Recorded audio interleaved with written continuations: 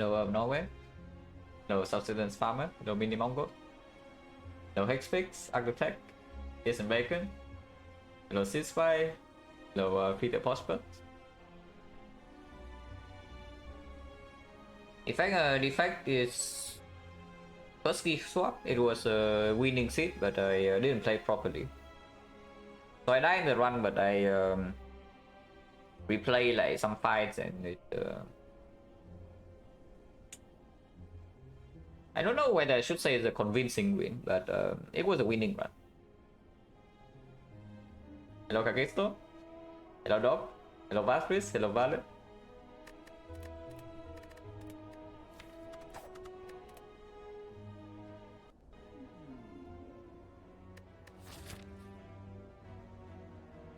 Guardian and remove 2 for free, so we are going infinite. Oh, but it's pretty... Yeah, the elite is pretty far away too, but it is forced. It's forced here, but it's after chase, it's after fire, and we can go to floor 2 shop. Not an amazing shop to go to. I think I would like to go to floor 3 shop if there's one. There's none. Alternatively, we can go left side and fire here. If we are strong, we can take 2 elites. If we are weak, then we go this way and super late shop to deal with Guardian, but there's only 1 fire. 1 elite, 1 fire. Really late elite, so it's difficult to manage potion steal to for advanced hallway fights, but not so bad. Preferably, I want to go right side, but unfortunately, this shop is here. Hello, Mushcake. Thank you for the prompt and the 10 months. Still a lot. Remember to click right now, true. Hello, Frodo. But yeah, uncommon colorless basically forces to get value of the act, kind of, and it's basically the left part. It's basically just this left part, but 1 fire 3 elites maximum, and the wonders is not extremely high value long term. It's okay for farming hallways, so it's like here, but so is remove 2, especially if you go here to buy a card. Which I think I will do, because I just hate this part. Like we go here, triple question marks before the first fire, like it's fairly worth it. Something like Shining Light is also weaker when you have not added cards. Like, I know it's stronger with remove 2, yeah? But you haven't added any real cards, and then yeah, upgrade always his base card. Bamboo, thank you very much for the sub of the 16 months. Which a lot. Hello Snail. Oh yeah, just remove 2 on 1, the usual. Like you can remove, if you are forced into an elite here, you can remove 2 defense. But into the Guardian, I would of course prefer to do 1-1. Now, unfortunately, Silent doesn't get away with 2 strikes. I mean, you can. It's just that you remove 2 strikes, suddenly you open up maybe yeah, Cultist and Jawworm is only 50%, yeah, and then the bad pattern for Cultist. There is no bad pattern for Cultist. No good draws either if you remove 2 strikes. So it will be a bad fight. That's 25%. But you don't really die or anything. Like if you remove 2 strikes against Cultist, you probably take something like I guess if you draw perfect, you're taking maybe 6. But usually more than that. Against Jawworm, yeah, suddenly 40% of the time, 60% of the time he buffs turn 2, and whenever he buffs turn 2, you remove 2 strike, you're in trouble. So that's 25% into another 60%, that's 15%. So yeah, you remove 2 strike, you open yourself up to maybe a 25% chance to low roll on floor 1, which is unacceptable. So we do 1-1, and I think we commit to floor 2 shop. It's not so bad because the remove 2 long-term value is not so low. And into the Guardian we can pick Greedier. Also we can buy cards that works with the card we pick on floor 1. So that's something. I don't think I want to start left. Yeah, let's start right side, and right side just here. Hello DJ Ole, thank you for good luck. Hey, it's all good. We shuffle Eden, neutralize, and of course 40% of the time he doesn't even buff, yeah. I will be defend. Now he buffs, but we did draw 3 strike here, which is perfect draw. Unfortunately, it did not attack 17. If we attack 17, then this fight would be perfect. But now we can take damage next turn. Or the turn after, depending on what he does. Yeah, like here, we take 2. We're getting outplayed. Oh, now 21, and we don't deal with this, so we take another 2. At least next turn is not guaranteed lethal, but we can block whatever he's trying to do. And if he's buffing again, then we can also deal damage. It's 13, but taking 4 here is too much. And we remove 2, like we can react. Okay, guaranteed lethal next turn at least. So we take 4 damage. Hello Mel, thank you very much for the sub in the 7 months. Hello VM, hello 1059.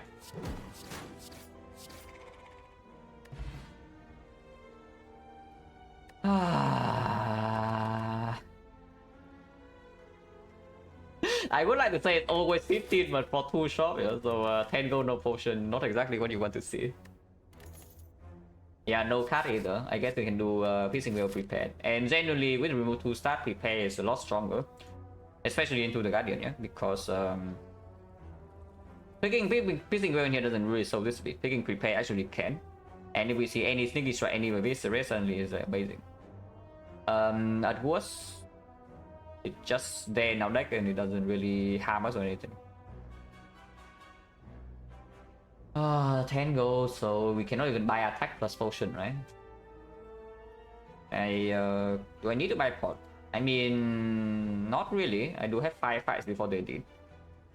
I mean, okay, 4 now, but the chance to not get a single potion drop in 5 fights would be like what, 3.6 for 4, and then another one is 1, 2, 3, 4, it's 80%, so it's 0.72. Yeah, 0.7% to not find a single point in 5 fight. I hope that we don't roll 0.7%.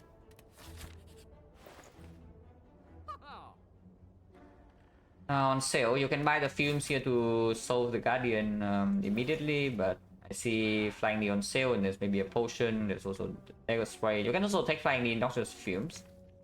And you say your upgrade is fumes, it deals with Lagavulin, it deals with the sentries eventually, but it does not deal with Knock.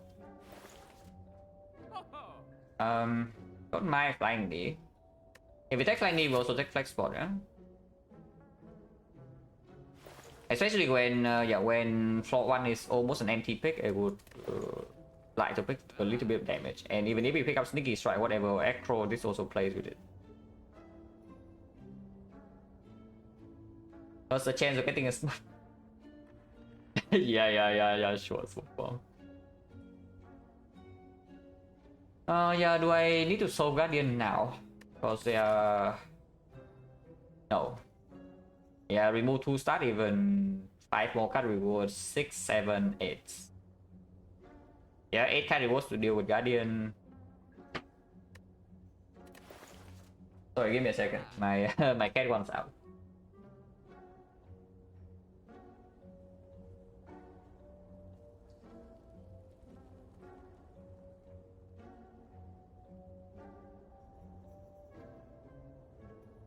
Yeah, if the fume is on sale, it's a lot easier for me, but it's not.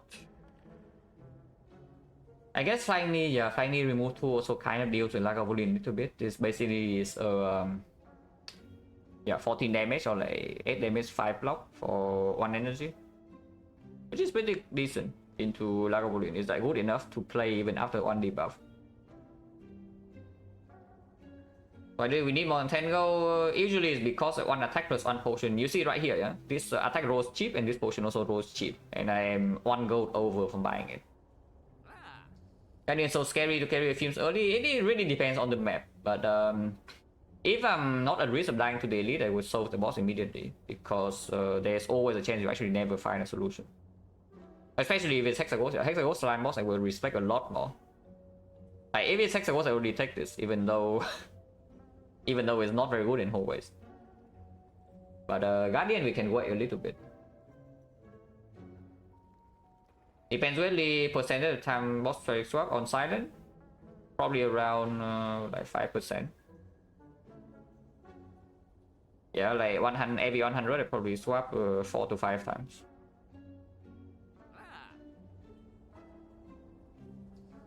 Excited Guardian can kills and always kills and knock can be cheap. Yes, it will cost you HP, but into Lagavulin it also saves your life sometimes. So it kind of evens out if you are going mostly elites, which is why it's like not suited for this path, and this was expensive as hell. Yeah, my initial feeling when I entered this shop was just flying the flex spot and leave. But yeah, if you want to know when I swap, I think yeah, I think one clip it when somebody else asked. What is it? Is this? Yeah, somebody already asked this. I mean, this is a pretty common question because silent boss swap is it feels bad. It feels bad. But you do need to realize a little bit is that this is just a backup prep. And the backup prep is not nearly as strong as a boss relic in the late game, no matter how bad it feels without the backup prep. So you just need to identify the conditions where you do not die early game after swapping, because you actually need this relic early game, yeah, quite a lot. Flying the flex spot, unless you tell me the daily poison time. Generally daily poison is not the worst idea here to buy. That would also mean I don't have the pot, and if I see a daily poison for free over skip, I would skip. When I waste the go and don't have a potion.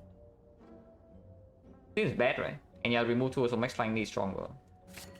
I don't mind a second flying knee as well, no? If I buy this flying knee and I see flying knee for free, I would pick it if I have if it's over skip.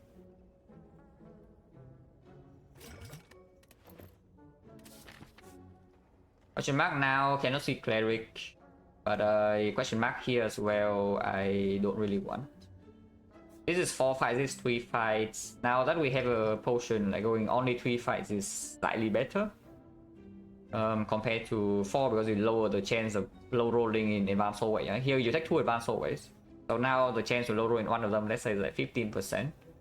Suddenly it becomes like suddenly from 1 check like 15% low roll to 2 checks, so now it's like 85 to another 85. That's 28% of low rolling a floor here. And the deck is not exactly amazing into advanced hallways looking at this.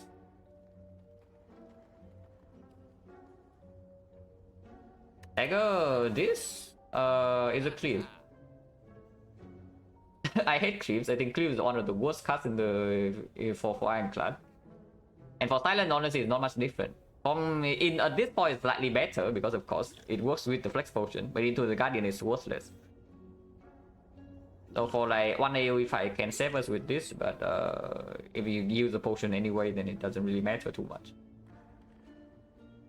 Into the North, it's worse than basically any other attack. Into Lagavulin, it gets double debuff, so there's only sentries and, of course, advanced hallways, but advanced hallway you also need to draw it turn 1, yeah? Number 1, you need to draw it turn 1. Number 2, it needs to not be Gremlin Gang with some Met Gremlins, because then your quote-unquote AoE card is actually costing you like 4 to 8 damage. Which is bad. If you play this card, suddenly you take to solve the AoE fight, but suddenly you take like 4 extra damage. Like, is it really solving anything? Act 2 into Gremlin Leader, yeah, pretty nice. Into Slavers, whatever, into both start being bad. I was near max HP for remove 2. Yeah, nothing else to do here, just leave, so we just decide where we go from here. If I go here, technically speaking, there's an option to go to floor 6 elite. With our flex spot, considerable.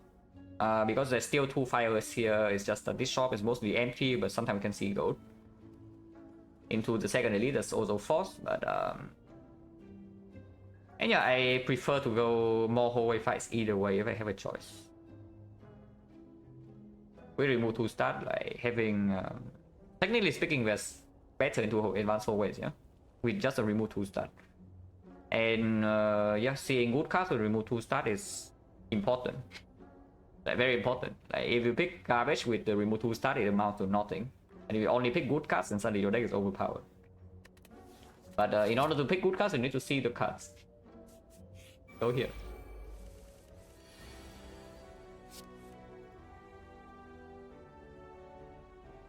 That's yeah, -3.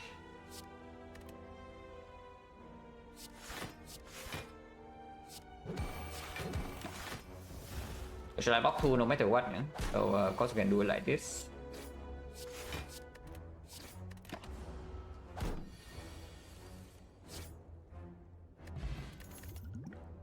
Oh, I did say that if I see a second flying knee, I overskip, I might pick it.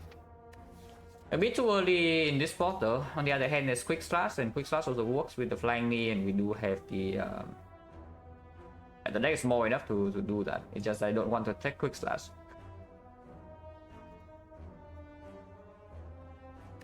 Second flying knee is playing in advanced always, and we can use the block pot. Power chance right now is 40%. If we take damage, we would use the block pot. Hopefully we don't draw a potion here, otherwise we'll be quite sad. How it's coming? Is it really garbage? If you chain it to itself. If you just chain the flying knee to itself, isn't it just 1 energy deal 16? And how bad is that really?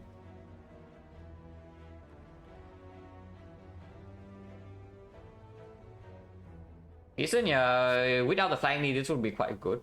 With the flying knee, this is better, but it's still a freaking quick slash, and I would maybe like to upgrade my prepared. Oh, it's fine, right? 2 flying knees. What's wrong with flying knee?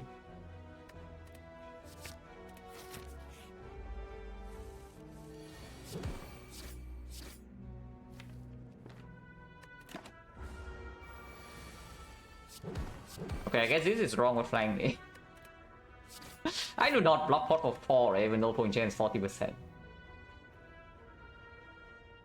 Oh, that's annoying. That is, we only calculated this many times, 1 out of 21. So that's a, yeah, that's a 5% low roll. Of 7 cards and exact 2 bottom.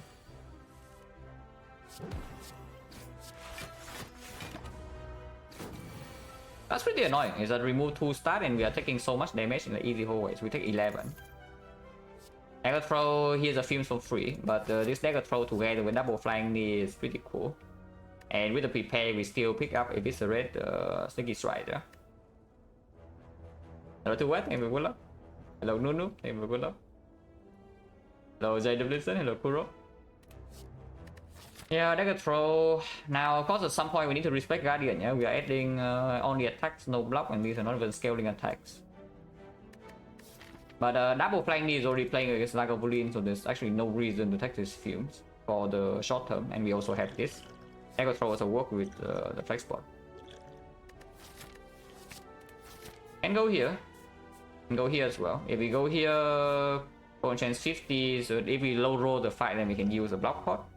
If we high roll the fight, then even if we draw a potion here, is like fine because we have 2 potions and we are healthy into this. This shop is empty, no?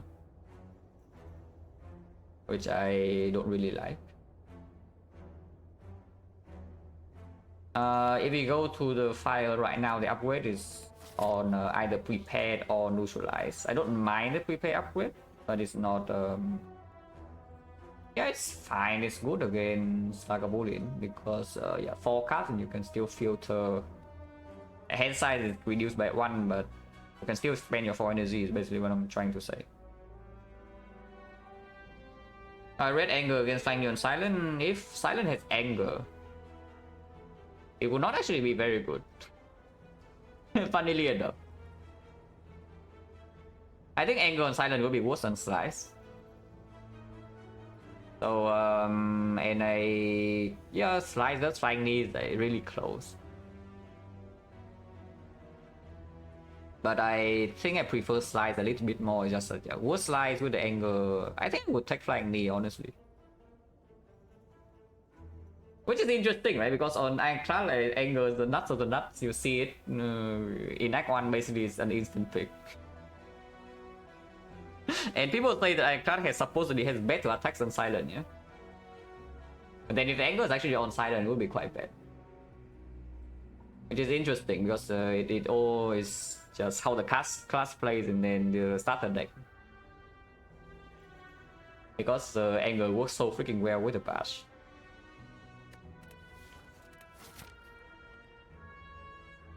Oh yeah, right side, but the upgrade doesn't actually improve our damage output that much. It's fine though. Fine. That's the route. Yeah, if we go here, this question mark with the wood would be perfect. Unless we lose too much HP to take the gold. Oh man. Yeah, path is freaking dangerous now. There's no shop. We can take this gold into resting.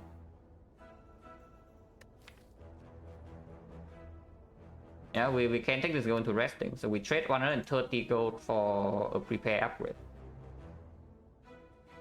Which, you know, I guess it's worth. It's just that I hope that we don't die during this part, because I do not have the upgrade. Because the gold right now does not play. And the Guardian is still here as a threat. Yeah?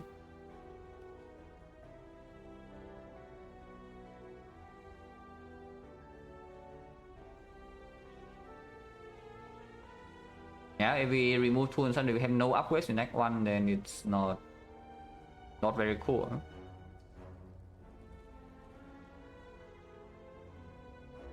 Huh? Okay, how much gold do I have into actual if I lose this gold?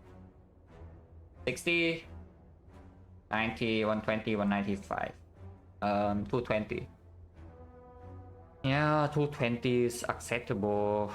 Would like to remove when we get to add 2 shop, but so it's not remove plus gold threshold, but sometimes the chest has gold. I love icon events, yeah, me too. And I even went to the part that's like has the least of them, yeah. And this part is the one that has the least question mark, and 1 question mark still managed to screw us over.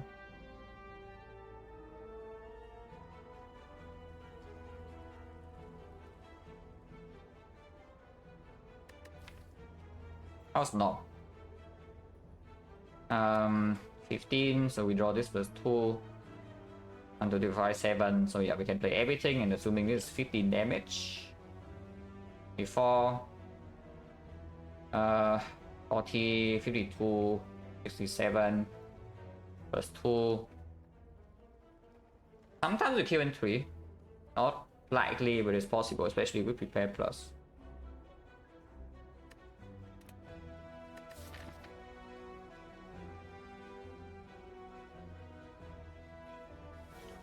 Yeah, I rest. Hello, Zipzap?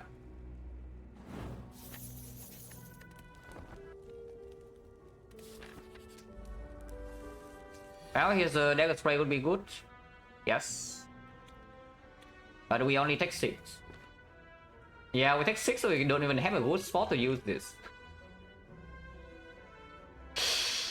Yeah, need neutralize his kill and then double strike his kill, and then we only take 6 next time we have full block, and we have a kill. So do I use block for 6 or not? Because full change is 50%, 50.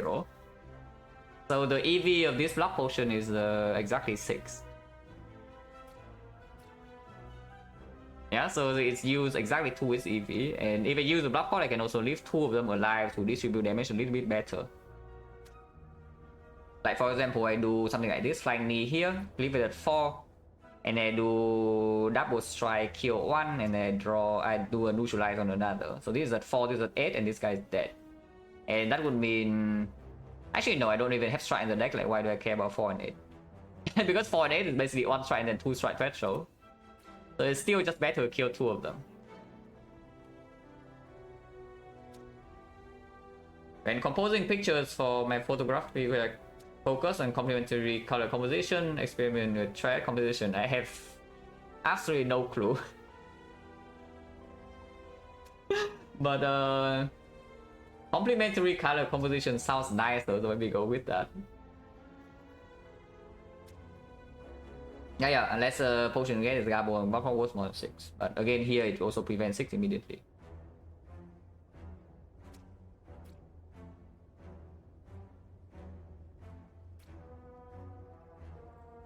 But yeah, I have no idea about photography, so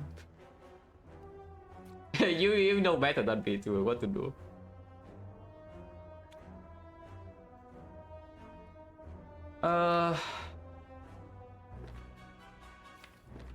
I prepare now, sure. Oh, dagger throw doesn't change anything.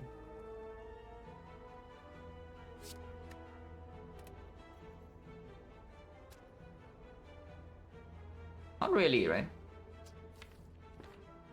Yeah, not really. We still kill 2. If I draw into Survivor, I take 4 then, but next time I don't kill and then 4 of these are alive. Seems bad.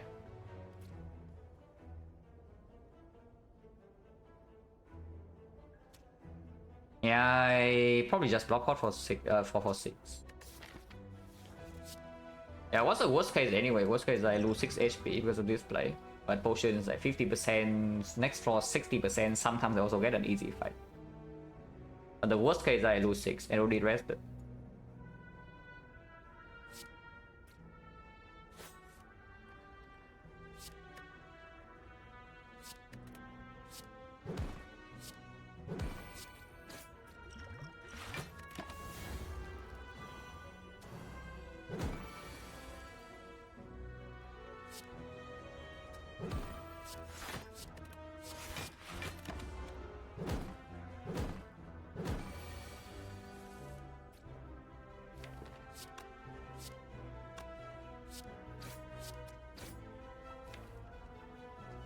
Nine or 8, 6 and 2, so 8 still has some threshold.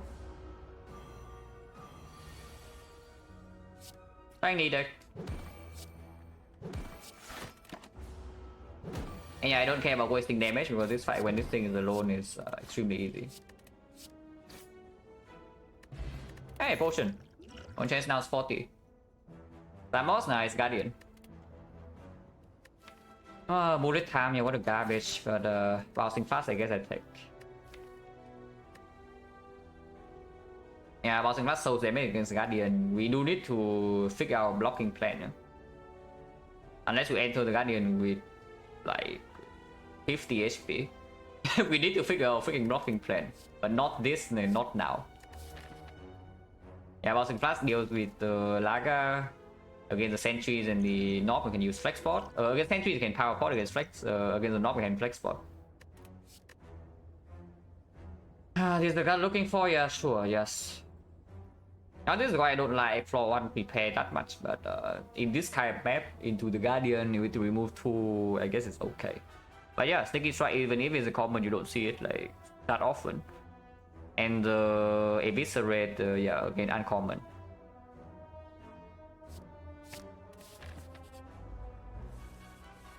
I mean, fast is not a bad card. Say.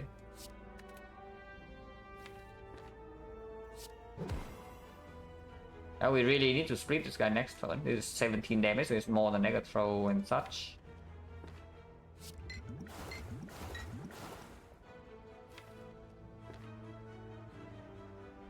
We cannot split him next turn, so we are going to take a big hit. We are just going to take a massive hit.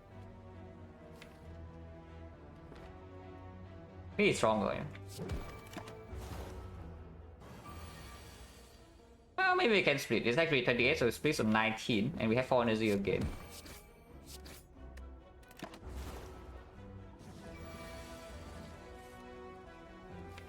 Well, minus 10 coming. Hopefully minus 7.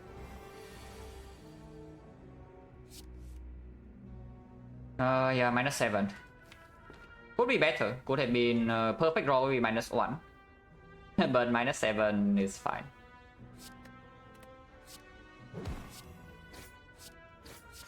Excellent guarantee lethal.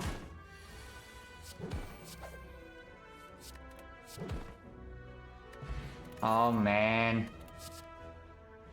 Is a dagger spray now to go without thinking and complete our garbage to die to the Guardian package? Yes. I should take a block cut. Is Defect better or is Dodge and Roll better? Defect has a stronger flying knee payoff.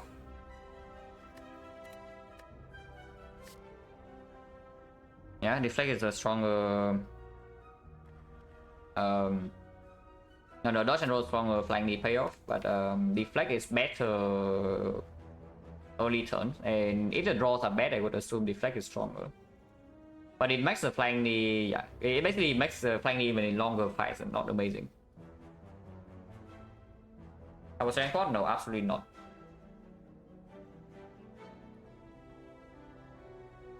Dodge and roll is fine, I guess. We are not actually good against North here. It's sad to say, but even after adding all the damage cards to our deck and with the flex spot, we're still not good against North unless you take 2 flex spots. But if you take 2 flex spots, well, at least sentries can have problems. Lagavulin, I guess it's okay, but yeah, Lagavulin is also better against Lagavulin and Defect. Let's take the dodge and roll because we do need some block against Guardian at some point. We will die. Yeah, we will die here unless we have a Weather Plan plus. If our deck is like this and we don't take block cut. On chance right now it goes down to 30. Oh yeah, courier to buy ourselves a nice grave. It is like a Boolean. Hopefully this time we don't need to use pot because our deck supposedly is quite good against this. If I need to use a pot, I would use power pot. We just open with flash, yeah. Even though we have like all our block in the deck green here, I do not open this turn because we need to play flash.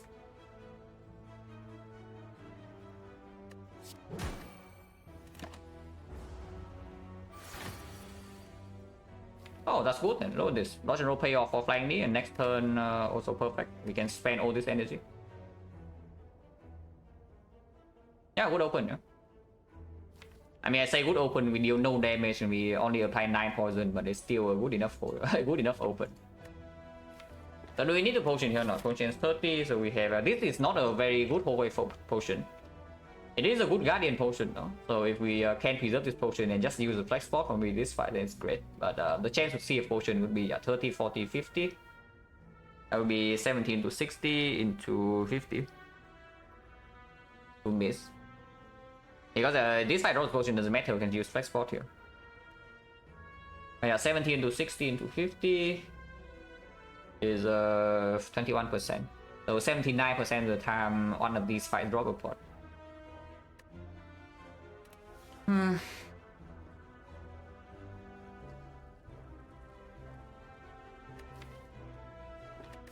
Because if we enter the Guardian with high HP, we will be fine. Yeah? It's just that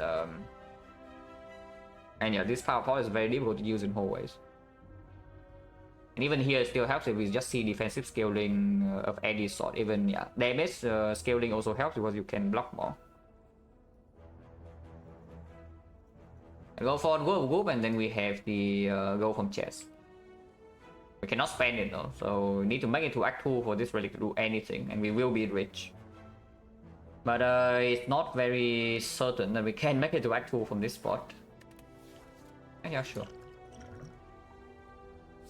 Let plans are just fumes.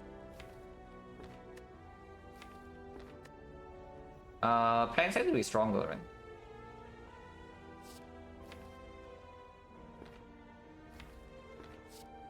So the question now is whether I even use the... And yeah, the plans also allows me to shuffle next turn and just play dagger throw, shuffle all the block out, but it's also still retain a block. And yeah, plans with double flying knee also plays stronger.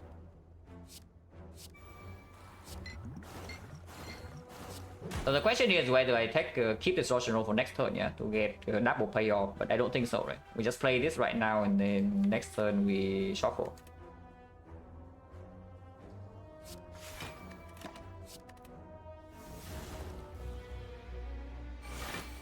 I would like to shuffle in Survivor, so we Survivor defend and then dagger throw and see.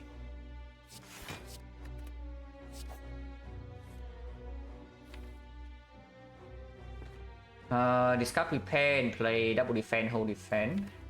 Possible.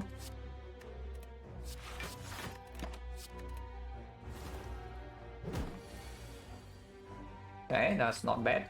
If we draw bouncing flash next turn. If we do not draw bouncing flash next turn, well, sucks to be us. But yeah, flying knee right here, energy deal 14. Also bad. And we have a flying knee chain. This guy is very healthy, so we do need to block the next cycle entire by in the entirety most likely, but we can play this right now to block 4 instead of 2 into 2. If we want to kill me in 3 turns, we need to deal 20 damage, and I guess 20 is doable. But this also helps with that, because it's stronger than the defense next turn.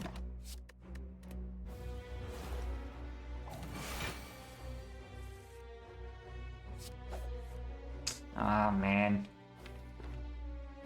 So we take 10 here. 14, 13. We need 9 damage, so we need 5. So drawing 1 flying knee is killing, drawing bouncing plus is killing, otherwise we have O block. With the neutralize even, so even -2 dexterity is not that bad. Yeah, feeling okay about the potion use in this fight. Still took a bunch of damage, but that's fine. Oh, 20 needle, that helps a lot. Khảo Gamble, sure.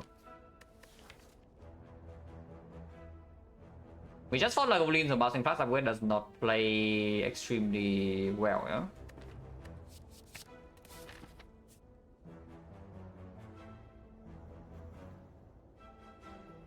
On Gen 40.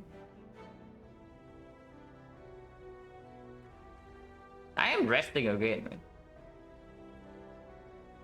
I am fairly certain that this spot are meant to rest again, which is pretty sad because with remove 2 you really want to upgrade.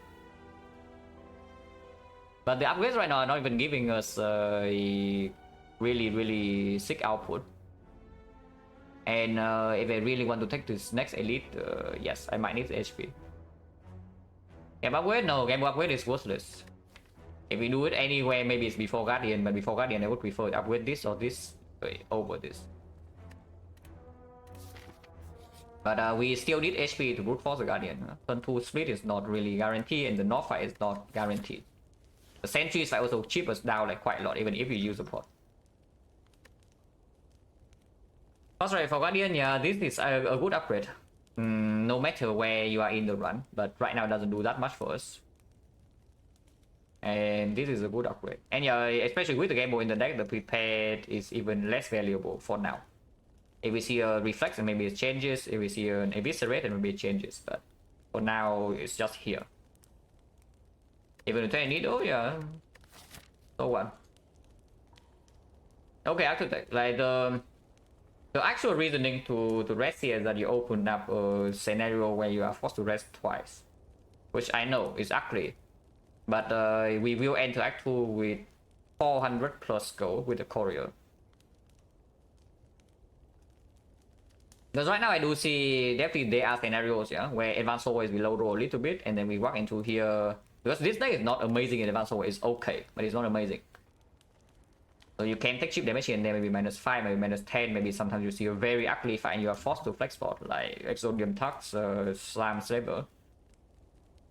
And suddenly the knock will hit you 2 times, and you are not resting, you're dead. And even if you're not dead, you are forced to rest before Guardian, and then you might die turn 2, because you only spend your split turn 2 potion on the knock fight. Or the Exodium Tux, Grambling Gang, whatever. So resting here actually opens up the case where you are forced to rest twice because you low roll 3 floors in a row. Which can happen, because right now we are freaking rich and I want to pay off...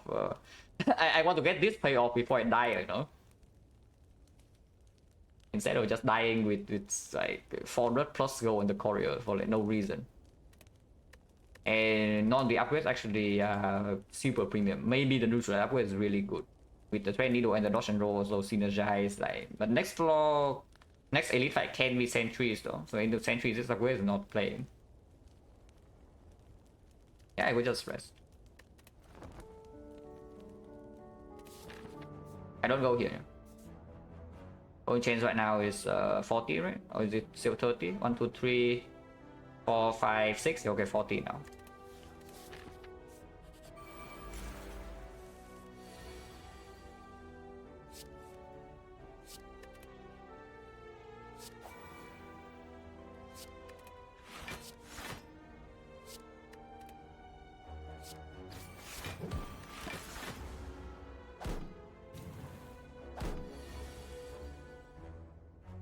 Yeah, Tiny Needle is doing great work here.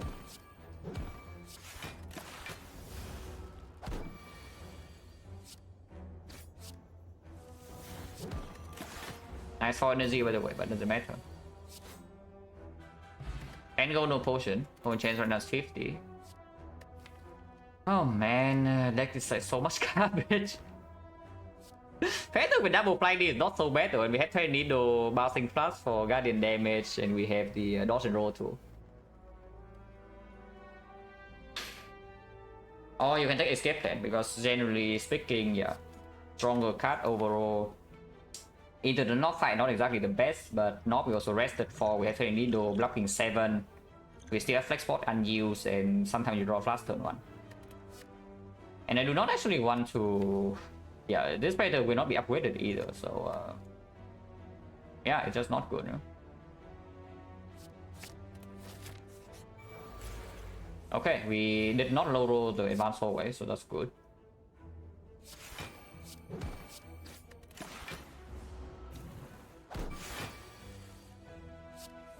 At least I say we did not low roll the advanced hallway encounter. Whether we low roll inside the fight or not, no idea yet. Looking okay though. Just full block this turn. Next turn we kill this. This guy never attacks, and then yeah, no problem. Nice 4 energy by the way.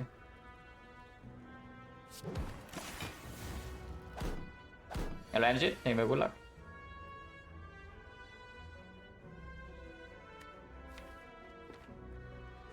That's for now.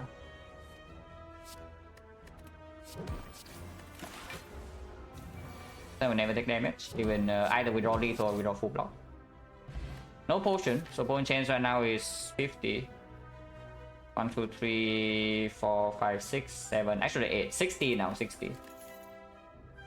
Oh, the blur would would be very helpful against Guardian. Now, unfortunately, not. Potentially, it's next floor. I guess I don't mind the sucker punch, but yeah, blur 20 needle, blur dodge and roll left be some combo. But yeah, the knob next floor can be a pretty big issue.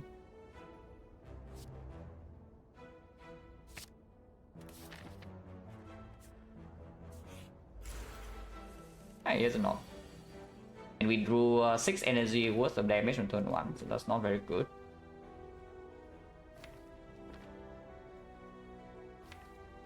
Bouncing Flash is still stronger than the attacks, unless you want to flex right now. And even then, it's still not strong, yeah? So we do. I guess I can prepare. Oh man. I was hoping that maybe we can cycle back faster into these attacks, but drawing another attack here is not good. Like we are about to get. This is why we rested. Yep, guys, this is why we rested.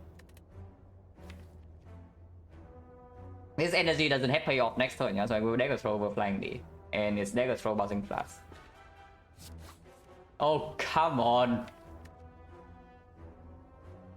I know, really seriously, what the hell is this? Did I always talk about like you do not play around the cases where you have worst draw possible and you draw 7 energy worth of attacks on turn 1? How much energy worth of attacks on turn 1 are we drawing here? It's 8 energy. Oh, we might actually die here from 54, and that's that's actual bullshit, yeah? I'm telling you. We might actually die from 54 with this hand. Good thing we rested on this, otherwise we are always dead. Yeah, if you do not rest here, you look at this hand, you already curse your run and you ask for the next one. I mean, we might still die in this act, we might even die in this fight. But at least now we can survive 2 big hits, I think. But man, what the hell is this? Like, we actually draw 8 energy worth of damage on turn 1 here. Our entire deck is got 1, 2, 3, 4, 5, 6, 7, 8, 10. Yeah, 10 energy worth of damage and we draw 8 of them on turn 1. So now we have 2 energy worth of damage over the next 3 turns. Over the next 2 turns. Wow. Really? And yeah, this potion is worthless because you have no more attack draws. Yeah, boss squad will be so much stronger here, guys, compared to this garbage nonsense. Okay, so I can still try to. I can accept my failure. I can try to rush damage because if I want to rush damage, I would play count game mode here, maybe even escape plan before. If I count game mode for 4, next turn we do get to shuffle, but I will miss the neutralize on the big hit. Just passing turn means that we take 4 now and then we get neutralized on the landing on the thing. Maybe flex spot on a 15 damage turn, and so how bad is that? It's going to be 8 into 7 into 6, so that's 21 damage from poison. That's 50. 50, we have 17 here. Sometimes we have this, so it's 18 damage. With 4 energy, 18 damage. No flex spot. But only if we draw all 3 of this, which is only a 50%. Yeah, sometimes we fail. Power game mode now. Most likely we let neutralize, so it goes up to 8. So we take 4 next turn, 28 into 28, and we block another 5, so that's like 51. But we will die if we do that. If we don't kill it in time or we don't redraw into the neutralize.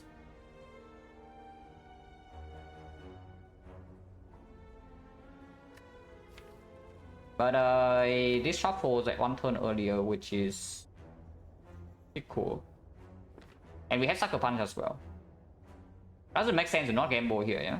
But gambling here also says that flex spot doesn't have payoff until the reshuffle, because we only draw 4 cards now, so the chance that we draw 3 attacks together extremely low.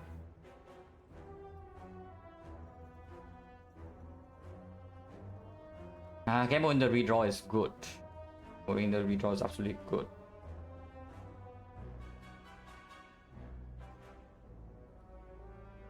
Yeah, and then if we have flex spot and we have 20 and we cannot split Guardian turn 2, I'm going to die. Oh, that's cool. If I do not play Cow Gamble here, basically I'm accepting 2 hits. So how big is that? It still has no strength. Huh? So it's going to have 8 into another 24 into 24, but one of the 24 will only be 18. So it's 50, and we block for 9 with 20 needles, so we take 41. So the turn after we then never die, and then with 31 we can rest up to 33, and then we should be able to deal with the Guardian. As a roll with no Nut next turn. No, but no Nut next turn means that we have Nut the turn after take. We are taking 2 big hits here, not 1. So neutralize will always land.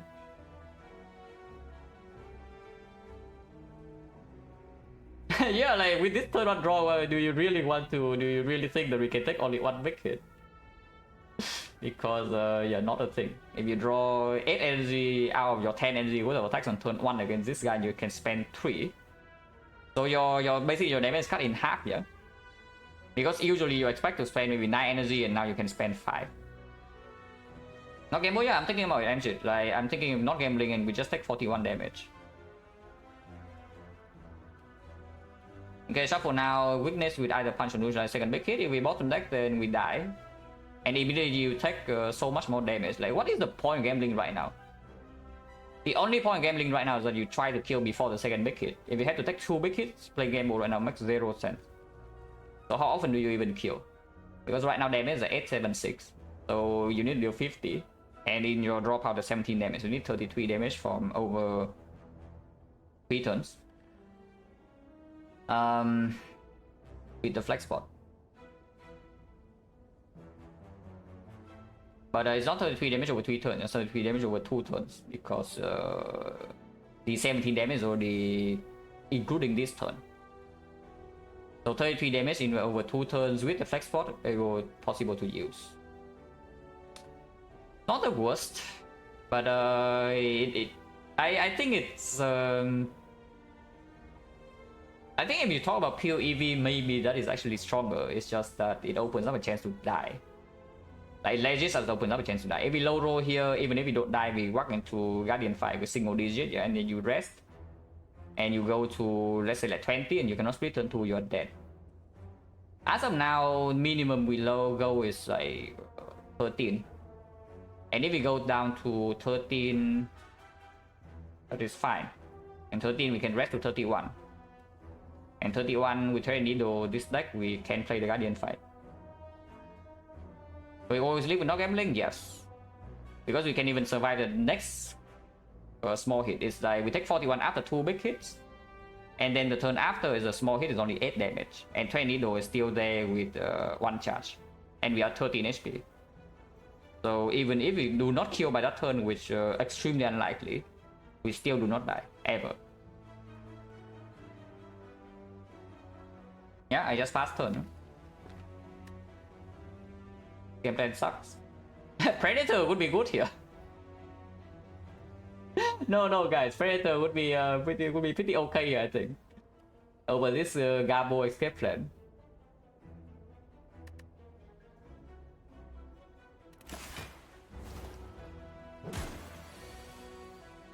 Okay, so we can flex port here if you want to.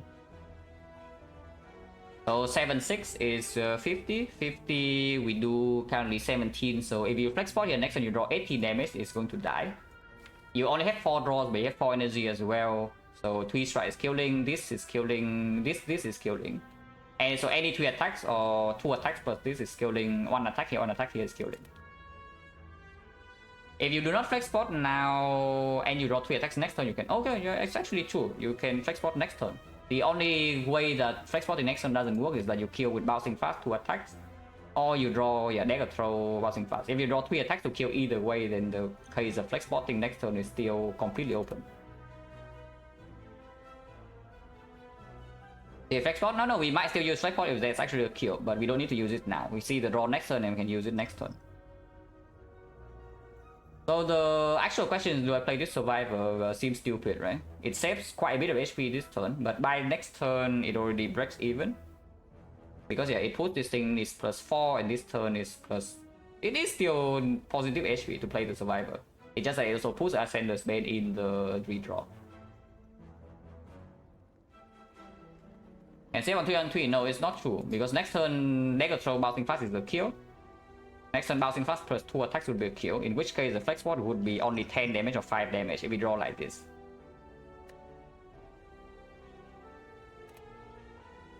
But yeah, I don't flex port. And we don't play this either.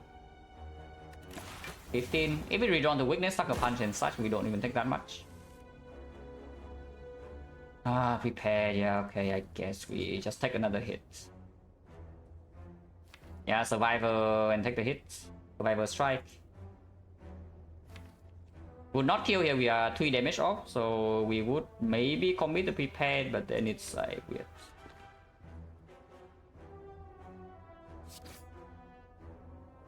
Yeah, 27, next turn is at 20, yeah, it's fine. Don't need to play this.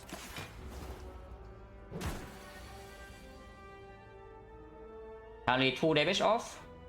So we are taking another 10 here if I don't use flex port. Once I play this then, I think I would flex port this turn to save 10. And we rest again before Guardian. Yeah, I did not draw a kill. Can I block here? If I play double block, he goes to 17, 20, and I'm blocking for 14, so I'm taking 6.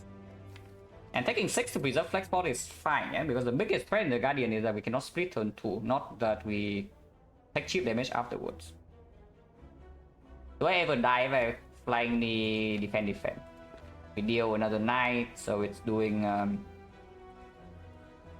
Yeah, we deal another 9, so it's doing... It's at 18, 18 is a 10, and 10 worst possible draw is still killing. Okay, so we save the flex port no matter what, so here we flex port for 6 HP. Here we actually do flex port for 6 HP only, and that doesn't make a lot of sense. So flank defend. Yeah. 6, so we go to 11, so we take like 45 damage in this fight, but flex port unused. Oh yeah, what a garbage. Permanent 5 strength, however. Oh, Malay. Wait, what about what was that about? Just get Malays, because I see here, just get Malays. Still rest though. We're still resting, unless you tell me we need the upgrade now. But no, the only way we die against Guardian is turn 2 big hit. Oh, by the way, if you did not rest and you do not upgrade the bouncing flash, yeah, you are dead. If you upgrade anything other than bouncing flash, you are dead. I don't know how close you are to killing with the bouncing flash, but you would actually need to take a very risky line. If you upgrade bouncing flash, you draw like that on turn 1. You would actually need to take a very risky line. The line we took had 0 chance to die. Well, yeah, very nice, right? Starting with our remove tool, you go to 3 fires and you rest 3 times. Yep, the silent. Yeah, you go to 3 files, you rest 3 times in the act. That's what you do.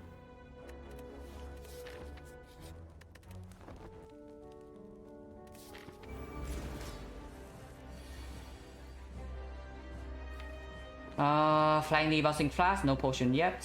Seems pretty clear.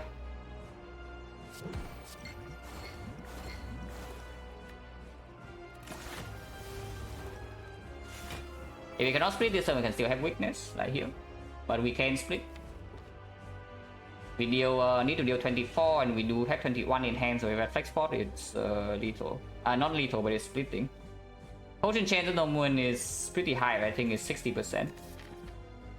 1, 2, 3, 4, 5, 6, 7, 8, 9. Actually 9 5. This is 60%, we draw a potion, so it's 50.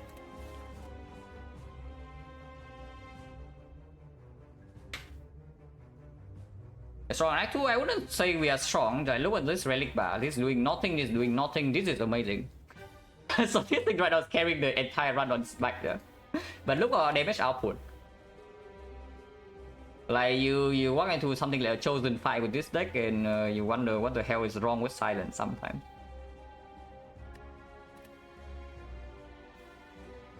I don't need to flex spot yet because I can Dagger Throw first to see the card. If I draw an attack, then I can just split without potion. Yeah, exactly. Dagger Throw first and see. No, Silent sucks. Now Silent sucks because I can also block this hit to preserve the potion. We can Sucker Punch, defend, save the malaise, and we block for... it attacks 27, we block for 14, so we take 13. Seems pretty stupid, right? Considering that we also miss the malaise now with malaise for only 1. I would just... yeah, I would just potion and split now. Artifact so chosen? True. Actually true. Pretty big true right there. Because right now this deck gets chosen, you legit can die. If the attack pattern is better, you legit can just die if you get hexed. Yeah, we save flex spot against knock to, you know, prevent this hit. So flex spot against knock was only saving 6. And flex spotting here saves 13. And we also might not waste a potion at all, so it's good. Yeah, it's good.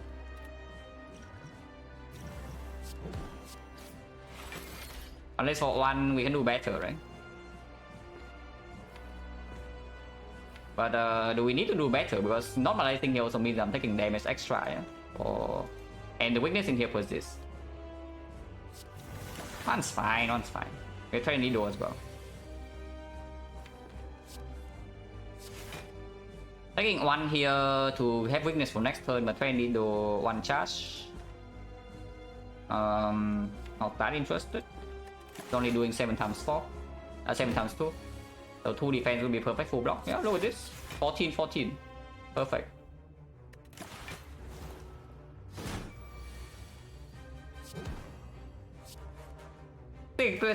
This escape plan has not landed a single time in the way, except the 1 time in the knock fight where we need to draw a freaking kill.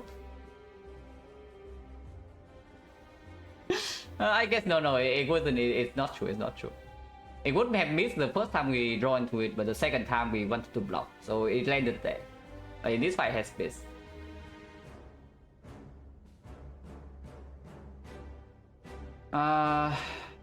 So yeah, prepare. I want to play bouncing fast, so I guess we're taking some chip here unless this draw into exactly survivor.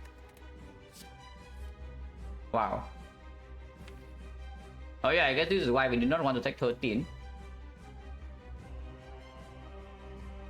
Yeah, this is why we did not want to take 13. So we are losing 3 plated charges here and 8 HP. Interesting draw.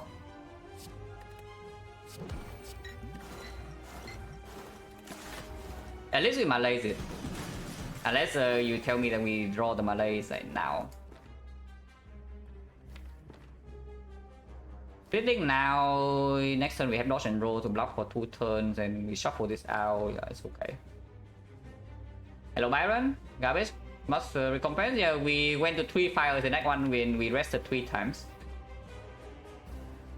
that's a silent classic right there. And we, I think we need like every single rest. Which is pretty sad. And you're splitting now, dealing less damage, but I just want to block.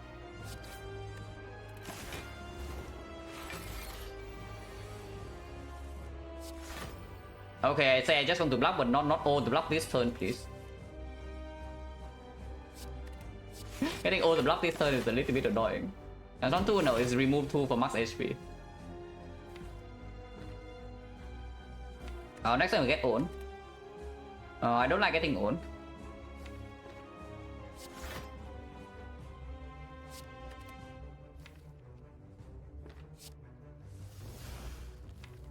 Still get own next turn, but not much I can do about that. We lose the plated. It's only 4 times 4 though, so we don't die. And escape plan will miss. Yeah, good to know. Taking 11, so we go to 9 HP. We can still die here, which is pretty screwed up. Good thing I picked the dodge and roll on this, but we can still die here. Which is really screwed up if you think about it, but you know.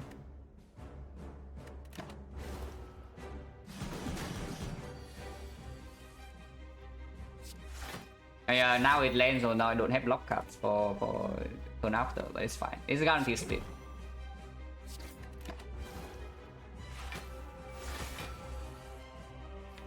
Oh man.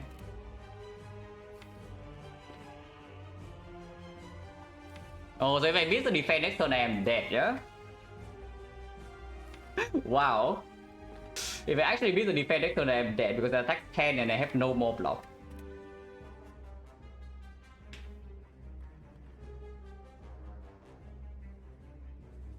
There's nothing I can do about that, right? If I split immediately and it takes 17 and then 16 is 33, so I deal another 10, 55, 33. Maybe I can kill it. Maybe I can kill it. I can attack 2 times before dying. Was a good save? Yeah, good save, but yeah, not playing attacks here, that's complete nonsense. We play and see what we draw. Still 1 of 6. If I draw, if we prepare to defend right now, then next time I have 4 energy, it's at we are dealing 11, so it's at 40, 54, 54 on poison is 33, so we need to do 21. That is enough. So we would do flying knee, bouncing fast strike next turn if that's the case, and that kills and we leave on 1. So prepare now has no risk, right? Prepare now has like no risk. Double check. We prepare now into the defense, and we play flying knee neutralize to split, so we go to 54. 54 and poison is 17 to 16, is 31, 33, so he's at 21. And from 21 we are drawing these 5, and we can play flying knee, strike, bouncing fast, that deals 23.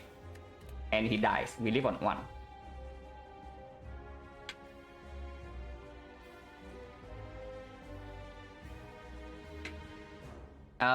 If we do not draw defense, let's say I have a defense next turn, so I will always survive the hit, yeah, but the turn after I will die, so how bad is that? Because I need poison to kill it then. So if I prepare into, let's say, bouncing fast, because if I don't draw into bouncing fast next, then just defend bouncing fast. So if I prepare into bouncing fast, I would probably play bouncing fast into neutralize. So that would be 26 poison and 3 turns, yeah, okay, it's dead. So no matter what, the prepare here is safe. And change, yeah, it doesn't change any chance. But I want to calculate either way to see whether there's actually a chance to die or not. But it doesn't change anything. It's purely just good because it gives me damage, but I do need to see whether if I play draw bouncing fast right now I die or not.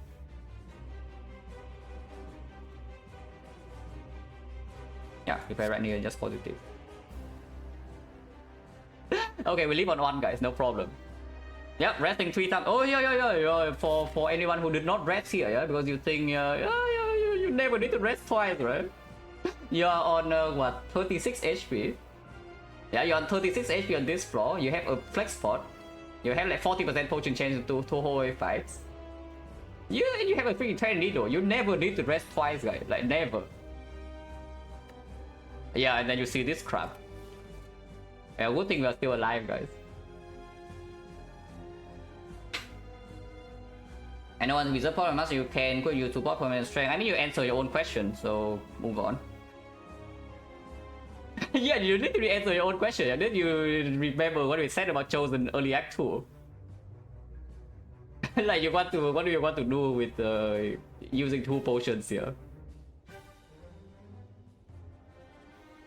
Will you use artifact for 5% whole 5? Really? Because I just see that we are breaking. That's the thing, yeah. We are on 9 HP now for 1 full cycle. How much do you think this 5 strength cut the fight down by? Because I tell you, this deck doesn't actually use strength very well, you know? Like, what do you want to do with 5 permanent strength? No. They are maybe saying we would have been using 2 pots if we did not rest. But I'm fairly certain that still died, you know. And also, no, it's even worse. Oh, it's actually even worse. No, it's actually even worse because you would have to flex for the knock fight if you do not rest. Oh yeah, then you are so freaking dead, guys. Oh, you're actually so incredibly dead with that. Actually crazily dead because you would have to waste the flex for the knock fight instead. So you cannot split this guy turn 2. And then you die. Yeah, very cool. Here we are live on 1. Yeah, 21. We know this is coming.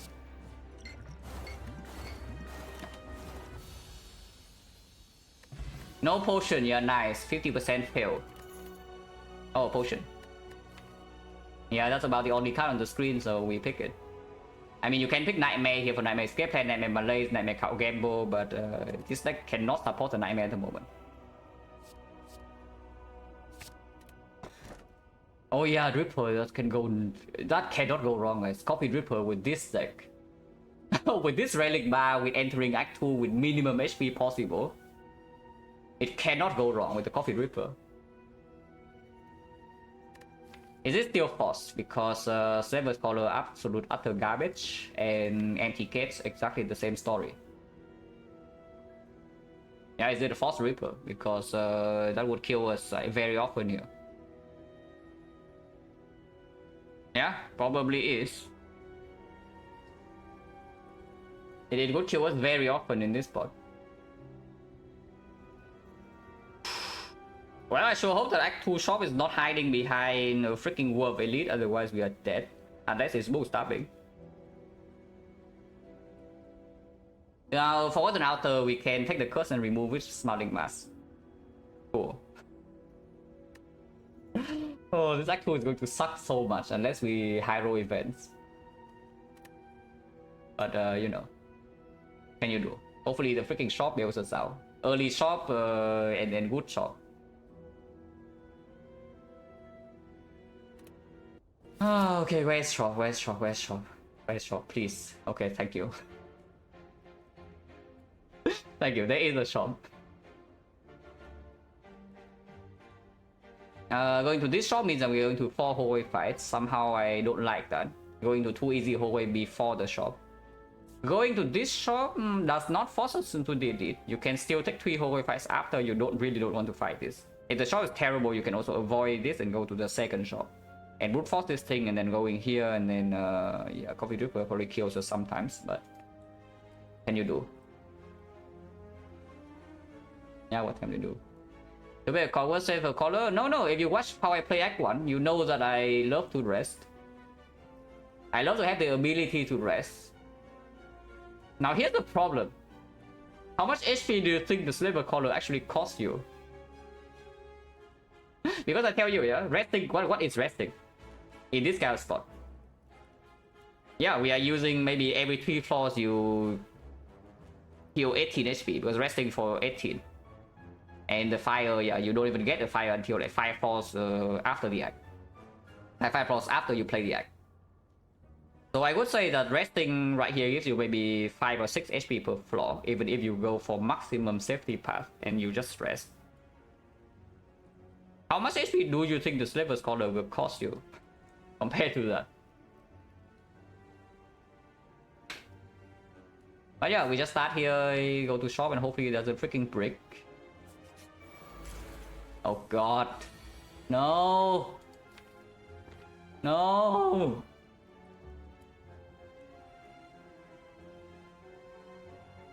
Well, that's the worst fight possible because this fight both, first of all, it deals a ton of damage to us, and number two, we are losing gold.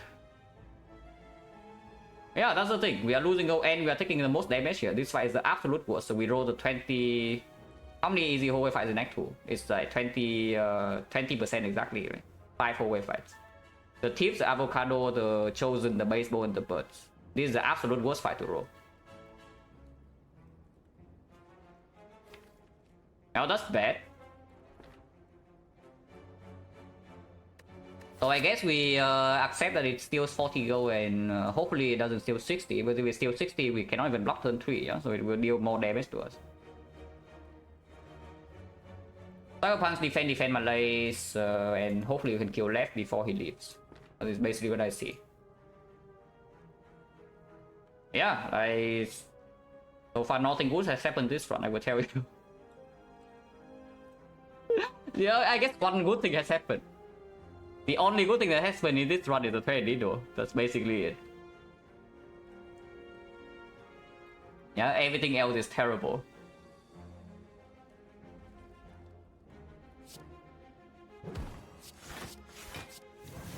At least tornado is gaming. But it doesn't game this turn. Oh, maybe it does. Oh, maybe it actually does. 5 permanent decks, by the way. Solves the champ fight. If I do not speed pot, now we block for 18 and we are facing 18, so it's full block. If I draw into an attack, I would like to play it with a prepared. And then we discard neutralize, play the attack, like speed pot and do this. Because speed pot also cover for the case where they attack next turn. Yeah, no energy, yeah, it's just hedging for the case where these guys decide to be absolute jerks and attack us for, you know, like 17, 14 maybe.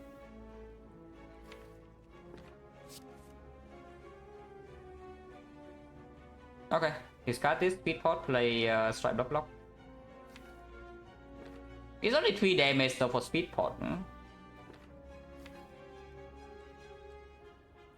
I can speed pot next turn. For 3 damage only. 3 damage, 4 energy, and we still have dodge and roll. Maybe not. If I draw a better attack, then maybe like flying knee I would absolutely play. Dagger throw I would play, but strike, maybe not.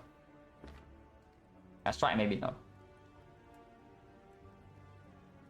So I discard the strike, play neutralize, dodge and roll survivor, because there's also a chance we see artifact in the shop, and maybe this can be kept even for the champ fight. Like, I'm not even kidding, this might actually be the champ soul. Double check that I'm actually full blocking. We block for 18 and yes, weaken this goes to 8 and this is 10, so we are full blocking. Not sure.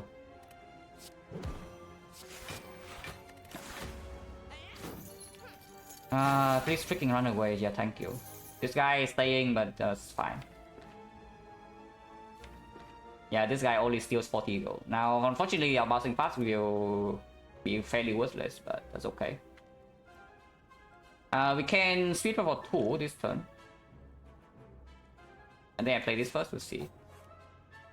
Okay, I will speed for 2 with the Alchemize. If I can keep it without losing HP, then I keep it. But here I'm actually losing 2 HP because I want to play double flying knee. And I've got the noobs though. Reaper, yeah, Reaper after we rest 3 times in Act 1 with no upgrade is certainly a scary thought. But you know, what can you do?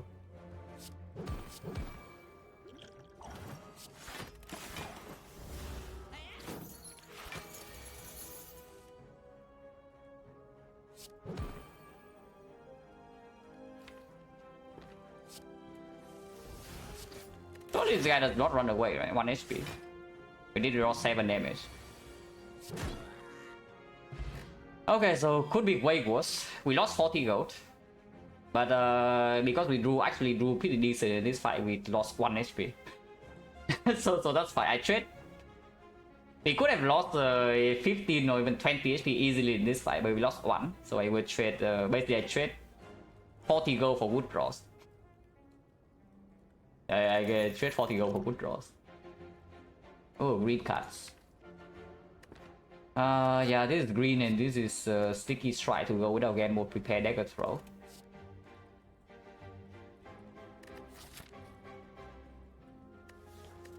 We would pick up acro on sides, but that doesn't mean anything for this because this is also playing roughly the same with the acro.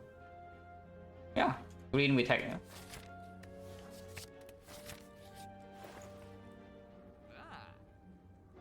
Good thing we have a second shot. I mean, we can buy Akabeko, but Akabeko right here doesn't convert into anything. It's just 8 damage. Shot with the edge is the absolute trash. Unless you tell me that flashes Akabeko here somehow, but we don't even have card draw. We have not many skills in the deck. I mean, we have a decent number of skills, but no card draw. Where's Apo? Yeah, next shop, next shop. I think if we are forcing the elite, I should buy this Akabeko though. And also we see their relic underneath. Yeah, I should just buy Akabeko. Molten area trash. 249 is enough. With after getting gold from here is enough to buy anything in the shop here. I do not want to spend my gold on removing. Removing strike is decent here, but we can remove strike next shop. Double remove strike does not make us strong enough. Yeah, because no. Then you just hear the story is that we had no card draw. What do you want to do with like Captain's Guild block 6 on turn 3 instead of 18? And turn 3 is optimistic, yeah? If you draw turn 3, basically means you draw a game where you can play. Otherwise, yeah, the Abacus procs on turn 4. 6 damage, 6 block on turn 4 in Act 2, guys. Like, amazing stuff.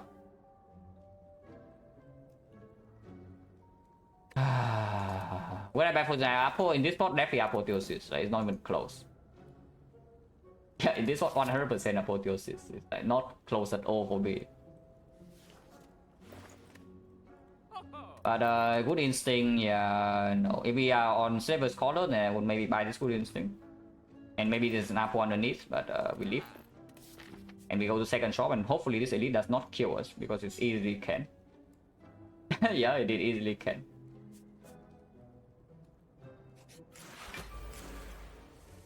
Hopefully this elite doesn't kill us. Should be fine.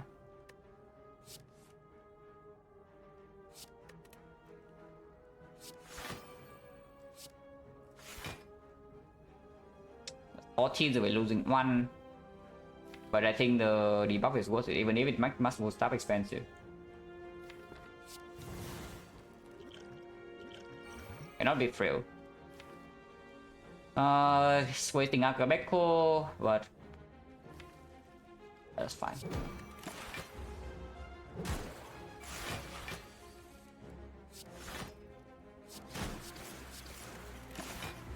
Yeah, we did still play this turn.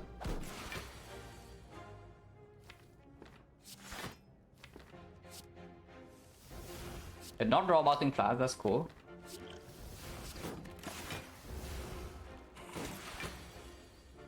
Wasabina, thank you very much for the sub the 2 months. Feature a lot. And thank you for good luck. We need some good luck right about now. Well, that's not the good luck I'm looking for because we are taking another 2 here. But sure. Ow. Oh, come on.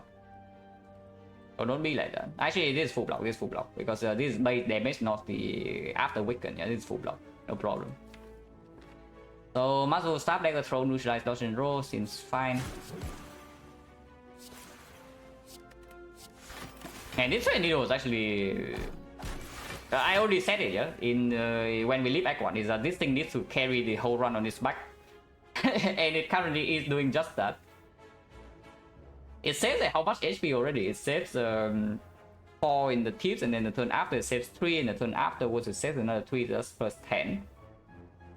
Actually, no, the turn 3 it doesn't save HP, so it's plus 7 in the tips fight. In this fight it saves 4, and then it saves 2, and then it saves 3, then it saves another 3. Yeah, that's already plus 20 HP with Train Needle. Yeah, that's really big sick, right?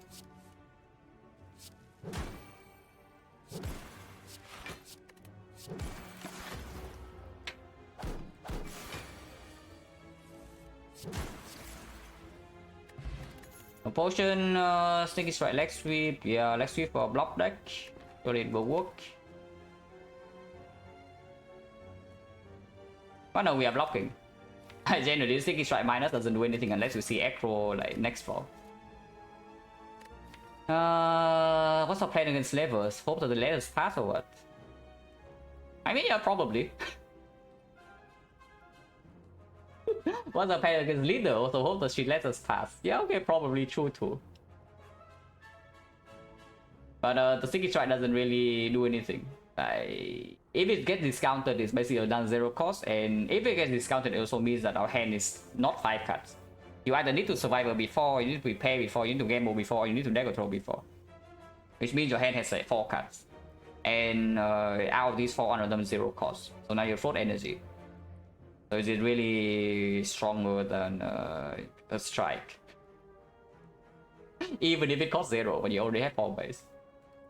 I mean it is, but not by that much. Okay, big shot, big shot. Unless you tell me to avoid this shot and go here instead to just dodge elite completely, but there's no more shot.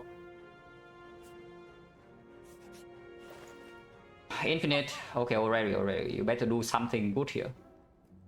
And yes, I buy you over anchor. Like, of course, but please. Please, already. I need something like now. Oh, green. Oh, green. Oh, Rary of the Gods, guys. Okay, it's not that good. But the first two cards are great. It's not actually that good. Like 3 cards here. I guess Dodge and Roll Green is like fine. But this card's empty. This will absolutely take, and this we take, right? Over these two. First AoE works with Akabeko. Pretty freaking sick card. Like we have big leader problem, we have big slavers problems. Many problems. Yeah, first god gives so much hope, but it's not actually that good. It's fine here, another dodge and roll. The shares like a backcore with Acro Plus now is pure hopium. Gripping Cloud is okay, just that the weakness doesn't play that well considering look at our deck. Like we already have weakness. So if you do not have the weakness portion of Gripping Cloud, is 4 AoE there poison. And yeah, that is not nearly good enough for anything.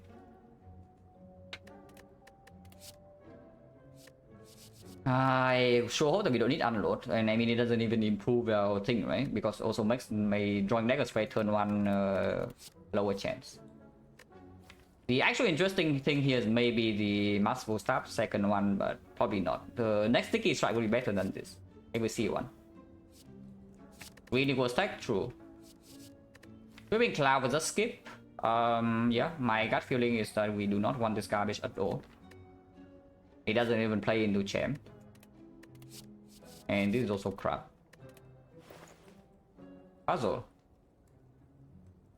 If I buy the puzzle, we don't have a potion exchange. It's a good relic. But it also means that muscle stuff will not be zero cost when it procs. What else can I do here, really? Like draw pot for Akabeko thing, but this can also block weakness.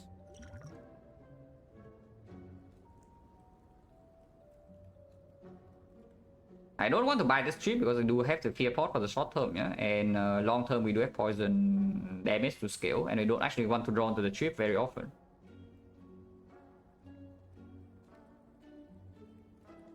Yeah, relic has to be good, right?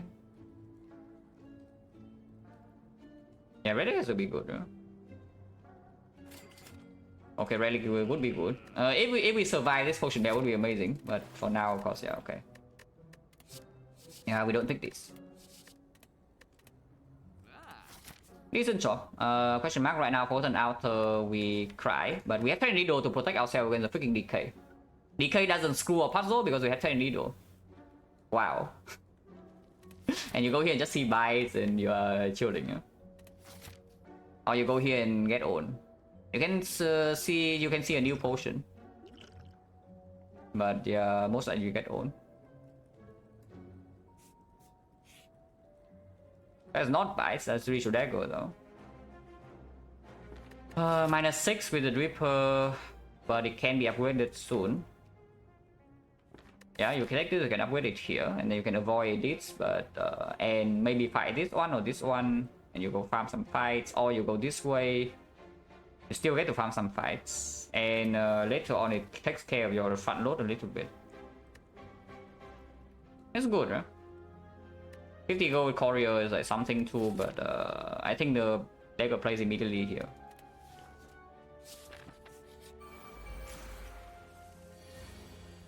Attacking turn 1 at this, this fight is not good for us, but at least you attack turn 1. A draw is okay. Count game mode this hand. To see dagger spray, muscle staff, maybe some malaise. Alchemist can be played later.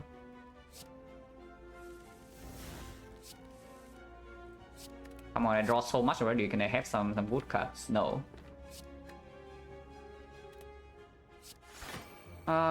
Yeah, sure. I guess no dagger spray Akabeko unless you tell me to just full block and take 5. I take 5 I always have dagger spray Akabeko for next turn. Muscle staff is expensive though.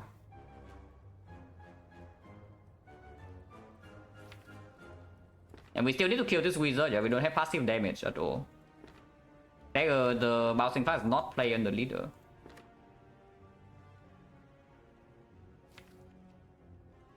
There's 1 out of 9 that we bottom deck exactly dagger spray next turn. If I just take damage here, if that's the case, what do I do?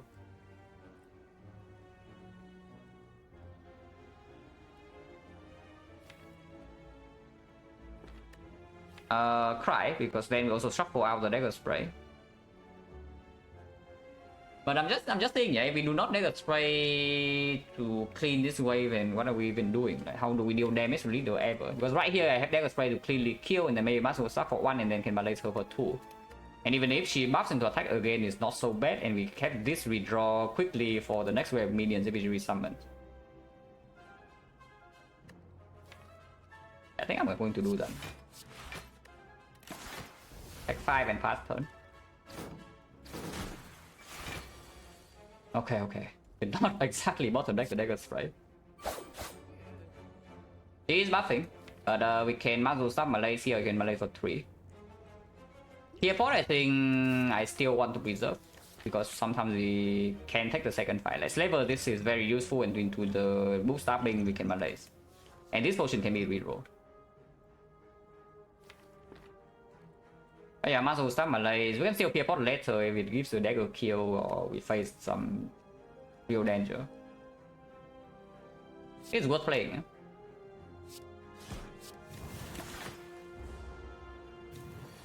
Summon. Probably not getting dagger in this fight then with this. So are we fear potting or not? It's doing 9. She's not weakened next turn, but she's only plus 3 strength, that's 27. We have a lot of weakness draw. Not yet, right? Not yet. I play dagger immediately.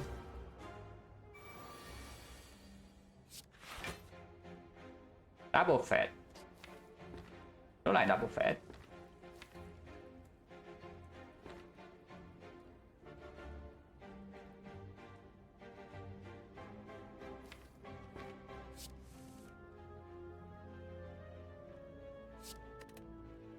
Not draw dagger spray or the muscle staff here.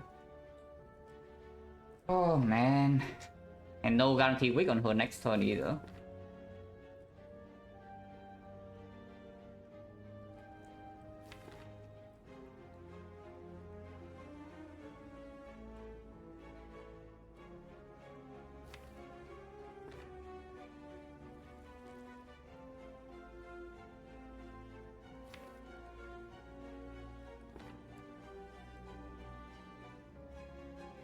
Fear potting now and going all in leader, does that make any sense at all?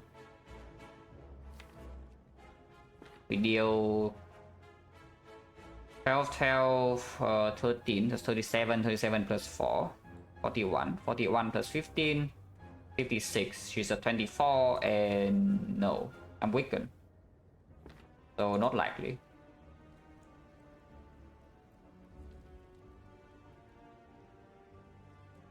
Yeah, ugly draw this fight, like...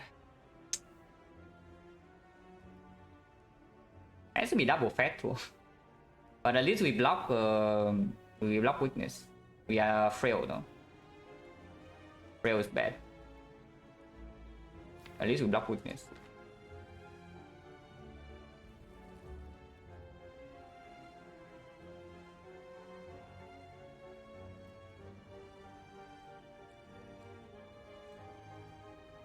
Totally fine. Oh, actually land dagger spray. Oh, thank God for that. Oh, actually landing dagger spray is a big kill. He might still attack next turn regardless, but we are not frail and we do not need to deal with this crap.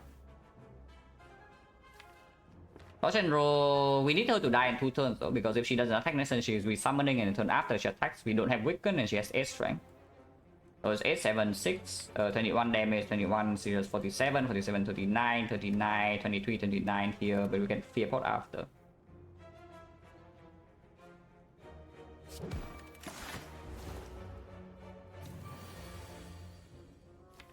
Yeah, we don't fear pot now. Next turn, how often do we fail to kill? It's like 7, 6, 13. Because if she attacks this turn, I would not want to waste the fear pot. I mean, I would just try the full block and then she dies either way. So fear pot into... Yeah, we do not fear pot. She's 39, 39 deal 23. So I need 16 and I need 10, and yeah, I don't have 10. So our fear pot now is 24 into here, yeah, 24 into 10, 34, 34, next turn another 9 is 43, 43, she's dead.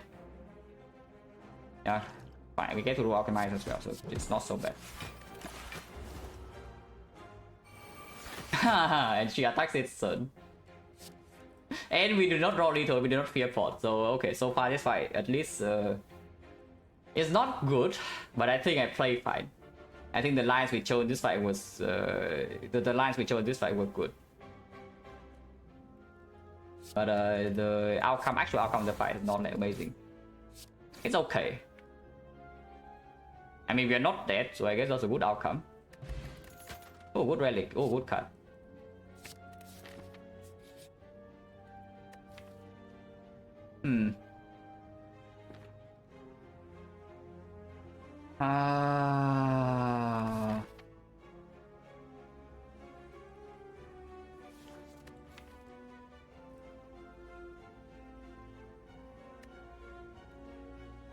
The worst is absolutely not yet. Like, we have freaking 30 HP into the champ. The fight is like not solved at all yet, and we cannot rest.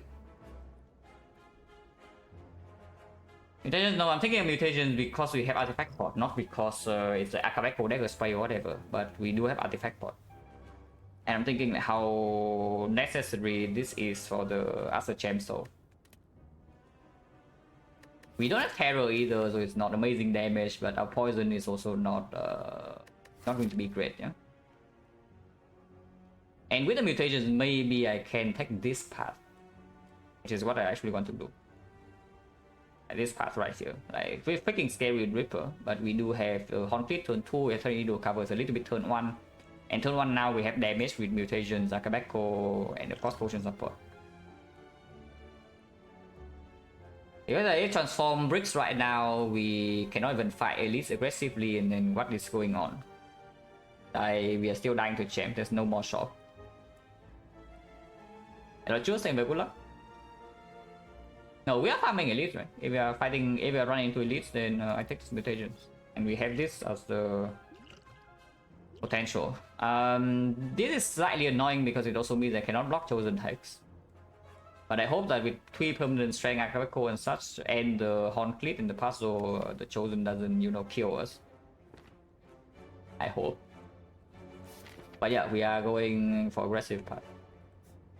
So I could have gone here and upgrade dagger, but I think we just go this way now. Defect pot to block this fight would be cool.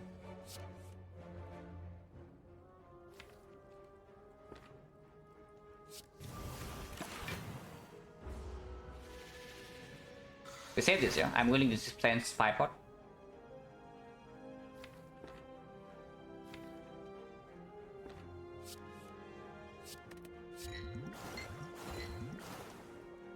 Extending weakness, but we do have lag suit and we will play. So it loses 8 damage, but it gains 3 damage now, so it loses 5 damage at most. Don't mind it.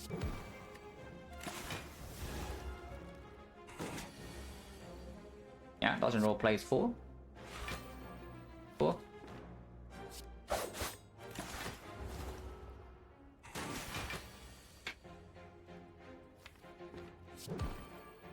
Next time we do have, next week we can play, so I don't think we need to play this dodge and roll, let's just deal some damage. But it is still Malay 4, so even if we are vulnerable, it doesn't deal that much damage. Right here, like, look at this, 20 do a perfect full block. 5 pot into the next floor is pretty freaking sick. But if we want to keep the artifact pot around and we want to roll potion, then we need to use 5 pot here.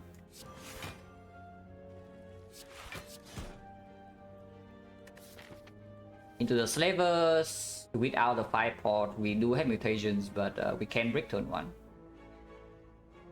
If we draw dagger spray turn 1, then it's perfect. We deal what? 32, 34 AoE damage.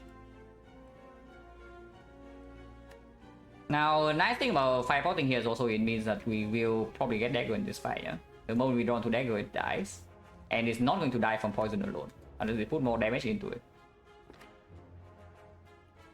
I rolled the pot. 5 decks if we want to. With double dodge and roll, that can be our champ soul, but let's say yeah, we kill him with the dagger. Oh, 5 pots back. Oh yeah, we take the 5 pot. Yeah, we take the 5 pot and run here.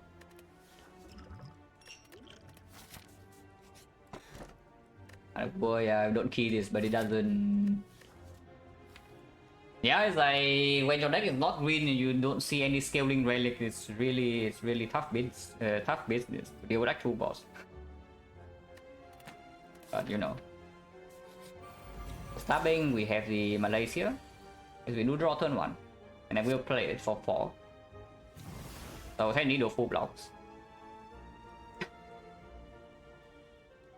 How much HP has this thing saved? Insane, right? If you look at how it plays the entire run so far, like how much HP has this thing saved? Yeah, pretty insane.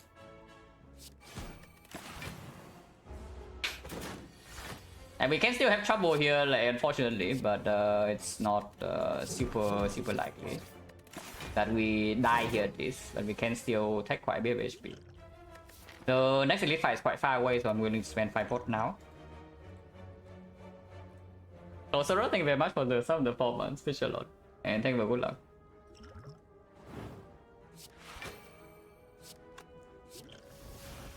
Oh, dual pot. That can deal with champ sometimes, but it also means that they're not allowed to spend potions in this slot, which seems, yeah, quite bad.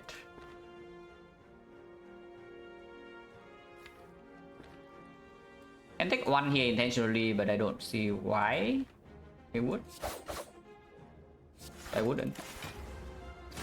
Because it's only hitting here for 2 times, whatever.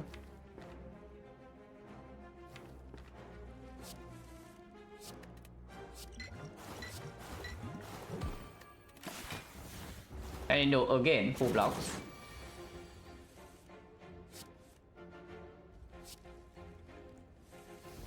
Okay, now we take damage, we take 3. Unless you want to loop pot to defend, but that seems pretty stupid. And honestly, taking 3 linear is not even that bad because it makes sure that our dagger can be drawn and landed. But yeah, losing another 3 HP, slightly scary because this HP is not coming back. Unless this fight drops at Tornado Topter or something.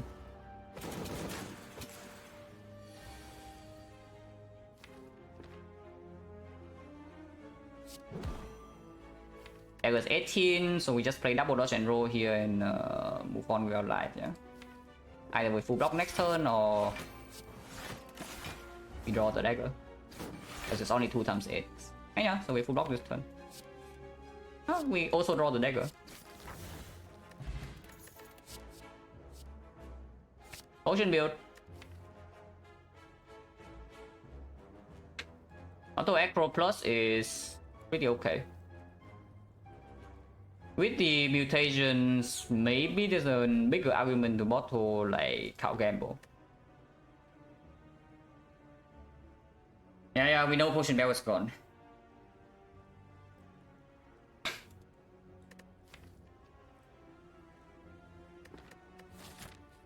Okay, how long do we want to hold on to this? Because this attack potion will be quite good here, yeah? And this is also decent against champ. And it's not like 3 strength is paying off so insanely huge either. We don't have PK, don't have Terror, don't have Panic.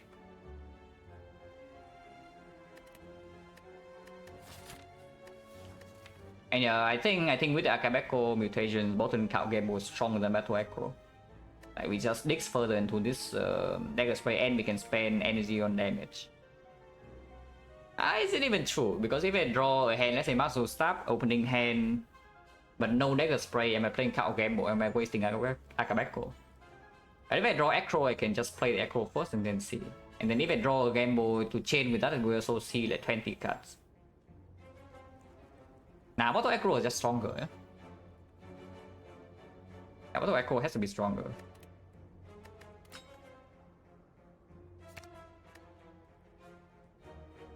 When elite, yes. Currently, yes. Because this node is also safer than advanced soul and maybe it can give us something super strong. I mean, yeah, it's scary, but right now we are dying to champ. That's a problem. Like, even if we prepared potions, we are still dead to champ. As of now. So the question mark to Hyro and the elite fight to Hyro is potential. If we cannot do burning elite no matter what, then we will do this. But about the gods, yeah, we need to survive champ first. Right now we are dying to champ unless we see something really good. And this duplication potion needs to stay, yeah? Because I do see that Catalyst is a potential out right now. Like if we see Catalyst, we can upgrade Catalyst into Loop Pod and that is our champ. So right now we can block the champ first half like pretty easily, but we cannot split him. We cannot kill him after split, and there's no way to block execute because our defense doesn't scale.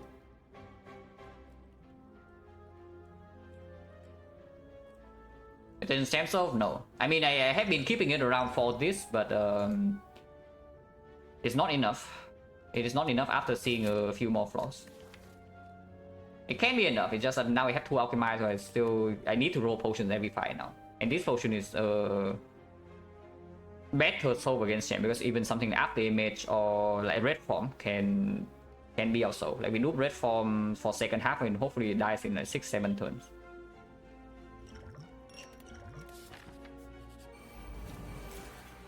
Should I bottom Malays or what?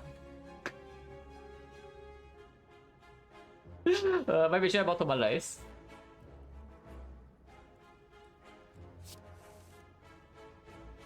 Taking 2. Taking 1. Can I open this? Maybe dash. Maybe weakness, so we can block 3 instead. I thought we didn't solve this fight, no. This fight we just kind of cry. Okay, we don't cry that hard. Do we cry at all? Actually, we don't cry, right? Because now we can dagger spray, sucker punch, survivor, and that full blocks. Or you can also just ignore the Akabeko and do something like Sucker Punch Alchemize Survivor. Which is, you know, better. Yeah, it's just better. Let's play this. Oh, regen Paw of the Gods, guys. Oh, regen Paw of the Gods here. Okay, plus 15. Just give me one more regen Paw and we are talking, yeah.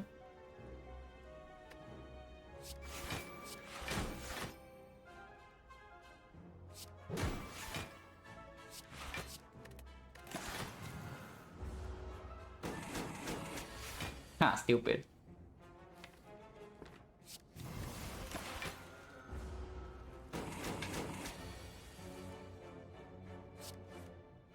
Okay, we go back for this because of course regen still ticking and yeah, we want to get dagger too. Energy next turn doesn't play, so yeah, why not?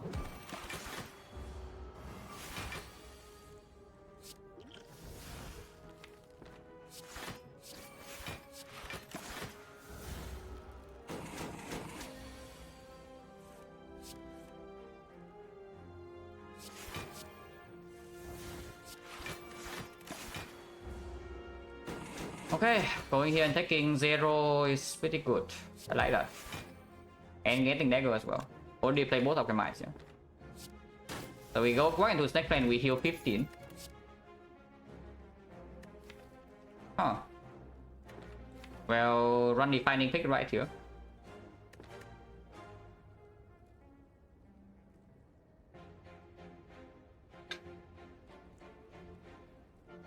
We don't have enough upgrades to support this reflex. I need prepare to be green, I need gamble to be green, and then it opens up like Eviscerate. On the other hand, I can also just take the Acro Eviscerate with the double Acro Prepare Plus. Or count gamble Prepare minus double Acro, and we can try to use that.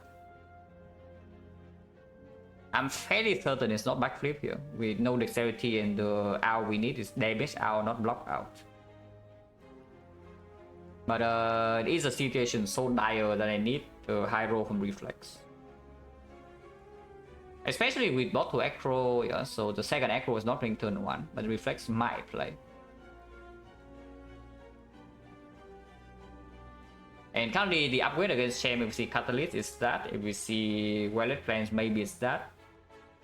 Otherwise, either it's probably Cow Gamble or the Bouncing Flash, but most likely Cow Gamble.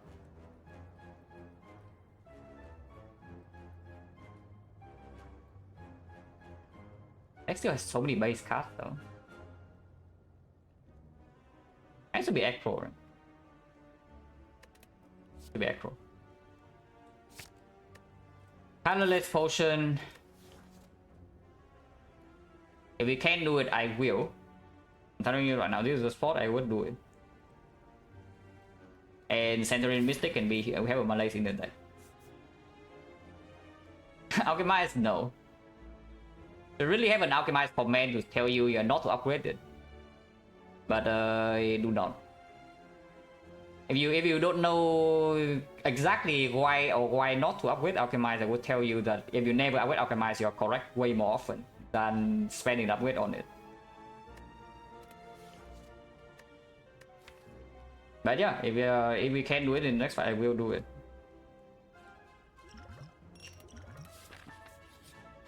Centurion Mystic. That's a start. So if this thing gives me magnet, we are staying here. Until, yeah. Till things happen. Because this is definitely a run where I need this or I will die. 50, no, probably not 50, we still need to kill this. Honestly, yeah, unfortunately, Mystic buff turn 1, so killing the Mystic first and then Malaising Centurion and Store with Tornado is not the line.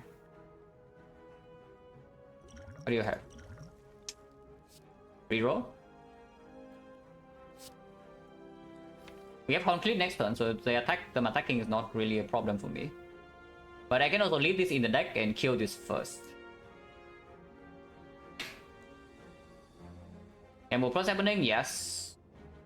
Especially after second Acro, I think Gamble upgrade is like fairly strong here, just that it doesn't convert into anything yet. We are lacking output severely. And we are severely lacking output.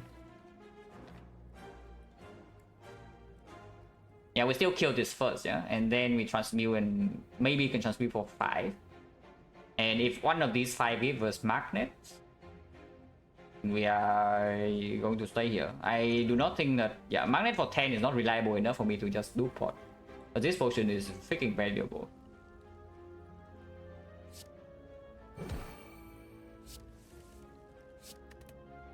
You can even double flying knee into the thing too.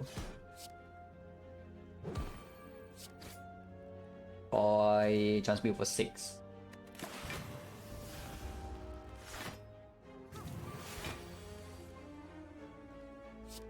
Nice. Yeah, die very quickly, that's good.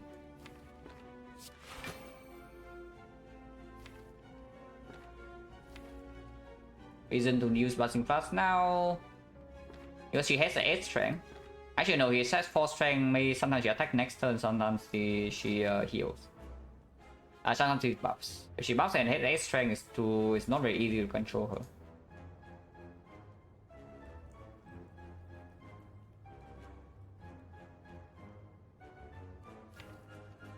Yeah, I guess Flash now is fine. She doesn't die from this. I don't need to pay attention, but it makes it easier to deal 20 damage this turn. I played one Alchemist, I'm allowed to play one. The second one, okay, it's back. The second one I'm not allowed to play before I see what the transmutation is.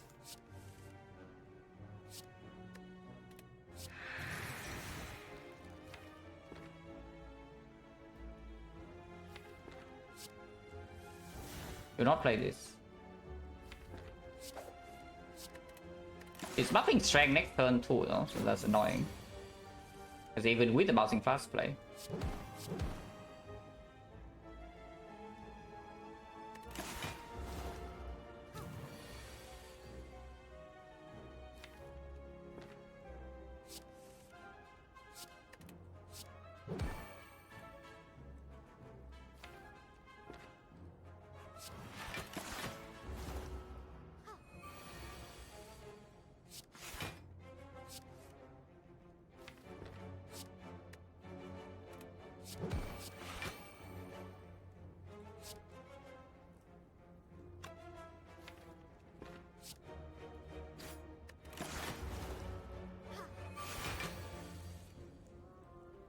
Is difficult? No, it happens next turn for 5.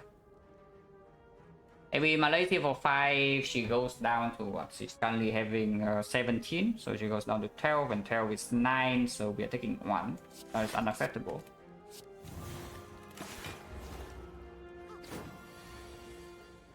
Okay, what do you have? Damn. Oh, I guess we have hand grid. But no magnet here.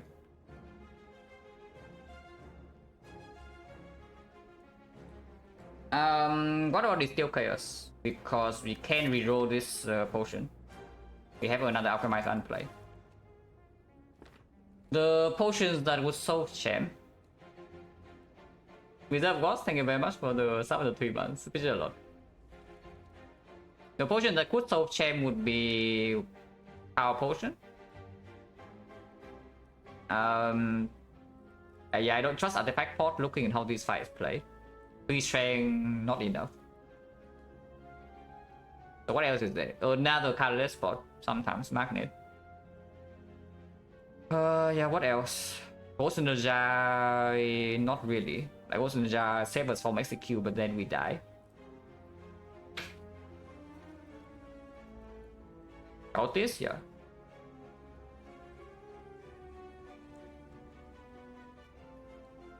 Yeah, skill pot sometimes.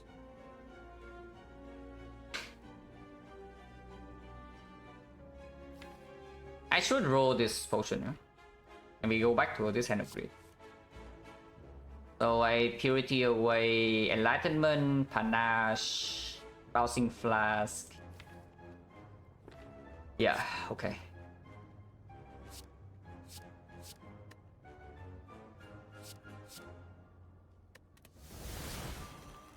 I can't have wheat now, but I want to roll the pot.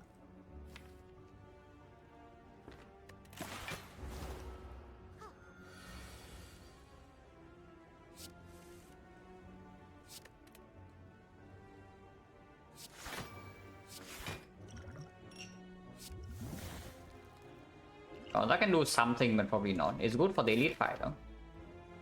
And the next floor most likely is an elite. With 2 alchemists, now is an argument to go here to just keep rolling more potions. Because now with the regen potion from the snake clan, we are healthier. So we probably don't die in this fast now, and we have 4 potions to see.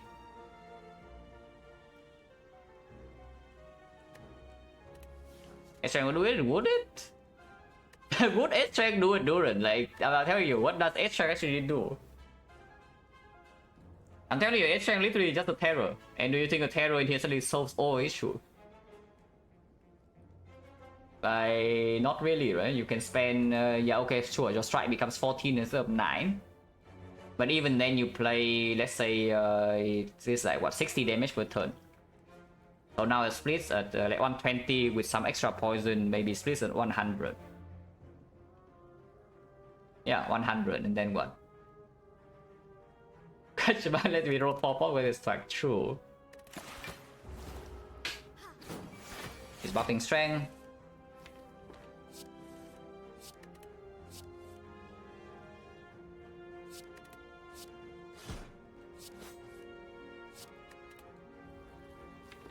Is it 1 HP?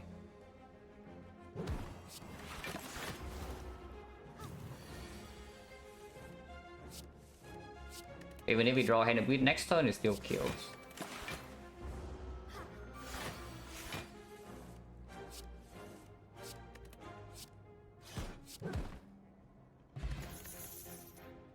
That doesn't help. It's good with the double acro though. It's actually a good card in this deck. It just doesn't help our situation at all. And it makes the elite fight more dangerous.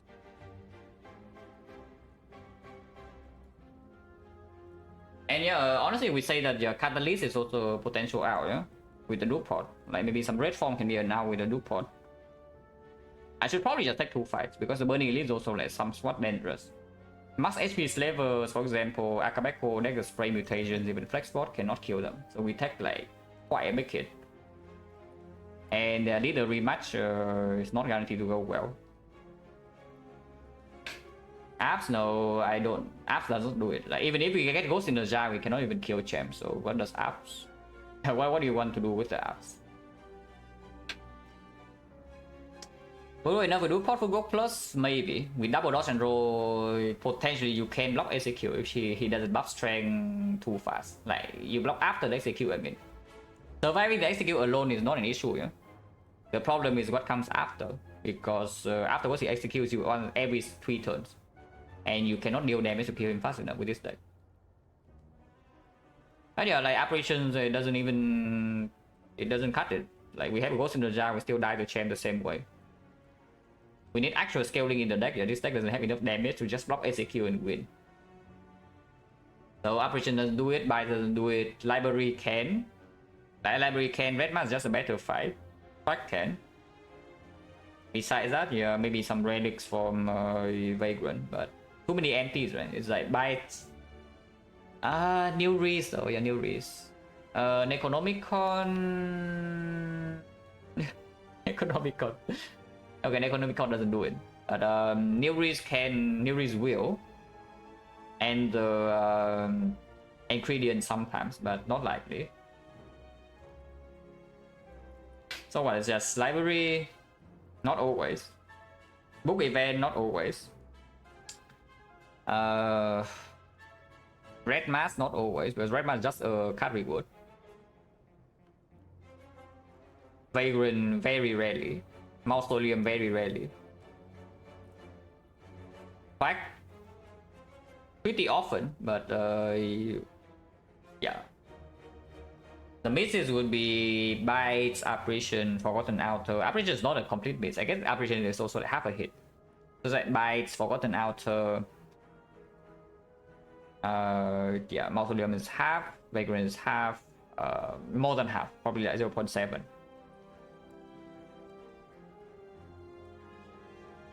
Yeah, cleric. 1/3 of the book event. Does the ingredient not solving always, so probably also have. Yeah, there are like only 3 or 4 events that can solve, and then it's like one of them is half, and then the other ones are like 20%, 30%. Hello, hands up. Xin chào. And yes, I know you are in. I've seen your stream a few times, so I know you are living in Vietnam. How often does a hallway solve though? 1 card reward and 2 potions? Yeah. 2 potions. I just think 2 potions is pretty cool compared to the event. Unless it's the fight. And also the burning elite is not free. I'm telling you, the burning elite is absolutely not free. Like you are talking as if you do this fight like clearly with no damage. That's not true.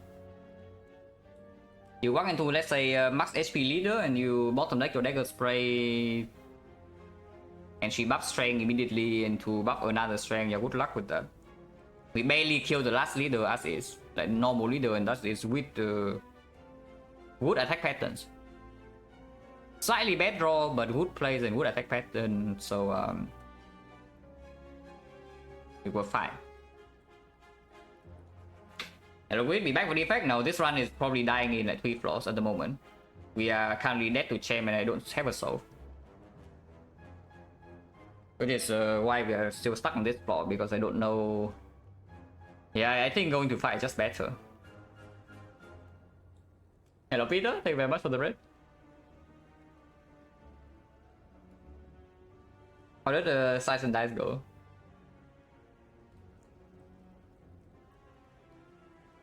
Yeah, we just fight normal lead, yeah, immediately. Hopefully we don't die to champ. If we don't die to champ, we probably can win this run. But right now champ is killing us and we don't have time. If that's the second win, second game, but 2-2 win. Tier list, yeah, tier list is invincible, right? You follow tier list, it's 100% win rate. And also, yeah, it's dagger damage too. I mean, not like dagger damage is so relevant into champ, but maybe dagger with the loop pot. It's 33 damage with the dagger.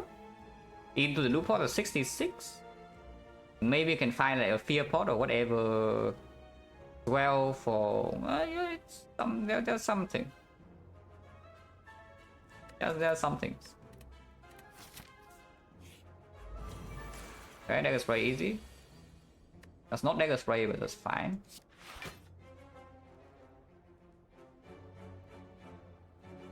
Full damage off without flex spot. We can flex spot here. If I acro and then flex spot and then do this, then we are facing 20 and I'm taking 7. If I just flex spot, kill this immediately and do dodge and roll survive, I'm taking 0 now and 0 next turn. But yeah, I don't love that. So I believe this deck would handle the other two bosses. Collector is easier to solve with potions, I think. Because they are Collector, if you deal enough front load damage, you can just kill her. And this type of deck, maybe that is something we can do. Automaton, we are probably also like freaking dead. But Automaton can also be solved with defensive scaling. Champ cannot. Automaton can be solved with defensive scaling. So something like maybe a footwork is potentially an out, maybe even the fumes, and you just have a next spot and then you block. Possible things. But the champ, if you have like 2 dexterity, you die. But we are not good against actual bosses because you see this relic bar, yeah, it's long, but we have no scaling relic whatsoever. And when you don't have any scaling from your relics, it's difficult to play if the cards do not give you the scaling you need. And right now we don't scale. I mean, blur, yeah, blur is different. Like blur, it means that you don't really break, but yes, if you have blur, nightmare blur, you can block the champ. Not this deck though, I'm telling you, not this deck. When I'm saying champ cannot be solved with defense scaling, I'm talking about this run. Because in general, collector is way harder to solve. But in this deck, maybe we have a better chance against collector compared to the other two, because again, mana is for big. You have the horn clip blocking turn 2. And maybe Dagger Spray Akabeko can land on the minion sometimes. Utis is true, the Utis stole 40 gold away from us. But yeah, I should play Acro here. I will. Oh, Dagger Spray. Flex Spot? Flex Spot Dagger Spray would be 44 AoE damage and we can kill 2 of them. And we leave the Taskmaster alive alone. Taking 0 damage this turn. Actually no, it doesn't kill this, right? It's like, I don't know, 44, so yeah, it definitely dies.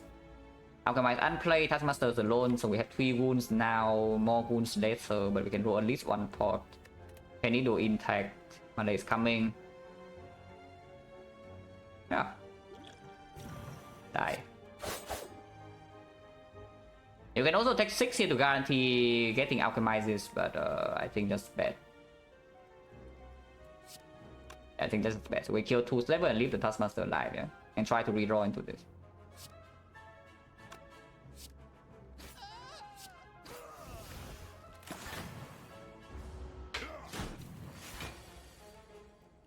Oh yeah, we cannot do that if it's max HP Slaver, by the way. Doesn't help.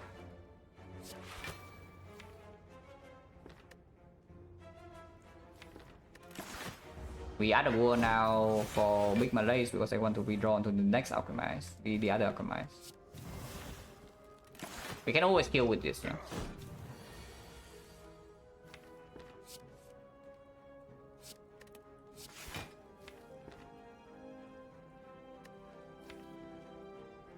Opening up a kill with 5 damage is...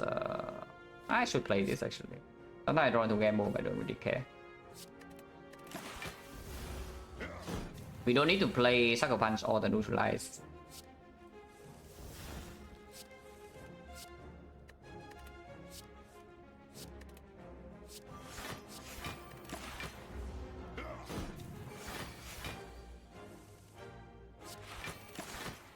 Only we don't to optimize before we actually brick, right? Yeah, we do. That doesn't help. Okay.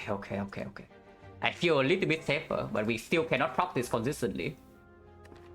Yeah, I feel a little bit safer. Oh.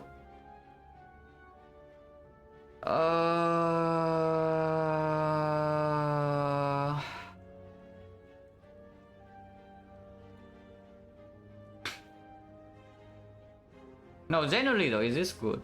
Because it actually makes us kunai stacking worse, yeah, and we don't have wallet plans. From solves what? Like red from blue pot, does it actually solve the champ? Because our damage is still crap.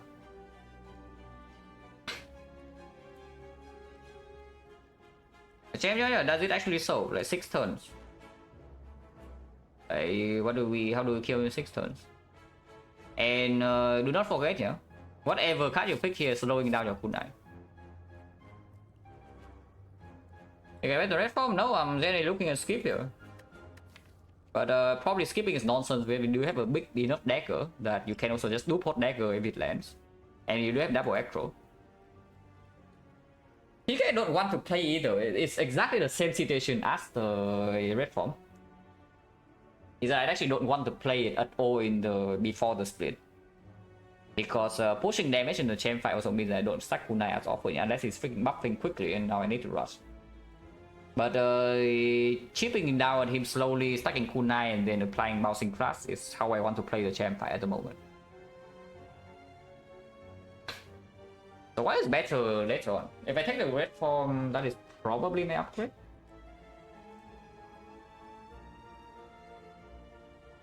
If I take a PK, that does not need to be an upgrade, but it's still a strong one.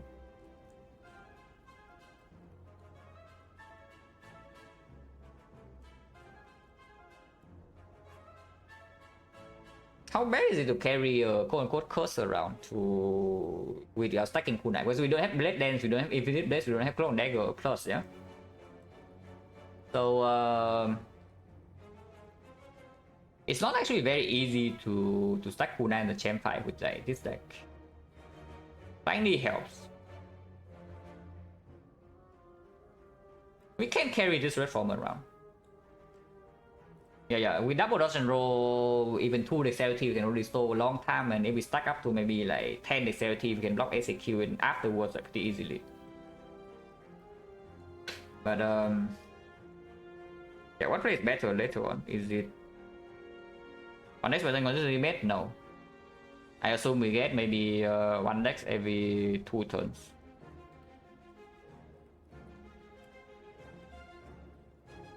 Of course, we also just see Blade Dance next floor, or Infinite Blades next floor, and I'm telling you right now, Infinite Blades is a pick. Infinite Blades in this spot absolutely is a pick. So what do I want more in Act 3? Because Act 3 again, we still have Copied Reaper, yeah? Is it red form? Is it PK? Boss damage solve is not super necessary because you do have kunai and the melee, so Awakened one is dead. Donu Nekka is annoying, and in that fight PK is definitely stronger than red form.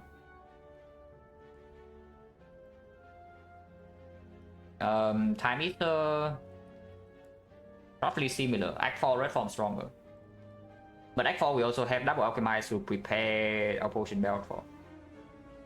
Rock minus next for pick another upgrade. I pick it. I don't know whether I would upgrade, but I would definitely pick it because upgrading on Cow Game Mode is still pretty strong. Upgrading on Clone Dagger gives you what, like 0.3, maybe 0.2 dex per cycle. Upgrading Cow Game Mode is just stronger.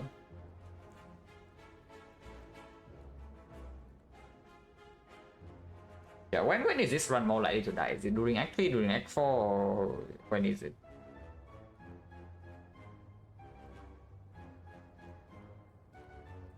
PK is not getting upgraded over Game Boy, I don't think.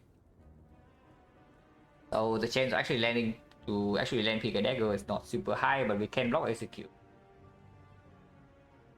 Yeah, I think both are fine for the chamber itself. It's just that now that we have the kunai, but the question is for later. For Act 4, the red form is decisively better, yeah? Because we already have poison damage against the heart, and the spear and shield red form draws absolutely stronger than PK draw.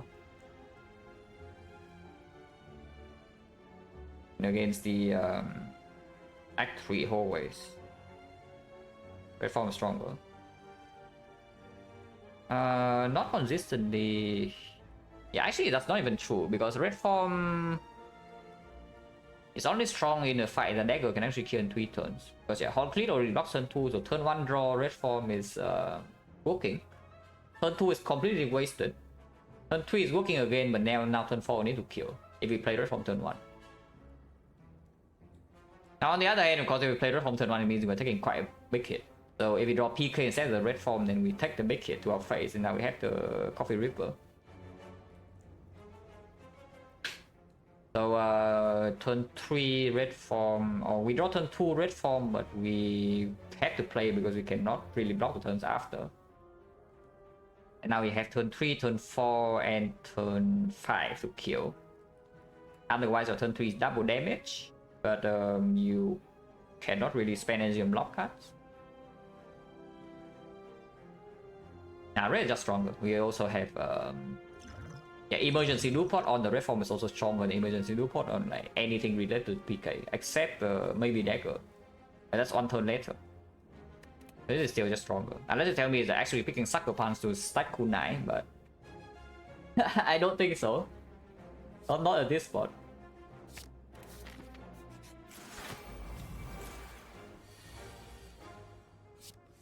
Oh hey, red form. Play immediately.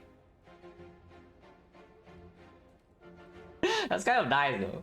Like we just play red form here and we dagger spray instead of taking 31, 27, we take 0. Kind of good. Of course afterwards you do need to kill this in a few turns, yeah, but you can use a pot. Hey Festo, thank you very much for the Prancer and 5 months. Appreciate a lot. PK pickers? Nah, PK pickers, you just play Echo here, you probably block this turn with Malays and you dagger this guy later, you can kill this next turn and you have the Horn Cleat. You take some damage here, and honestly I don't even know whether playing red form here actually is the safest line, yeah? Because intangible next turn is wasted. Turn after it doesn't have Malays and we are getting attacked. Yeah, I'm thinking about using Shield Pot now to actually deal damage with the mutations too. His Shaper is not bad in the chain fight, it's +1 dex front load, which is pretty good, but not amazing. And yeah, I'm not going to keep this Shaper if I see the Alchemize.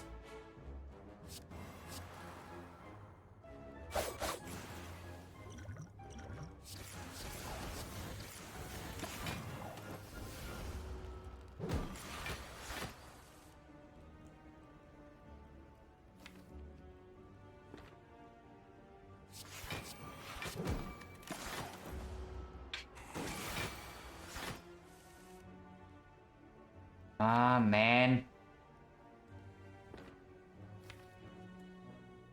Alchemy is more important than Dagger. Yeah, Alchemy is more important than Dagger. There's no way. I just Dagger here to kill it. Yeah, there's no way. I do need to make sure they still die though, because if I count game mode right now, yeah.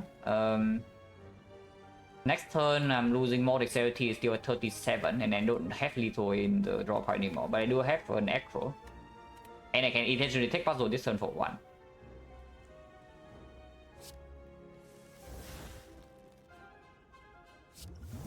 That's not anything. Don't use word all.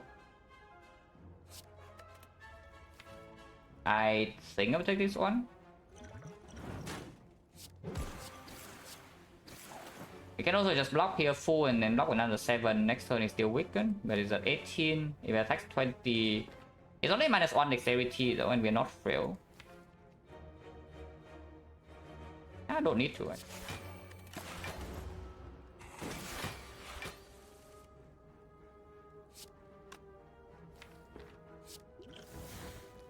Artifact pot. We don't have. It can be maybe execute so sometimes if we want to preserve the blue pot for later. I still want to get dagger here, but yeah, it's because it's looking pretty scary. Yeah? If I bouncing fast right now, it always dies next turn, but I might miss my dagger. If I have to, I can use this potion here, but I would prefer not to. It's no longer weakened next turn, it can attack 21. I do have brick draws, but piercing waves in there, Malaise in there. Using this always kill next turn, but I don't. Yeah, not really, right?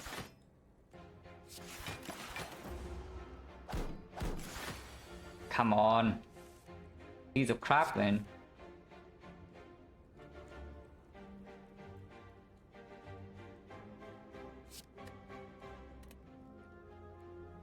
Speedport defend Malaise. Is this speedport worth more than the dagger prop?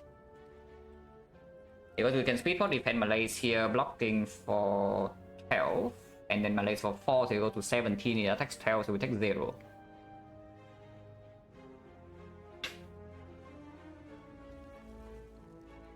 We can get a natural potion drop here. If we see artifact pot from this fight, it's still fine because we can artifact pot red form or artifact pot to its strength. Yeah, it's okay, right? Okay.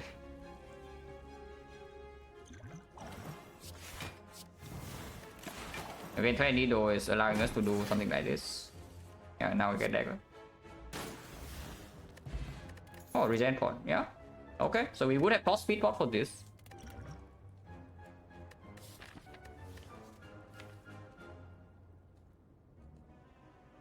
Don't say it.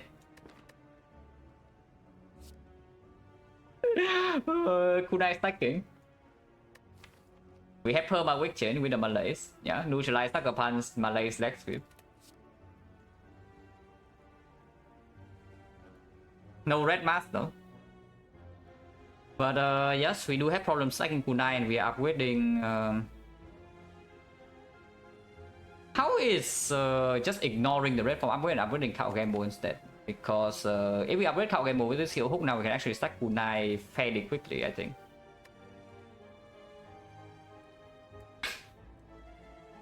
And then red form is not green, so it's not getting duplicated. If we see Fusion Hammer, we are slightly set.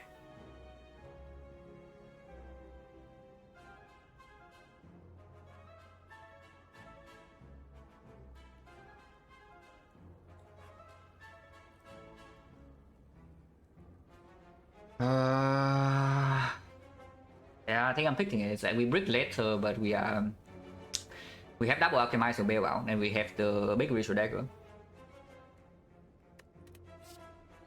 And this is gonna be dagger throw plus is stronger, but yeah, I don't know about that.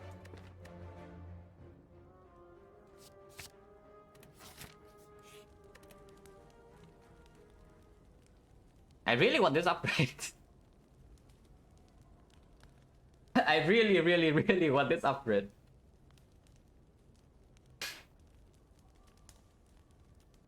And honestly, speaking, Champ is probably scarier than whenever the crap is coming after Champ, right? Because we have Big Dagger, 2 Alchemized support, and we have another boss relic, another boss card. Just do it, yeah, just do it. It's just true, just do it. Do I ever pick Noxus? Yeah, once again, there's another question of do I ever pick X or Y? And that is not even a bad card this time, so whatever you ask, like, do I ever pick X cards? The answer is always yes. Even if it's rare. So you should ask when do I pick this card? Also, I consider buying the Noxus Film Minus in that one shop for 80 plus gold, yeah? For a while. Not even picking it for free.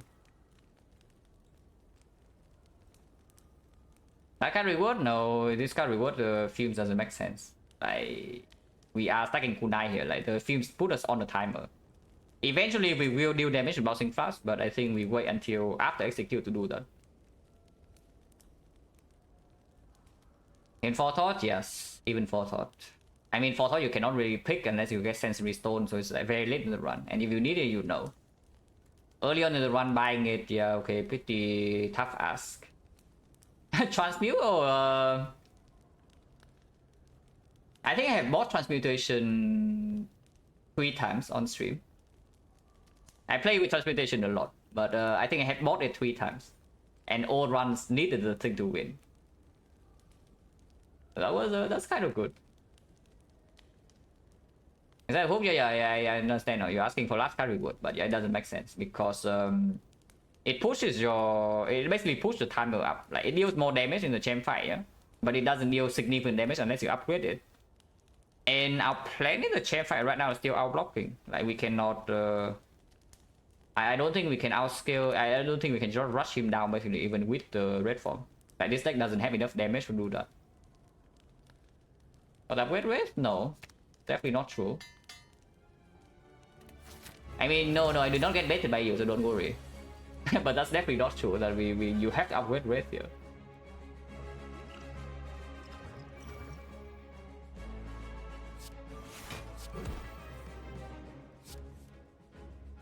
Come on, no kunai stack this turn one. Unless a 2, we can do better, yeah.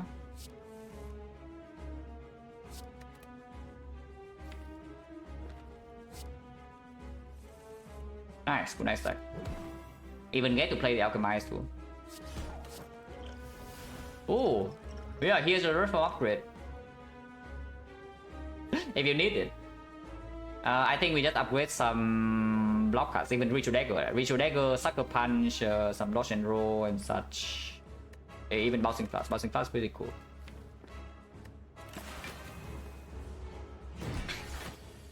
Oh, he's buffing. I do not like that he buffed it so fast, but you know, kunai stack again. Kunai ZC. So dagger now we upgrade this hand. Like Sucker Punch upgrade, Bouncing Flash upgrade. Not card draw and not block upgrade, but weakness upgrade also is kunai upgrade. So, and this is our damage in the second half, and I also get to play Optimize immediately. So yeah, I just do that. Oh, Flex Bot. Don't think we need it here now. I do not play this, yeah? Even if he's already buffing a 1 more dexterity before going in. And we have set the malaise for this as well. Even if, when he buff 4 strength, we can still put him down to his place. Now, honestly, the funniest line of this fight is saving malaise for after execute. So you reset with the Piercing Wheel. You stack a kunai to a lot, yeah?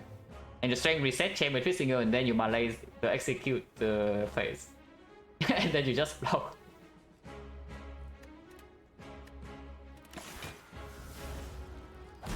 We have 57 HP, should be not a problem. Yeah, kunai stack again.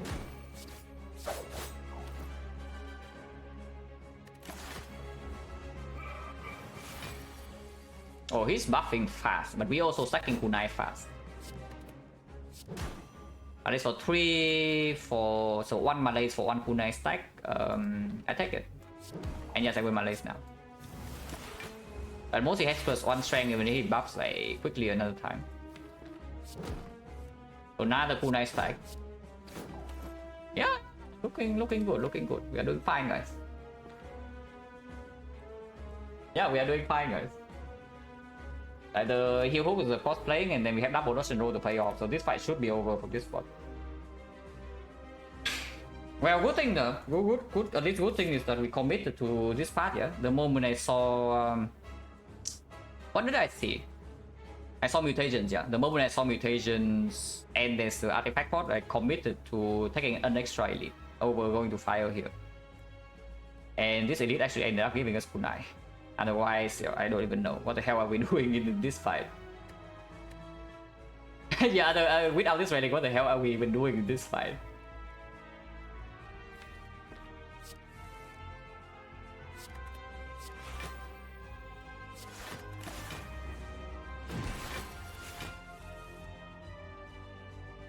He's buffing very fast though, like holy crap. Like look at this. This is the, I don't even know how many turns it is. We have 5 dexterity, so I think it's like, we stack almost every single turn, no? So I think this is like the 2nd cycle, right? Maybe 3rd cycle. And he already has buffed 3 times. But we do have the malaise to make this number smaller, yeah? Question mark was cool, I better just, yeah, sure.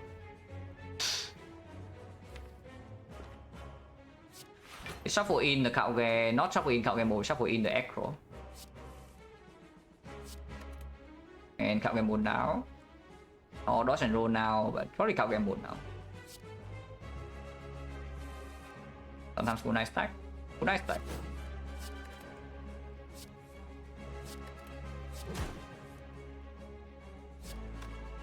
If we buff strength, I do want to push him a little bit lower. We also already have 60 safety, so I think around 10 is enough to block second half.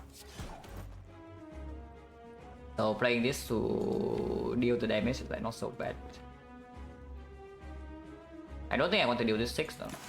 If he buffs another time or 2, then we can think about it.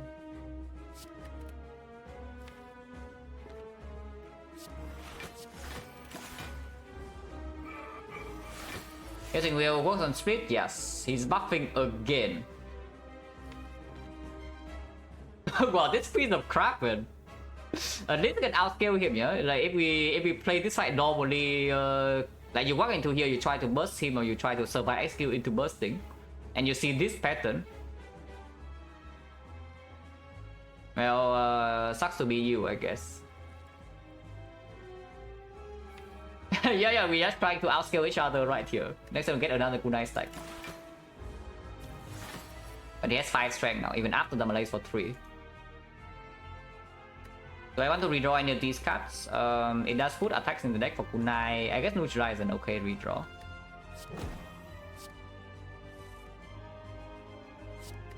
Do I get a kunai stack? But if I get kunai stack, I'm taking 10 here.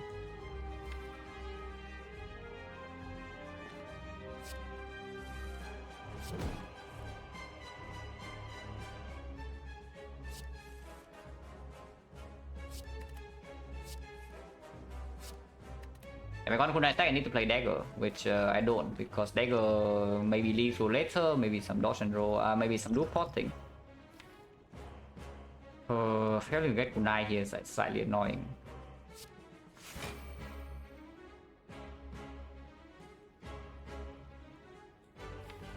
Playing dagger now also makes stacking kunai easier though. So do we need this dagger to kill later, or am I allowed to do it? Because this pattern is bad. Yeah, this pattern is actually quite bad, yeah. So now I'm a little bit worried if I don't take the fight seriously from this point. Yeah, maybe just exhaust the freaking dagger. That's fine, it's not even upgraded. Yeah.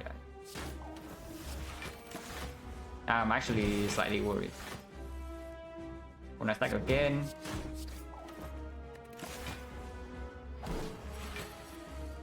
Again.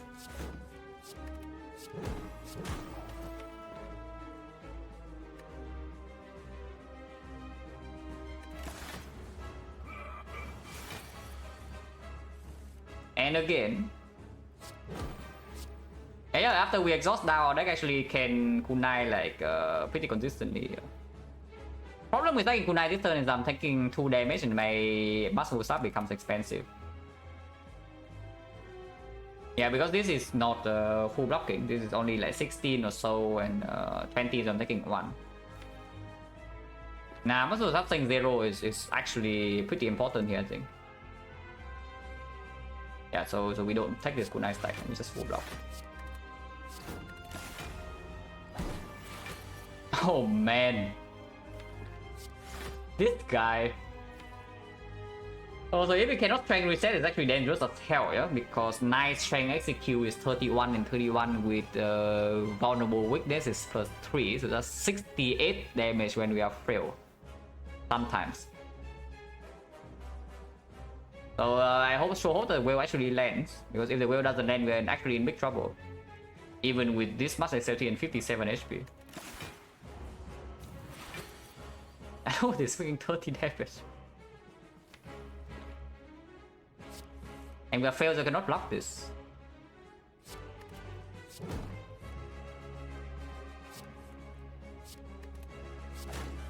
Yeah, I'm taking damage here now. So muzzle staff is going to be expensive, yeah.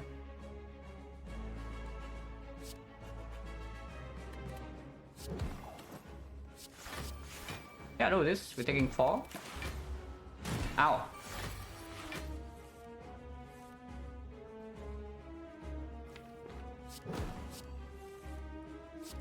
Yeah, most of like going to above 1 is making our kunai stacking a little bit more difficult. I should play Bouncing Plus soon. Yeah, I should play Bouncing Plus soon. Not yet though, but soon.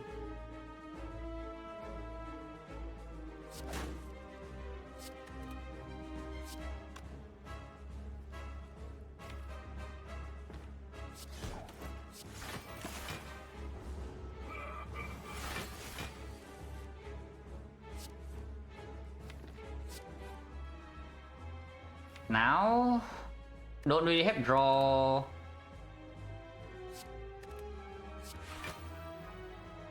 So 12 poison is 4 turns before it splits. We have 11 dexterity. Should be good enough, right, to play plus here. Very nicely, yeah, this guy has 9 strength. If this number can be wheeled down to 3, then yes, I would say that we are probably fine.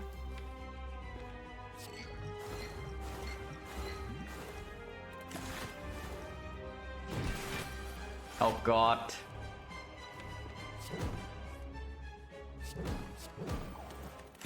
Well, more strength for him.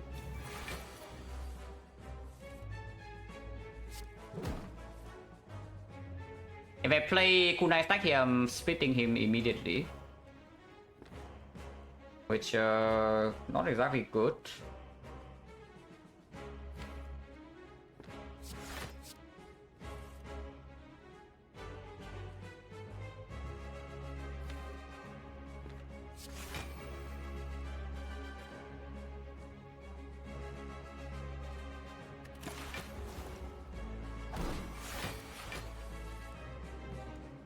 Okay, just roll well next turn, yeah? Roll well next turn. We bouncing fast here, he splits. And we bouncing fast here, we split and we have a decent chance to draw well next turn to reset. Afterwards, we have neutralize and leg sweep. We need to cover for the execute. We will not be frail. We are vulnerable, but we are not frail. We would die though if we... So if we fail to strength reset and we are vulnerable and he's not weakened, it's going to be how much? 31, right? So 46, 92 damage. Need to draw 2 defense.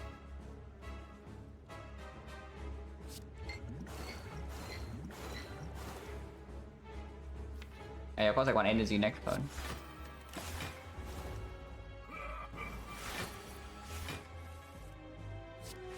No, no. Oh, no strength reset, guys. 13 strength gem. So it's actually, yeah, it's not even 9 and 13. Man. We get another kunai stack at least, but oh, that's bad.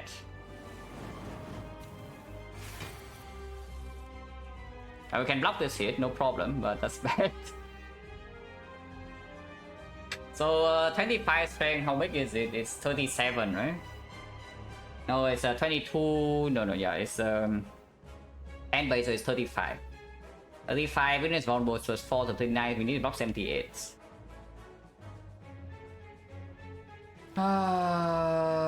Let's sweep single into this 42, into this piercing wheel. Yeah, we are fine this turn. It's but afterwards it's really annoying to play because the next execute will also be like similar.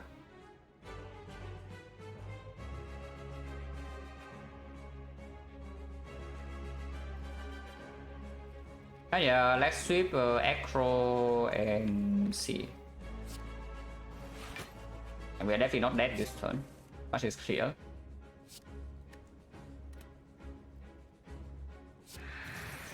In fact, we full block, yeah, but we're taking 1. Oh, taking 1 is bad. Muscles are costing 2 now, but you know. And we do not have acros anymore. In this draw, we can full block, but 3 turns from now executes again. And of course cannot use pot. 48.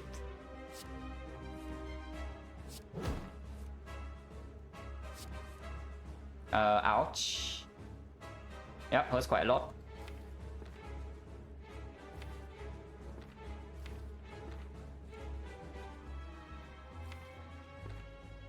Any flex spot? Because discarding muscle staff here and playing this into block. We take 20 whatever. And I don't really have a bigger flex spot turn than this later on, yeah. In fact, we might even need to do bouncing fast or do red form from this spot depending on what happens in the following turns. I mean, what we're stalling for? Yeah, we're stalling for nothing because our deck doesn't have damage. We have to stack to die, otherwise we cannot play this fight. It's just unfortunate that this guy buffs so freaking much. Yeah, we just playing the deck how it's it can play.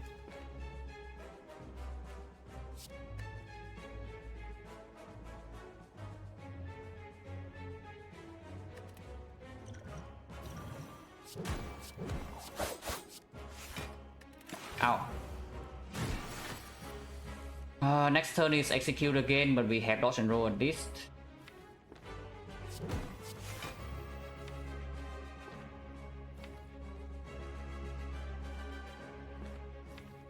I cannot die next turn, no matter what. So at least there's that.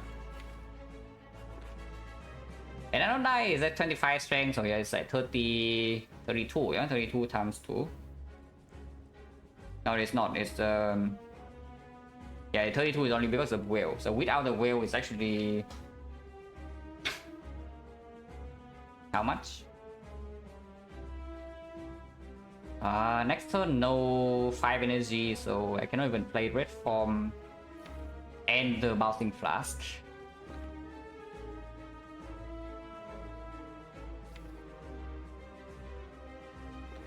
So yeah, next turn is plus how much? Base is 10, so 35, 35 plus 4, so it's 39 times 2, 78, 78, we block 18. So they drop 30 from somewhere. I either draw red form, I draw leg sweep, in which I can duplicate leg sweep, and duplicating leg sweep is blocking 25, so 18, 54, so yes, we do not die next turn.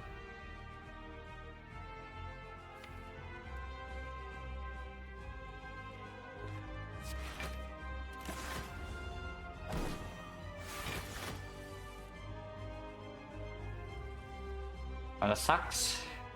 Really bad.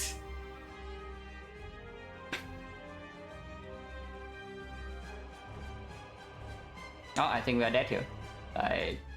With this draw. Not this turn, but crossing fast will not be played.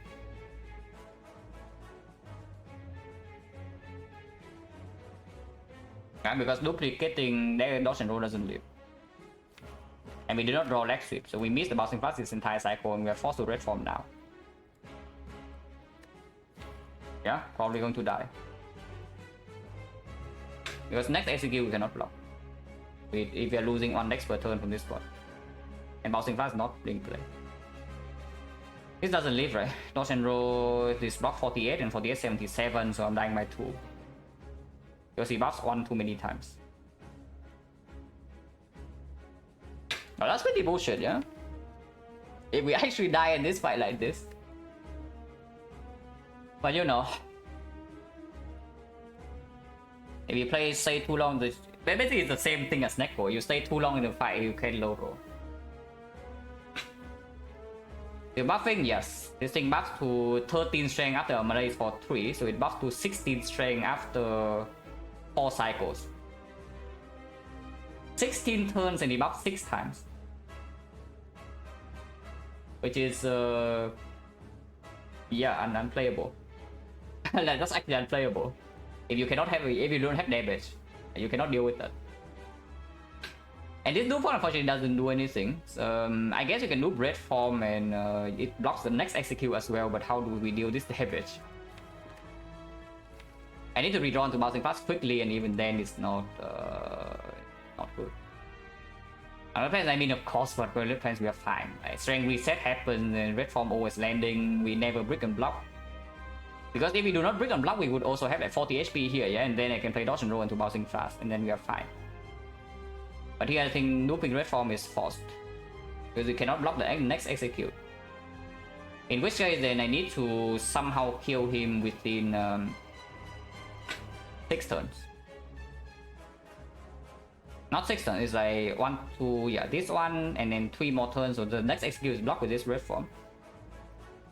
And then the turn afterwards we don't die, and the turn afterwards I think we die. So yeah, it's actually 6 turns, but minus this 1 turn, so it's actually 5 turns. And do I dagger throw here or not? If I dagger throw here in landing leg sweep, how much do we block without dual port? With just red form without dual port, or what are you suggesting? Yeah, that's what I'm thinking as well. Like, we draw to leg sweep. Don't think it's enough. Actually, it is, but again, then we go to very low HP, and then dual port might not even save anything, yeah? Because the normal hit from him is also freaking big. It's 43 when we are vulnerable, so that's plus 5, that's 48. 48. Okay, on 5 turns, yeah, how many turns is it? And he's still at 300. Pretty doubtful. But if he only deals... Yeah, and then another setting is that multiple staff is no longer 0, so now damage is also a lot lower. And the bouncing class is not in play at all. That's, yeah, that's not good at all. That's really bad. Yeah, the problem with dagger throw into dodge and roll leg sweep, I think that lives. This is at 25, so it's minus 7. That's 18. 18 to 15, 33, 33, 51. Yeah, 51, 52, 52, that's 26, we go to 2. And then dodge and roll can block next turn, but not always. And then if you draw no block next turn, you just die if he attacks.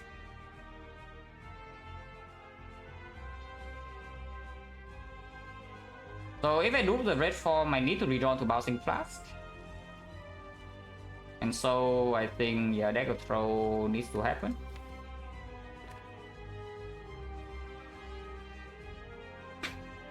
Well, yeah, a red form upgrade would be good now. Of course, it would make our kunai stacking a lot slower, yeah, without the gamble upgrade. But if I know this pattern is coming, I would just take the damage and have the red form loop instead. And we play the chain fight with maybe like only 6 dexterity, but he has no strength. So flash, yeah, if we draw leg sweep into that, I think we are allowed to do flash. No, we are not. If we draw to leg sweep, I must do...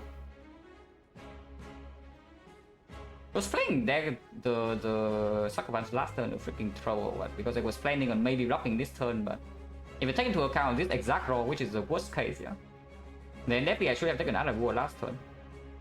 So then this turn I can do red form loop into bouncing fast, and that should actually get out of the fight most of the time.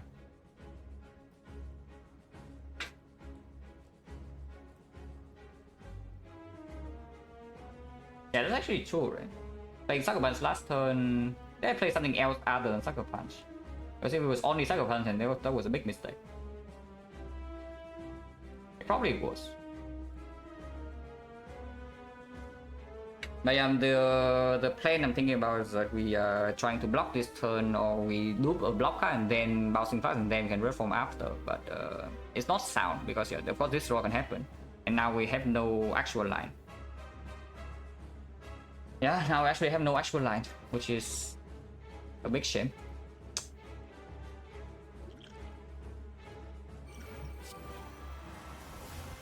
But I think we do dagger throw again over the dodge and roll or the strike. Like take another word now, but we don't have. It's one cut smaller. Maybe other word is still good. Looping dodge and roll and fast is dead. Yes, we are dying by 2 with that line because we are frail. He buffs at 1 too many times. This doesn't even deal damage. Let's just take out a war, but we are probably dead here. Yeah, buffing again, excellent. Blocking flash is promising at least. And we just try to gamble back into it.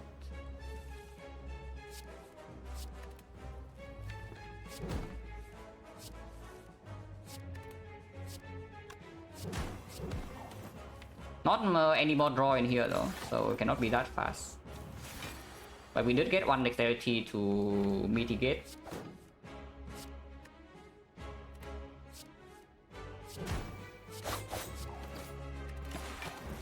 is execute and we block that.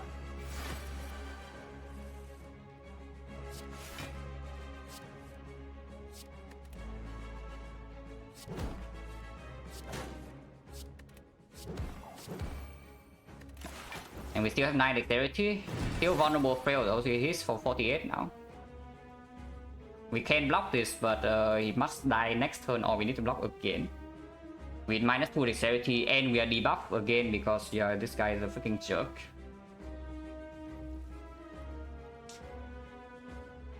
Bouncing fast must be played, yeah? So it's at 21 poison.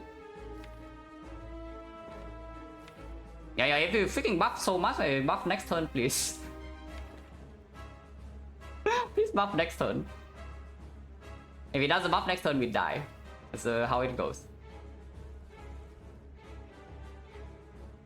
Super nice, yeah, I wouldn't say that. It's nice after we draw a shitty hand. If he doesn't buff next turn, he attacks big, and we attack big, we can never block. Because we go to single digit HP now. Unless I spend all my energy on blocking this turn, but then we die to execute 2 turns from now. So that makes no sense. So we block 24, we take we block 25 in total, we take 23, we go to 5, and if he attacks next turn, we die. Poison is 21, so 21, yeah, we can never deal enough damage.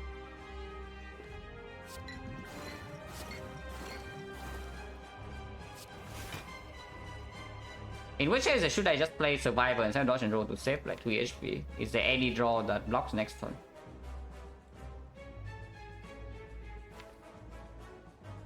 Not really.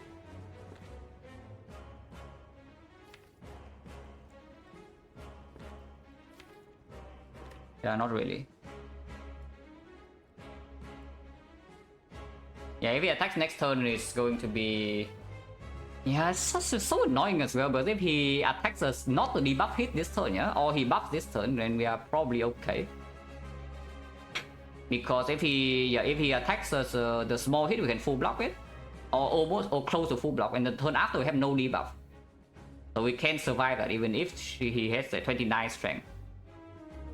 But here next time if he attacks, we can never survive. Attack pattern this fight is just complete utter garbage. Like, from start to finish. Pretty crazy.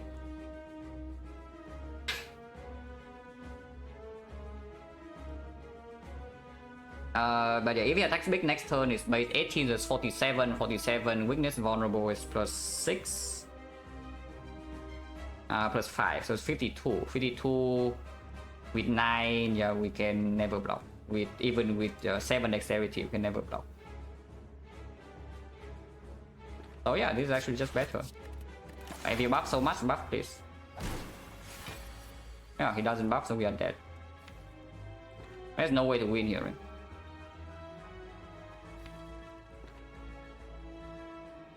Need 50 damage. We only have 24, 33.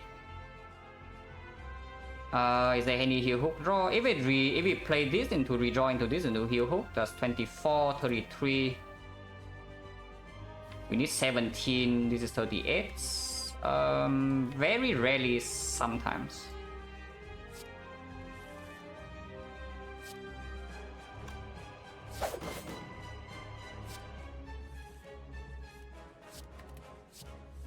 Okay, we are dead.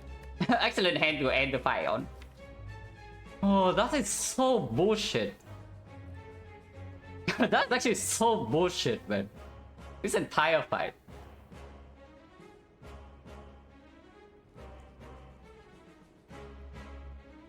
This Act 2 was so good too. It's like, I think I played this Act 2 pretty sick, yeah? Yeah, like, I think this entire Act 2 was like good, no? And then we just get the chain that buffs like 6 times in 14, 16 turns. How long this fight, when we split, it was like 4 cycles. So his the chance to buff is 20%. And he buffs 6 times in 16 turns. And so basically he has every 4 turns also the debuff, yeah? So he has only 9 turns to buff and he buffs out of 6 turns out of those. There was a way, there was probably a way I need to play slightly differently, I think. But the biggest mistake in this fight is just the not taking the Art of War. Because if I take the Art of War, I think I win without playing the Sucker Punch. But the draw was bad, but I did not account for that. Yeah, they literally just changed one thing and already win this fight. But it's still pretty bullshit.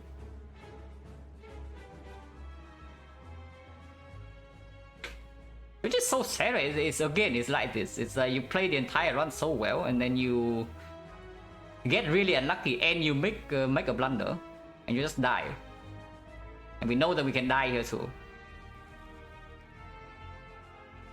Because if I accounted for the worst draw, I would definitely not play the Sucker Punch and I take the other war. And if I take the other war, we just win. I mean, not always, because if I take the other war and then I draw if I draw leg sweep or the thing, but I guess Sucker Punch weakness would never play then. I was just afraid of the case where I cannot play leg sweep, and then the heel hook cannot be played on the redraw. But yeah, it's just it was bad. Everything went wrong this fight basically, start to finish. Even failing strength reset, yeah, because if we can strength reset, we also win this fight pretty easily. Even after this garbage thing. Only play Sucker Punch last turn with huge mistake? Yeah, it was. I know. Which is why I'm like so annoyed, because if it's only bad luck, then I'm not so pissed off. If it's only bad luck, then I'm not so pissed off. But if it's bad luck and I make a big blunder at the very end, then it's just freaking sad. Man, the entire act 1 was so clean, the entire act 2 was so clean, and then it's just this one freaking fight.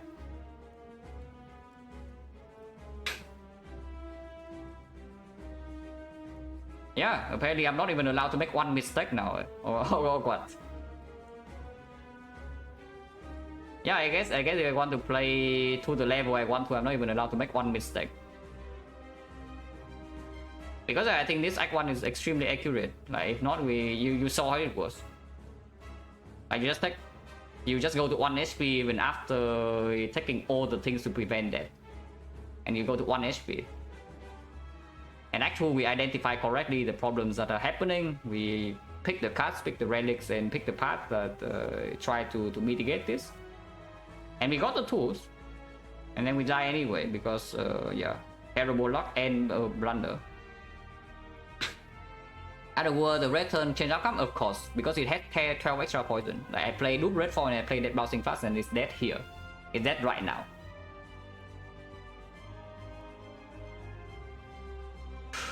I play with Rhinoing Megaloro. No, that's not even true. Like on the turn before, there was actually no reason to play Sucker Punch. I just played it because I was afraid of some heel hook draw, but there was no bad heel hook draw really, because either I play the leg sweep or I don't play anything, or I play red form fast and then I have leg sweep in the redraw. So I need to draw all 3 of them, and then the heel hook needs to come, but then it's just really so bad. If it has 12 poison in it, I have red form 4 turns. PK, nah, PK, no. PK is not even close. If anything, another Sucker Punch, maybe it's just better to probably skip, but the PK doesn't do anything.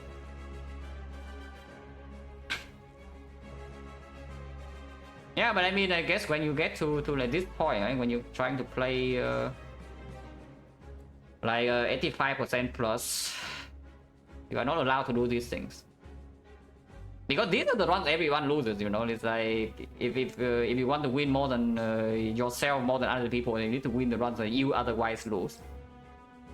And how do you not lose this run? Yeah, you need to not make a single mistake. Yeah, exactly. I was considering mostly blocking normally and not looping grids, but I didn't think that carefully because in my mind the hand I was expecting was like leg sweep getting duplicated, or into the bouncing fast, or we have the red form in the redraw. Or I draw leg sweep, dodge and roll, and I can still block that execute, and then we loop red from the next execute. But it didn't work. But yeah, if you watch how this fight plays out, the PK is just complete nonsense. The PK is worse than a curse in this fight. That's how it goes. So yeah, red pick is just correct, but yeah, it's a shame. Like one blunder. Yeah, one blunder and we are here. Oh, that's sad. So far out of the 4 losses, yeah, 3 of these I make a game-losing mistake in. Yeah, 3 out of the 4 losses because I make a run-losing mistake. So optimal play is what? Is it 30 wins and 1 loss? For tonight, nah, for tonight is very easy. It's like, no, Duran, come on, I'm not playing this fight flawless. If I make no mistake in this fight, we die anyway, then you can say that. Literally, all I had to do is take Underworld, you know, so Rosa, of course, wins very convincingly. If mistake cost 2 runs, I mean, when you win so much already, then of course, the runs you lose are always going to be like that. The very, very tight runs. And, but it's like, it's sad, but it's also an interesting thing, right? That if you play precisely, you win basically every run, 90%. Come on, Blackie. I know you're sub, but sub doesn't mean you have protection. Do not throw so much. Do not throw so much in this channel because even I have my limits. I just keep baiting me constantly and you ask me these questions. I don't even know. Like, are you trying to just piss me off intentionally or what's going on?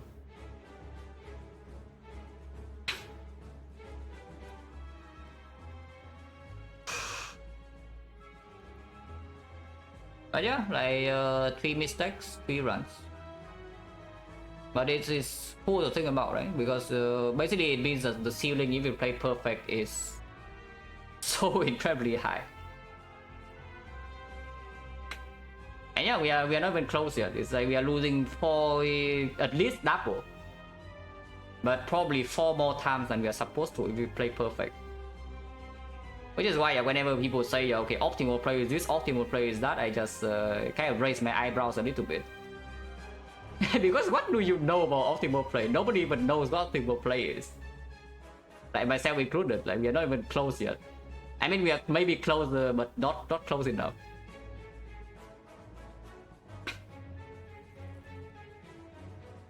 But yeah,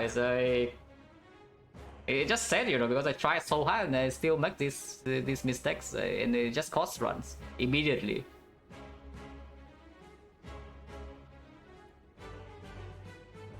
Yeah, it just freaking cost runs immediately. It's so freaking sad, man, because I see the punishment on the spot. It's like when you're blind, you know, when you're making misplay and you don't see it, you know, it's fine. You know? Okay, you blame bad luck and whatever, you move on. But here I just see I make a big mistake and die immediately because of it. That's so sad. I guess I see the boss reward to see how free this one is after this fight, because I'm pretty sure this one would be free after this fight.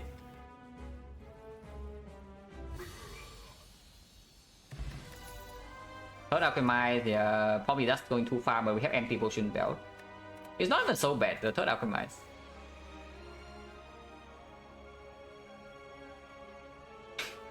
Coach, you know, Coach is also very far away from perfect. Coach is extremely good. But Coach is not even close to playing perfectly, I will tell you right now. Nobody is, at least no known player right now is close to playing perfect. Kunai, yes. But we did play into the path that gave us the highest potential of outs. Okay, maybe this one's not that free. It would actually be a tough run, like even after this draw. So the boss reward did not win us the run instantly at this. Yeah, at least the boss reward doesn't win the run instantly. And man, that's so sad. Because I would actually like to see how this one goes afterwards. Oh,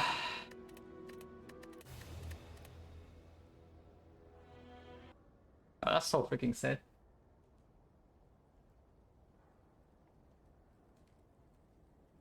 After playing the game, effect knowledge unreachable is not chess. Even chess is not even close to perfect, right? Even machines. Like the machines are still getting stronger every day, you know, they beat each other. So even in chess right now, after computers running for like so many years and the game is quote unquote solved, it's not solved, but quote unquote solved by computers. It's like what, 20 years later you still don't know what perfect play actually is.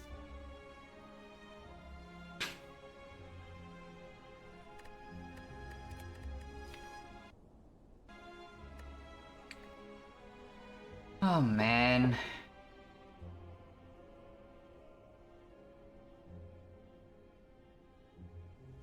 But no, really though, I'm very curious, yeah, how many people would actually rest here? How many very good players would rest here? Because I think this core is like not very easy to see. And you go into this one, you just rest, and then you rest again, and then you beat Guardian on from 1 HP. Because the only reason to rest here is because you open up resting twice. If you're not claiming resting to rest twice, you will never rest in this spot. Which is pretty cool, because I kind of saw this one coming. And then Act 2 was very clean, like these fights are... I don't think we wasted any HP in these fights. We got dagger whenever we could. I took the path that had the most potential to champ where we did get solutions. And then I misplayed one turn and I die. Cool. It's crazy, right? How many decisions is there in this entire run? Is even from passing, right from the start, to every card pick. You make like hundreds of decisions. You make maybe 10 decisions as maybe average. Maybe probably like 90 decisions are average. Maybe 5 very good decisions, and then you make one bad decision and you die. Cool. But I mean that's what it makes it interesting, you know. Because if this game is not like this, I would have stopped playing this like a long time ago. But you need to be like so incredibly precise to win these kind of runs. Mutation best choice, I think so, because transform to... It's basically transform, you either pick the... Because this here, we're not even safe against these flaws, yeah. So either you take mutation, because you also have flex spot. Mutations hoping for maybe a terror PK, which we did, and now getting a PK. We did not pick. And Defect was only in here, and maybe that 3 strength can show the champ sometimes. And it also makes you much stronger immediately in these flaws to get relics and get your dagger prop.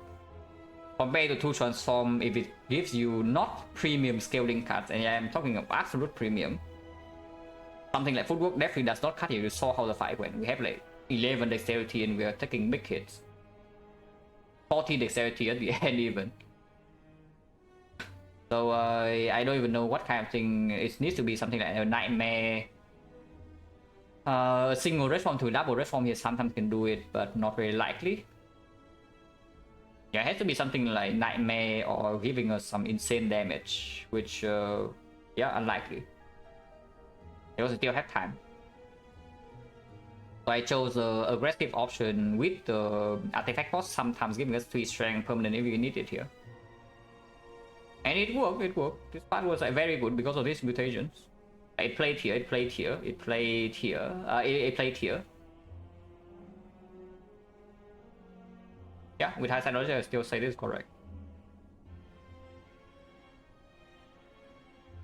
Prepare the well for perform. No. It never gets upgraded, but also we never saw the cards that work with it. It opens a lot of things, we never saw the things that work with this.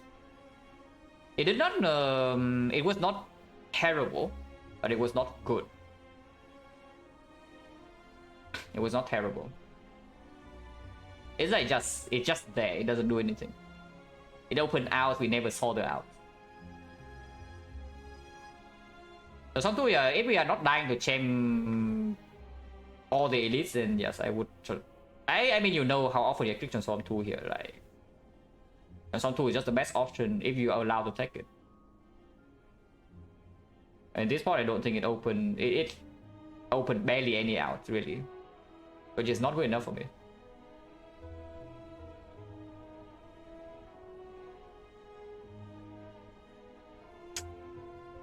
That's so sad. So the baby out now, it actually worked here. It's like it was amazing in this fight. It was very good in this fight, but we could kill the Centurion turn 1. It was okay here. This fight did not need, but if we see the leader, then it would also play.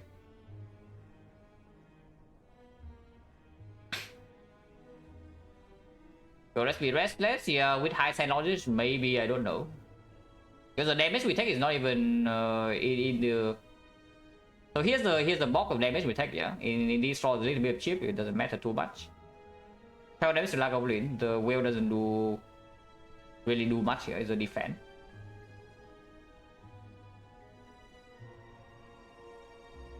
And this is the big the culprit. And with the draw though, we have honestly I would say prepare was better, because prepare it loses 1 strike for us, but it gave us 1 card deeper into the deck. I guess 1 strike would also pay off. But we would still take the same hit. It's just, yeah, I think prepare and will here exactly the same. It's just like we redraw the will sometimes, so maybe it costs you, maybe it gives you something.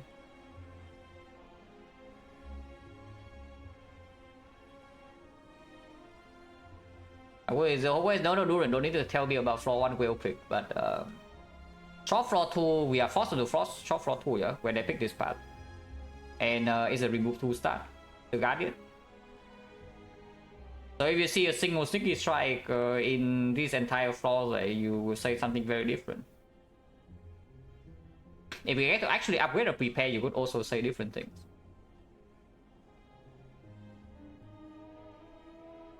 I don't hate picking prepare, is I pick well floor 1 enough to know that it doesn't perform that well in this type of act. The prepare will play well if you see decent things. You don't need to see premium things, you need to see decent things, and one of those is common. But yeah, generally, basically, I play with both of these cards on floor 1 often enough to kind of know that I think on average prepare just performs better here.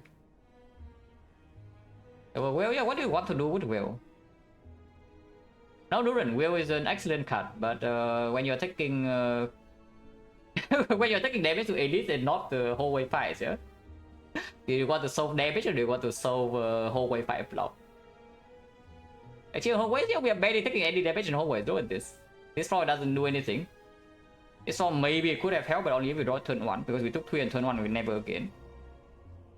This fight, yeah, it doesn't help because this fight doesn't do anything.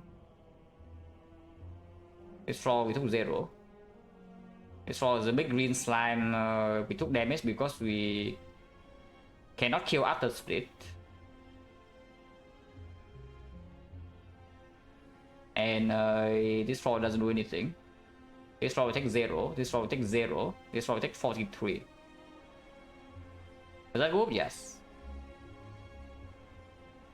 And 3 out, no, we die in champ fight. I make 1 blunder here and we lost the whole run. This one is difficult. This one's very difficult, but I make 1 mistake in this fight and I just die.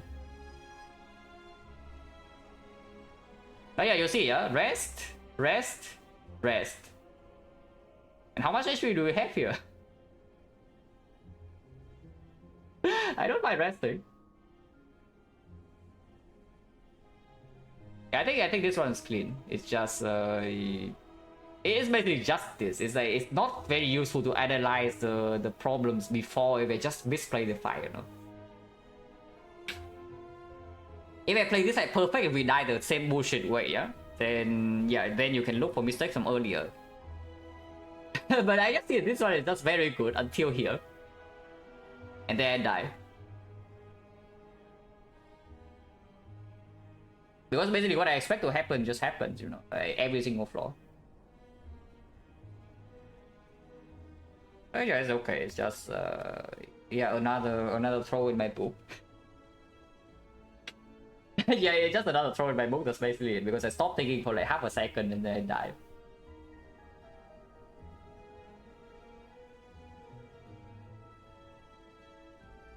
Yeah, so sad. Oh, 4 losses, 3 throws. Yeah, what is this?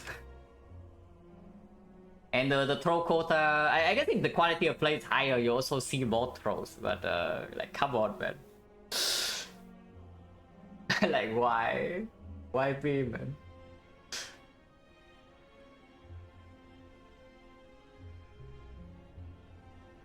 Yeah, because such a minor mistake from before, like, you don't really see it, because the runs you win are the runs where you don't get punished by this kind of mistake. You just make a blunder and then you win anyway. But here we make one blunder and we just lose. Below, no, it's meeting a throw quota already. We are 30 runs in, which is bad. Yeah, only with the quota and we have like 69 more runs to go, you know. Yeah, nice, but not very nice.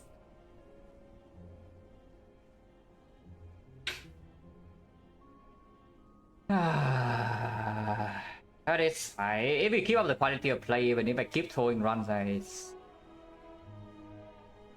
fairly confident that we are still playing at least 85% at the moment. But I need to you know, first of all, not make more blunders than I already have, and secondly, I actually need to keep the quality of play consistent. Not very easy to do. That's fine, I can play Green's Defect.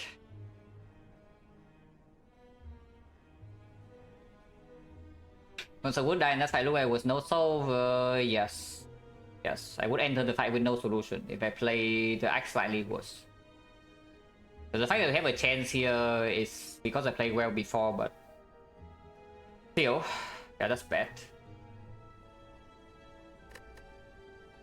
Can you take a break? Yeah, it's fine. Drinking coffee? No. I drank a lot of coffee in high school, but not anymore. I think ever since I got ever since I got into university, I just stopped almost all the unhealthy stuff.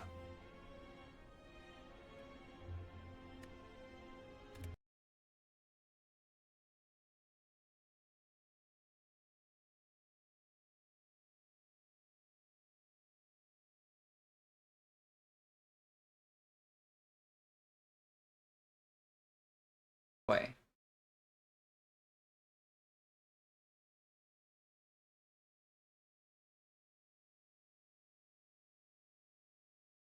I'm a crowd, I do Minecraft. Crowd's nice to play.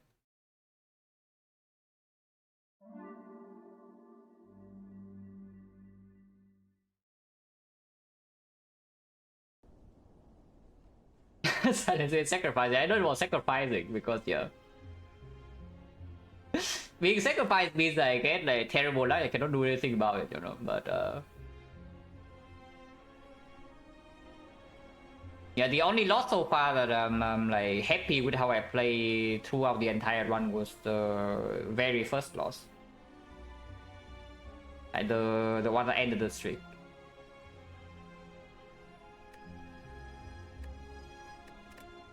P-box now we filter our P-box, Sozu and second back. We'll swap into this twice, swap into this twice, and swapping this has no value. Yeah, we have the mod to choose the nail boss swap here. If you want to only get P-box, you can also only get P-box.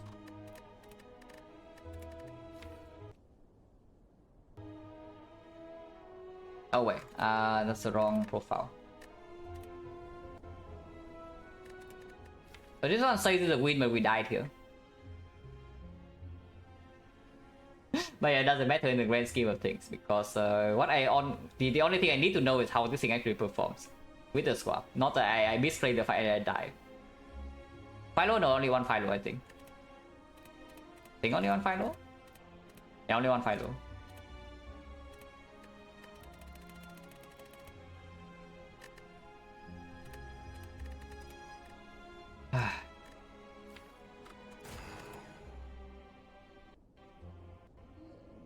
Okay, so again, analyze map. Okay, so if the map is not super aggressive, we swap. And it looks like the map is not super aggressive. There is also no safety though. There's a no bailout for the swap. You need to take floor 6 elite. If you take floor 7 elite, you have no card rewards.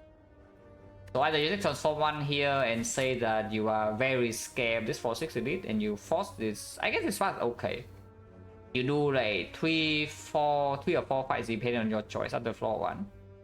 Into floor 6 elite, do 5 and 2 elite, into 5 and 2 elite. If the transform hits, cool. If the transform misses, yes, it's still fine. You are defect in next one with the crack call.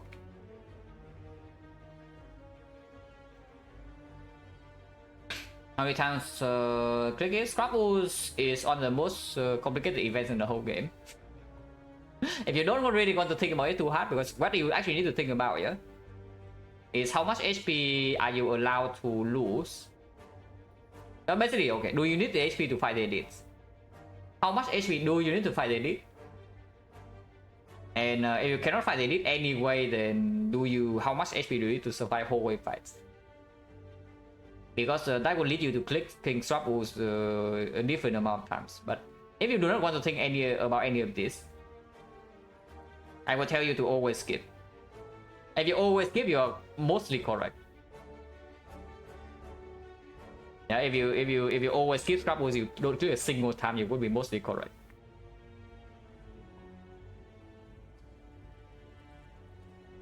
Plan to have equal representation in each boss release? Kind of, roughly equal, and then I play a few extra on the ones I'm interested in. Maybe Buster Crown, maybe some inserter, maybe some nuclear battery. Dome, yeah, Dome's fine. Next one. And it's bad later, but it's not nearly as bad as Sozu. We are committing to floor 6 elite, yeah. It's like we are strong in whole wave fights with this. I mean, not really, but if you see the cards. And we need to see the cards with this, otherwise it doesn't work. And if we go here, yeah, a bunch of question marks, and here we don't have anything to upgrade, we go here and we die. No potion, no upgrades, no cards, complete nonsense. So we commit to this for 6 elite. With the Dome, I don't think I mind going to advanced hallways so much. We can go to here and then decide, because it's more information than deciding on this spot. If we are really strong after the 2 fight, I can take 5, otherwise take 4. But yeah, I think I want to start here and go here. Boring swap, yeah, boring swap. Don't take 6, please. Okay, I asked for not taking 6, so I take 5. And I did not take Zap. I did not draw Zap, so here I can take another 5. Yeah, this is 7, this is 8. That's annoying. So we low roll the attack pattern turn 1, and we low roll the damage roll. And we low roll the HP because we have very high HP. And we low roll the raw order, so that's cool. Well, the chance of them both attacking this turn is 56.25%, so more than half, but not always. Okay, fine.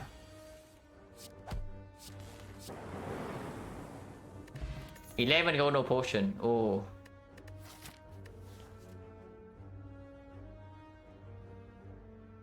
Wow, this is tough. If you are not literally forced to the freaking floor 6 elite, is an instant cool-headed, yeah? But we are we are running into floor 6 elite right here. And Nob is Nob needs to be freaking solved. It's still cool-headed, right? Couldn't do strikes magical stuff, true.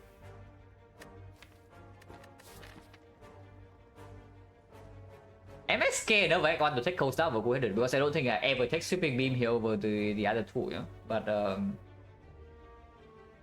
cool-headed is definitely stronger in the very short term, because you can even set it up in Lagavulin. Normally the problem with cool-headed over cold snap sometimes is that you cannot play it in Lagavulin if you try to wake up at the correct time. But here without the lightning orb you can play cold snap and have the frost orb in play. It also means that if you have to rest every floor instead of upgrading cool-headed, you feel a little bit better.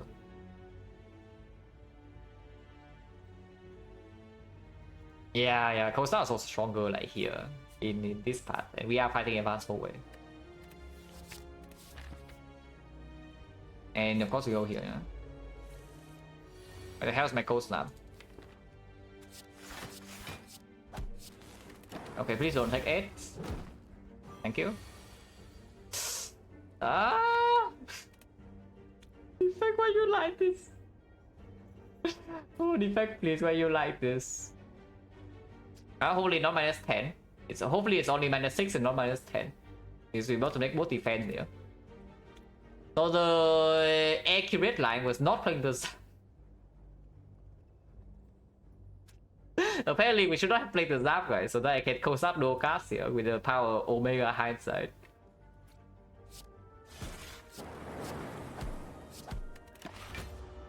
Okay, only 6. Yeah, okay, -6. I don't mind. Could be way worse.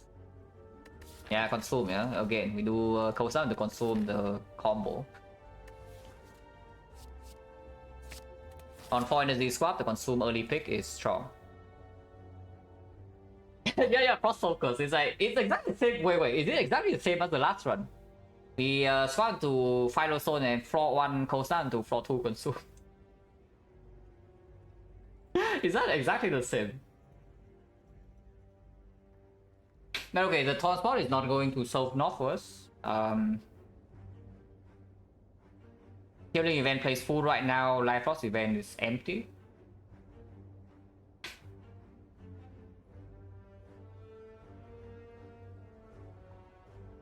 Now Frost now already happened. Not too long ago, but not in the swap runs. I think every single swap run so far we have found Frost. Even if we did not find it in Act 1, we find it later, and we do play into that. But yeah, I think it was before this entire swap thing, so maybe like 3 weeks ago already. Like no Frost the entire run, but it was fine. It was overpowered actually. Okay, 5 always, more chance to load roll, but we do have 4 energy. This is the brick on turn 1 until we see more Frost off. So we just lost the advance hallway by going here. Point chance 40%, so 14 to 50, 70% of the time we get a potion. We avoid maybe 30% of risk because it goes from 15 to like around 28. Yeah, I mean 15 was just a rough estimation, so you avoid roughly around 15% of getting a super bad advance hallway in exchange for minus on hallway fight. Yeah, let's just go left. Healing also plays full. Glad we can play. That is not healing, and we need HP against Nob, so no. Yeah, we need HP against Nob, so no.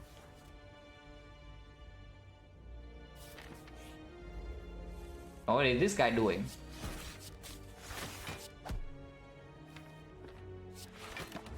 I don't know whether that was correct or not, but I think it's okay to do it like that.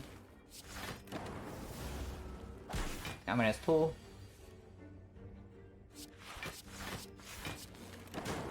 Now it's dead. Ah, memories. Nope. Does not exist. If Nob exists, then draw this third one. But Nob does not exist, guys. Just doesn't happen. It's in your imagination, the Nob. It's not there. It is just... Oh god. Oh god.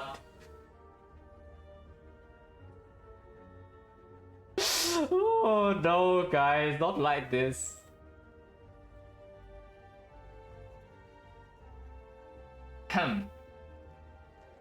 That's bad. Oh, that is bad. We are facing 20 damage to our face here and there's nothing you can do unless a liquid memory is a strike to kill this Dicky.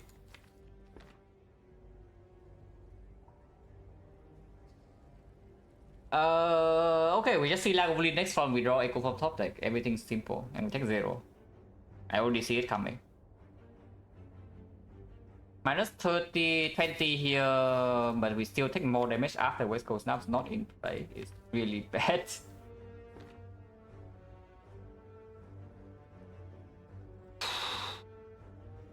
How much is liquid memories even saving us in the North fight?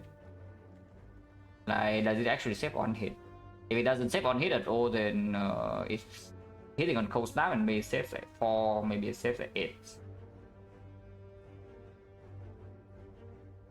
Because the line I'm thinking about is just strike, memory strike on the sneaky into defense consume. We take 10, we use 2 pots here. And next turn I can get this guy's a 12, so I can play 3 attacks sometimes, hopefully one is cold snap. If we can play cold snap, attack, and then defend, we don't take that much damage. So we memories for like 10. Maybe more, because next turn we sometimes can kill fast and we can play extra block. So I expect to be in the turn afterwards, it also says more. So I expect to memories for like 15 here if I just do it now. Yeah, I guess I should use liquid memories for like 15. Wow, liquid memories on strike. Amazing. So is it consume defense or is it echo form? I feel like echo form doesn't actually do much. It's okay. Consume also doesn't do much unless we draw this. But echo form also takes 5 immediately, yeah? It's still better.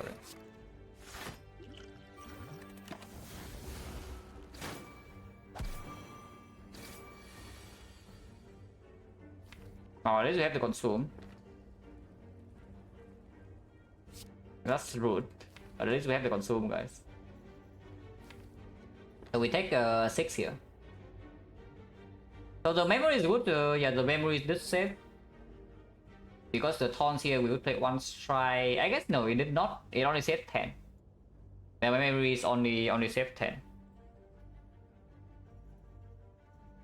With this draw though, because we could not even play a block here.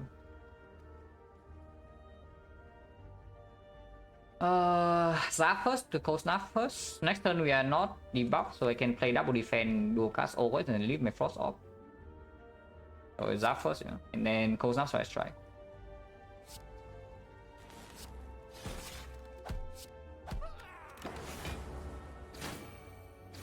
So I took 60 in this fight and used 2 potions. That's cool.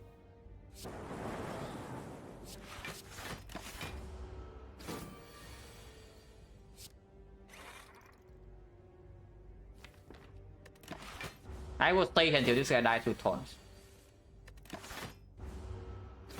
Because screw this gravity, this dies slowly and painfully.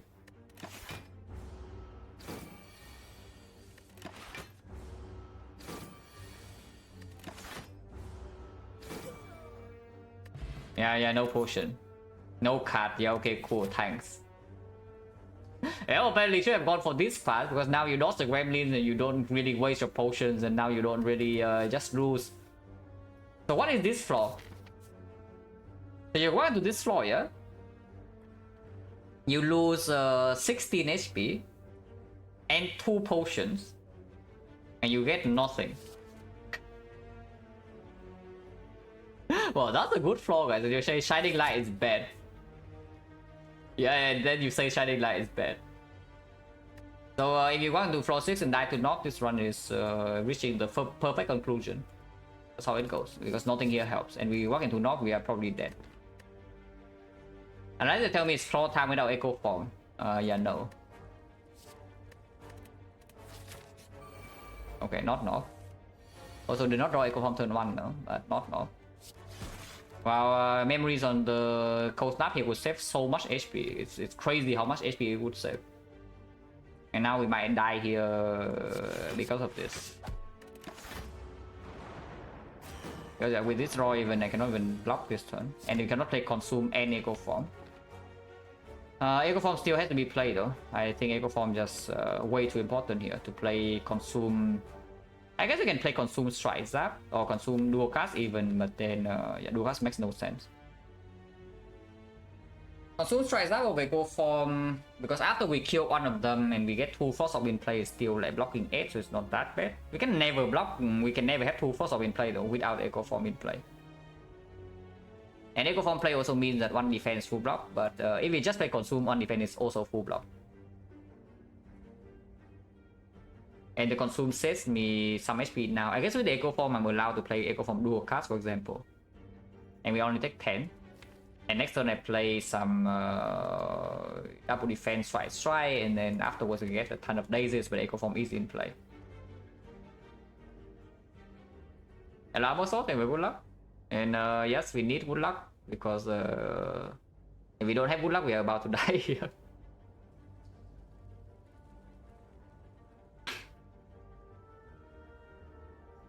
Yeah, how bad is Echo Form dual cards really? Because Echo Form dual cards also says that I save next time I can even double defend. So I save 8 right now, and I don't even lose 2 next turn.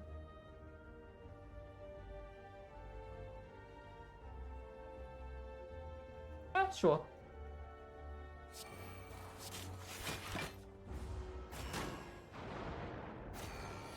I wish I have freaking sweeping beam right about now. The problem taking 5 is that next time I can die if I draw no blow. Like double defense means that next time we probably cannot kill this. Okay, we definitely cannot kill it, but we are trying to play a long fight here then. Yeah, it also rolls almost max HP on the outer ones, which is bad. At least Echo Form's doing his thing.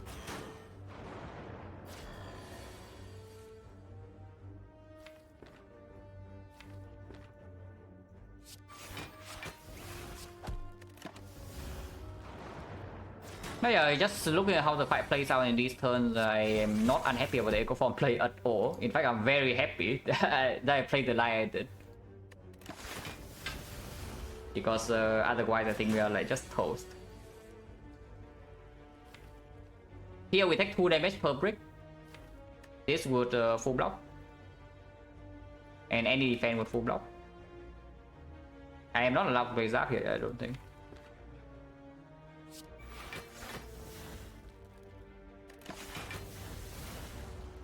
We can still die here pretty easily, but we are allowed to brick 6 times. We have brick 1 time, so we can brick 5 more times.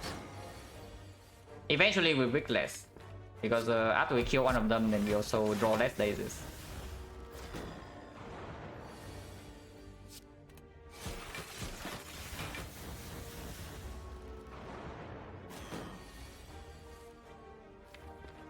Ah.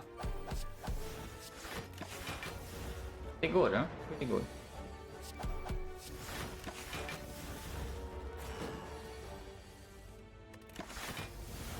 So how much damage did we take here with no potion use?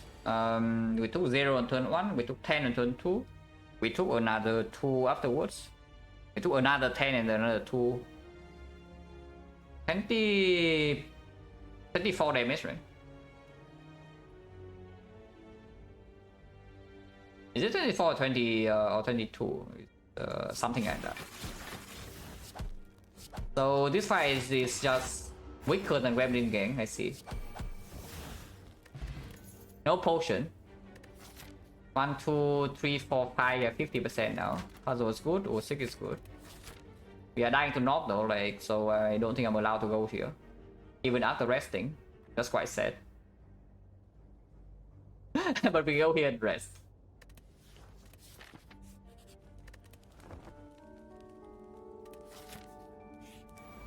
Okay, this side I can deal with, I hope. Get cold snap and we do defend consume cold snap. I could block for 9, we take 2 and then we get puzzle. And next turn force is in play. Other choice of course 6 for defend and consume defend, but that's just worse than the cold snap line.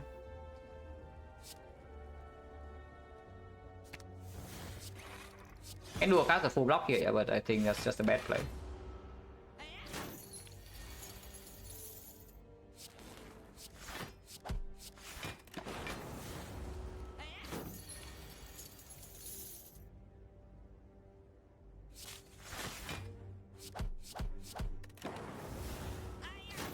Ha, got too greedy, my friend. No potion, we'll change 60.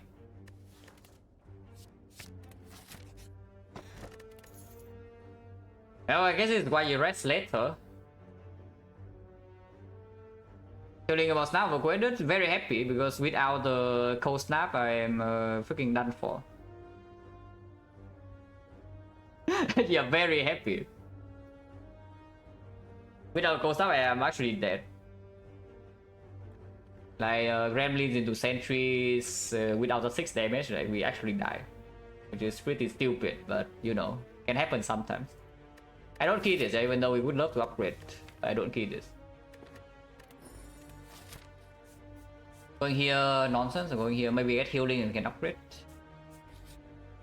Oh, healing. I can remove 2 by take my heal into the upgrading consume. Probably consume before Sig, right? Because it's actually stronger in the... Right now we seek for Echo Form, we cannot seek for anything like super strong together with. It cannot seek for Echo Form and scaling. Cannot seek for energy plus Echo Form into card draw, we have none of that. Yeah, consume first just to secure Lagavulin and Hexa goes fine, and because sometimes we need to rest again.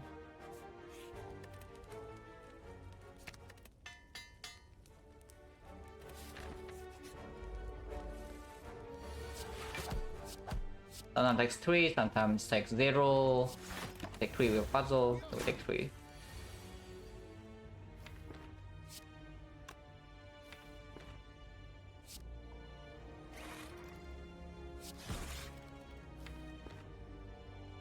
I take 3 again, and I guess that's fine.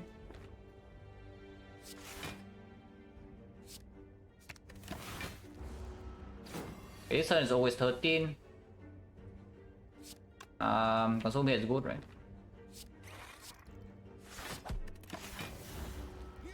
One defense full block now. And of course we can do something like this. No potion chance 70%. And your second goes down over Streamline definitely with Consume Plus. And we only have Bow Lightning to deal with Hexaghost hopefully. And Echo Form. 44 HP against North, against Lagavulin is a free fight. This Lagavulin is absolutely free. Against the North 44 where we have the Sentinel puzzle, over 2 big hits we don't die. Yeah? One big hit we don't die, and sometimes we can even block 2 big hits if Consume is early and there's some cold snap. Yeah, we fight it even without pots. 90 HP North, but we draw... Unfortunately, cannot Echo Form now because I need to play Consume. I cannot seek for Echo Form, I can seek for the Ascender's Bane or Defend. I don't know, or are you saying that I seek for Echo Form and play Zap regardless and ignore the Consume? Because I feel like playing Consume into Zap Cold Snap is like a lot stronger. Because it also opens up a chance that we just block this thing with 2 Force or with 3 Focus. Yeah, it's so much better, right? I'm just thinking Echo Form now and playing it. So I do seek for Ascender's Bane here, I think. And Lightning's in front because we might want to keep 2 Frost for the make it turn 3. If I draw into this Cold Snap. Or the Bow Lightning, I do want to keep my Frost for turn 3.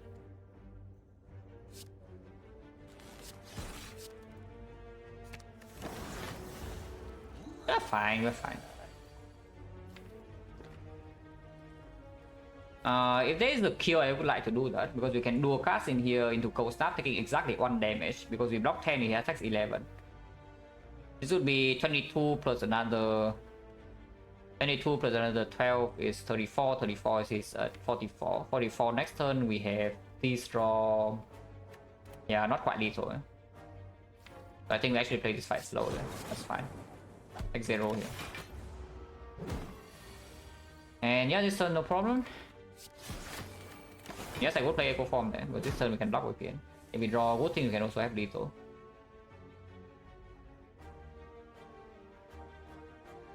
Did not draw any of the good off cards, that's unfortunate. Triple Strike would actually have killed here. Do we still kill? Because double zap is 11 into... Yeah, okay, double zap kill. Yeah, it's fine, it's fine. We took like barely any damage. No potion. Potion is 18 now, but that's supposed to there. Okay, maybe I clicked that too fast, but you know. There's no way I click the other two over this thing. Maybe did click a little bit too fast, but there's no way. Oh god. Bit scary.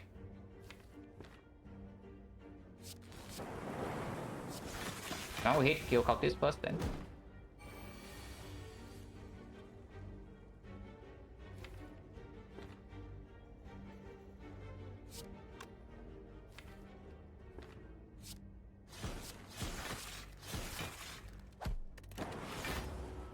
Take 2, perfect. Now kill cultist and no problem.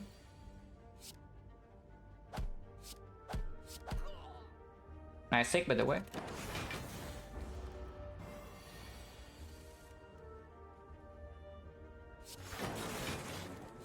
I do this order now because consume now is perma full block.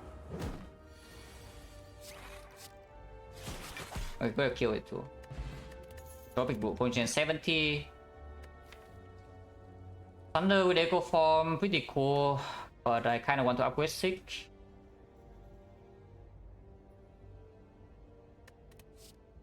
Second bolt I need to go with a consume, but I'm not that interested.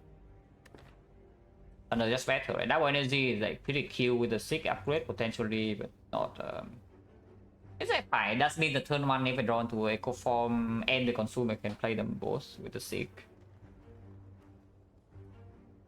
But yeah, deck has no AoE, we have the puzzle. When we need the fight, I really don't want to stay too long. So we probably still take this, even if it's not gonna upgrade it, yeah. Because I think I might upgrade the Sick over it here.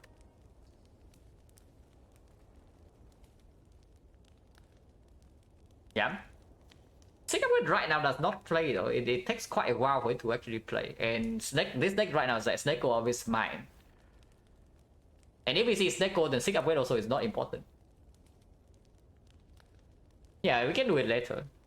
Right now it doesn't play at all. I just see the dog fight you Sick for freaking Ascender's Bane because you don't have energy to play these cards, even with this swap. Hammer is fine. We cannot take for later, we have upgrade power, so how bad is it?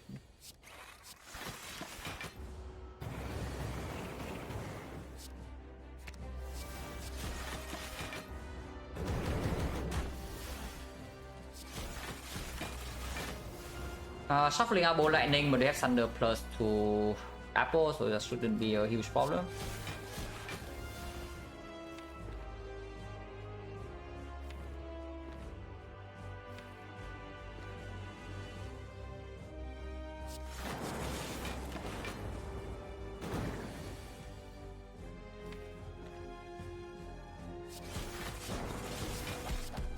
Also, we probably block execute pretty easily here.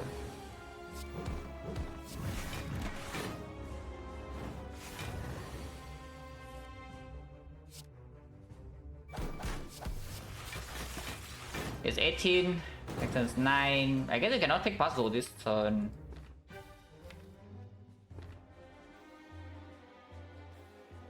Side equate, because if I play double Ball Lightning now I can die next turn. Yeah, if I play double Ball Lightning now deals the most damage, so I can actually die next turn. I guess you just block execute, right? Because playing double Lightning now opens up double Thunder kill next turn, yeah, but let's just block. We cannot take puzzle this turn. Actually, we can. Yeah, we can puzzle. We can double strike and to consume. Wait. Double strike into Ball Lightning to consume to take puzzle. And if we bottleneck both Cold Snap, then we have Thunder and we kill. Otherwise, we double Cold Snap and that full blocks. Yeah, that works, right? Double strike into consume. No, double strike into evoke first. No. I cannot play Ball Lightning. I actually cannot play Ball Lightning because the lightning would be behind, so I cannot get rid of the Frost Orb. So I had to play double strike into consume if I want to take puzzle. In which case, then like, I guess it's still good. I can play this fight after the burn plus 2 is like not a problem.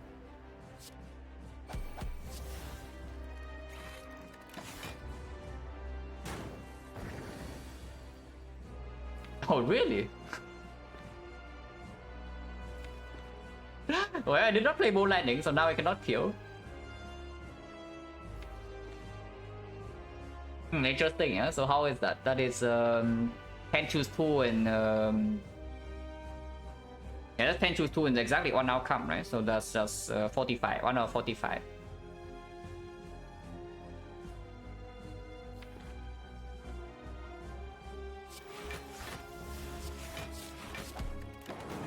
Yeah, I guess like 16.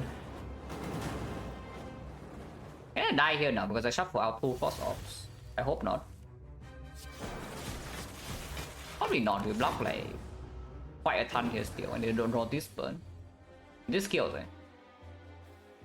Double Wall Lightning is 14. We evoke 1. That's 14 more, and then passive is 9. So that's 37. Yeah, it kills. If it doesn't kill, do I die or not? But yeah, let's just double check if it actually kills. Evoke 1 is 11. Actually, it's only 11. Yeah, Evoke is, no, it's 14, 14. 6 focus, not 3. Yeah, so Evoke is 14 and the passive is 11. The passive is 9. So we have 23 plus another 14. Yeah, that's 37. So it kills.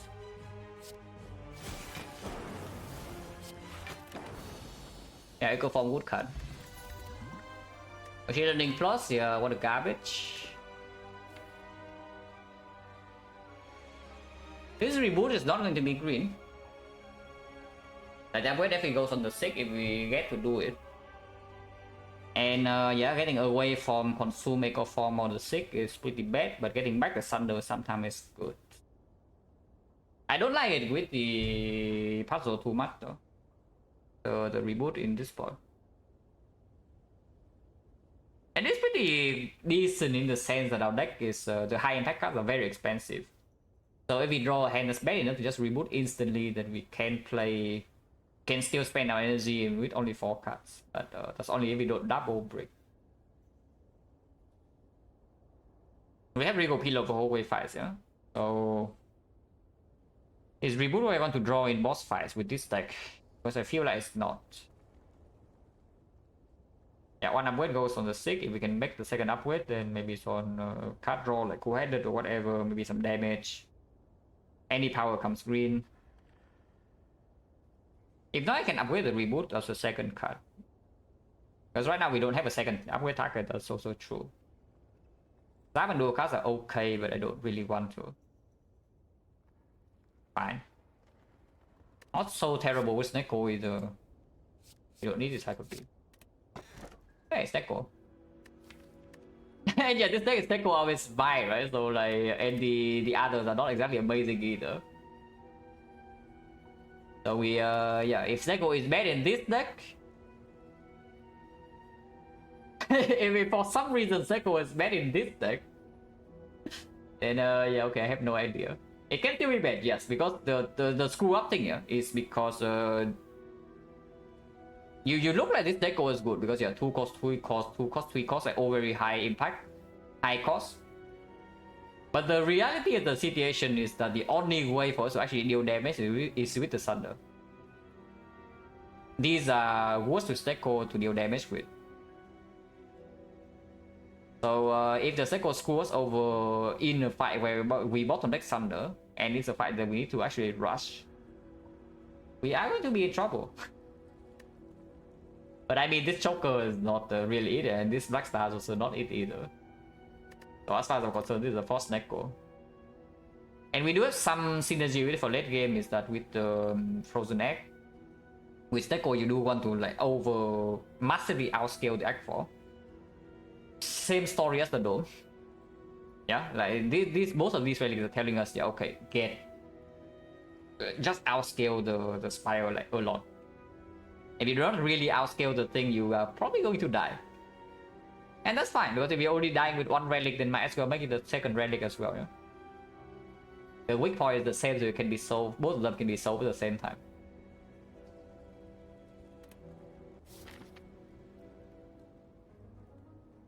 Early shop, we do have Fairy and Regal Pillow, and I see a path that's like somewhat aggressive after early shop. That's pretty good. Something right side is good. Something left side is 1 fire, 2 elites, exactly the same, but not burning elite. You can do 2 fires, but yeah, the shop is really late if you start left.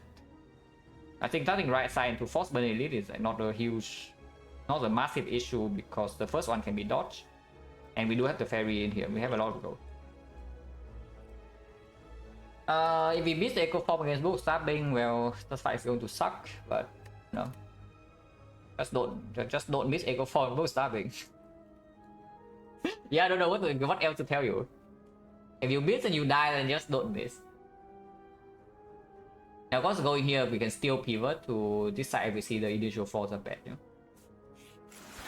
What is this guy doing? SEL is minus 16, but not really. Get rid of this force off right now to block a little bit more because you have lace here, seems fine. You can also open this. Because right now we are taking 11.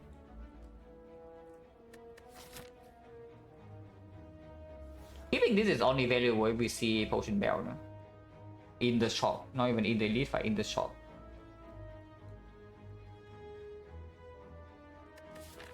Not sure. What do you have? Okay, useless. Unless you tell me it's lethal. 48 into 18. 64, 64, 74. Close, but not quite.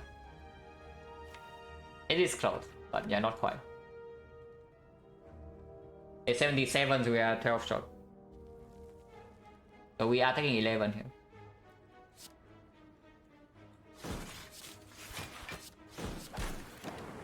Ow.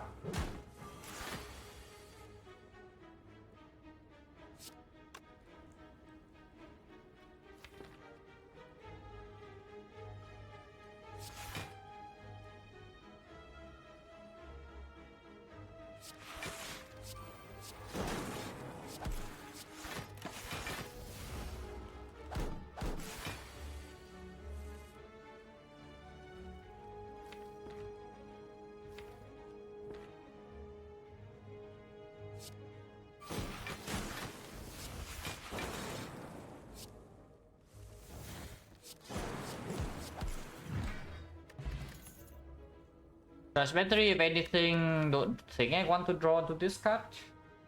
It's not even green.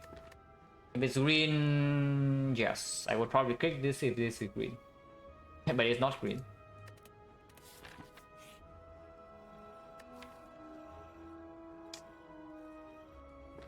Oh, remove his Neko is strong. It's 8 upgrades. This is like what, plus probably like plus 5 HP per fight. Until the remove actually has payoff.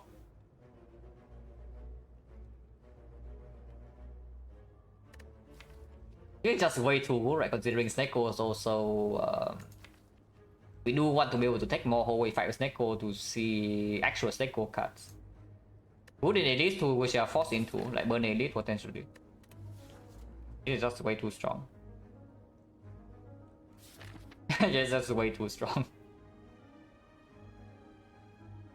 Potion chance 50, you can go to shop immediately, you can go to double question mark and then shop because you have 2 pots. And fear pot is okay here. And going here also allows you to pivot, yeah.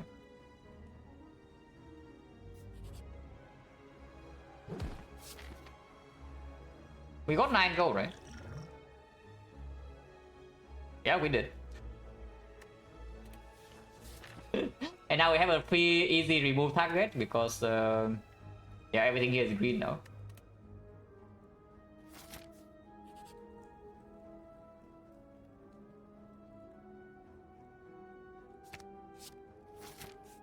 And yeah, we are fighting Burn Elite, yeah. Airport, Ferry, Defect Plus now 400 gold shop.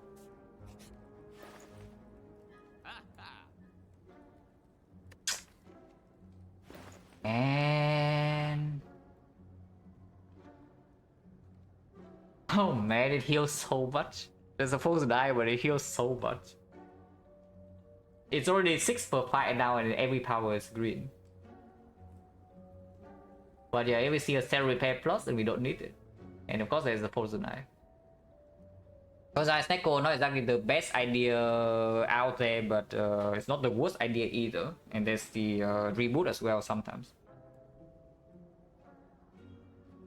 But yeah, it's probably just Frozen Eye, remove, and then I don't even know afterwards what.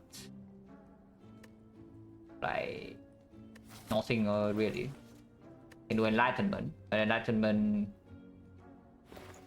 Snecko was only working. I guess yeah, we do have 4 energy. I was about to say Enlightenment Snecko is only good if you have 4 energy. We have 4. Tori, yeah, Tori is way worse with Dome. And like you want to do Act 4, turn 2 of Heart, and now you have the Tori. So do you block 60 or not? But it means Curse in deck, yeah, what's wrong with Curse in deck? No, really, what is wrong with the Curse in our deck?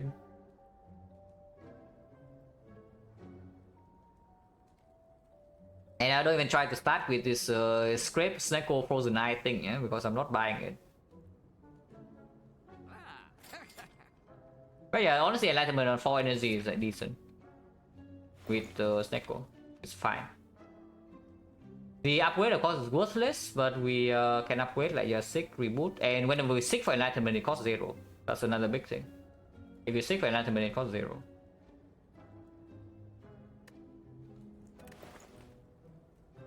And we are not going to do a second shot with this act, but it leads in 2 flaws. Yeah.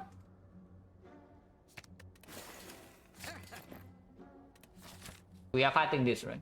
I mean, you can go here and rest to be really quote-unquote safe, but I don't even know. How safe are you really?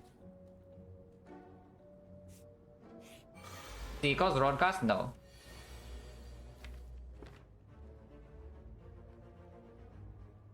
Enlightenment is doing nothing really except getting it out of the draw pile.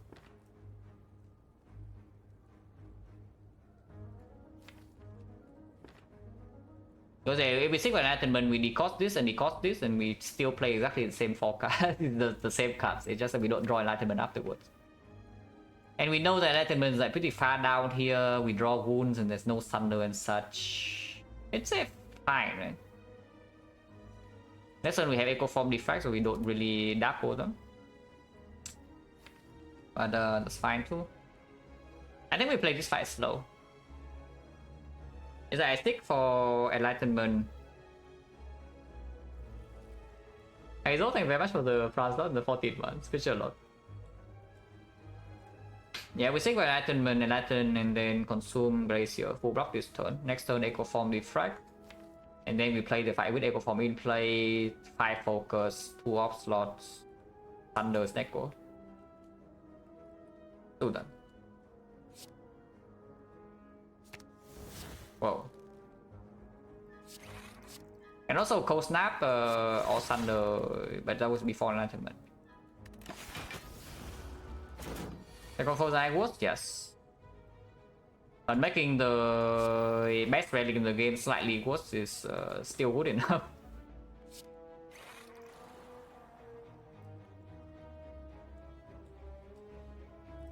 Yeah, bowling strike defend, don't think we need Fear Pot yet. Pawn chance at the moment is 50. But Fear Pot runner doesn't really play.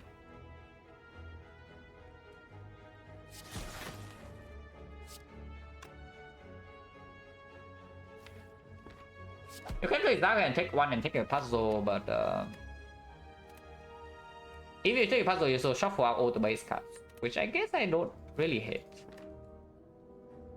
And let's take the damage. It also deals more damage now. Oh, it makes his turn 2. That's slightly annoying then. And we drew some Garbo Snecko hand. So this right now is like what, 7 times 4. Next turn, no block. Next turn, 7 times 5 and we draw no block. Means it's probably rebooting time then.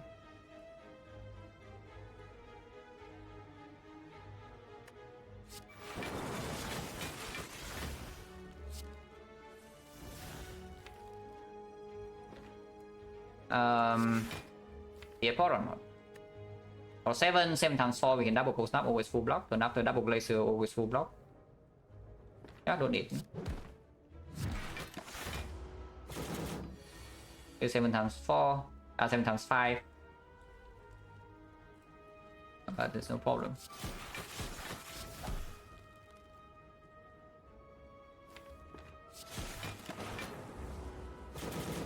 It's 24.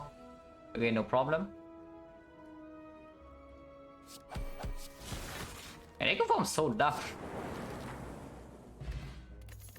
Echo Form is so incredibly stupid. Hologram? Yeah, hologram's fine. Can be our upgrade if we ever get to do one. Right now we don't have any. Attack pod, yeah, not over parry in this part when burning slavers can happen. But over fear pod I can see sometimes. It's just that fear pod thunder is so convenient and we can proc the virus with it. But yeah, I guess the attack pod also procs the virus better. And a hyper beam, meteor strike, whatever, another thunder hero. That's probably better.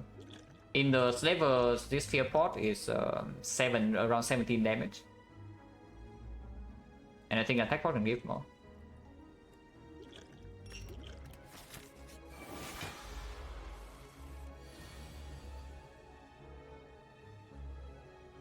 I like the money here against 1 energy.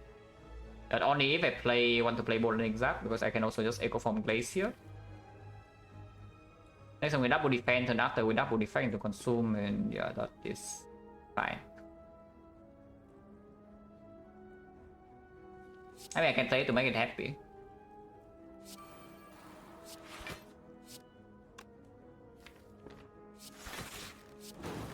Don't really care about that call. We take 0 here, like easily.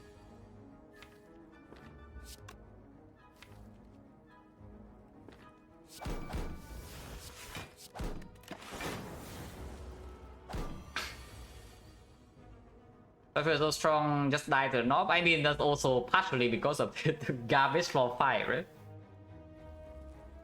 Like, what can you do? Just Gremlin Gang and that combination and the 2 poisons we drop, and also the draw order was pretty unlikely. So if you roll that on top of another 33%, then I guess you die. But yeah, knob doesn't exist.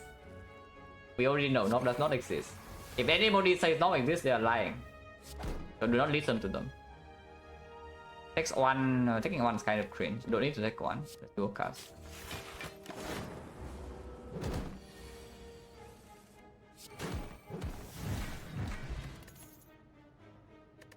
Well, this one we take, yeah? It's secure scaling for the entire run, basically.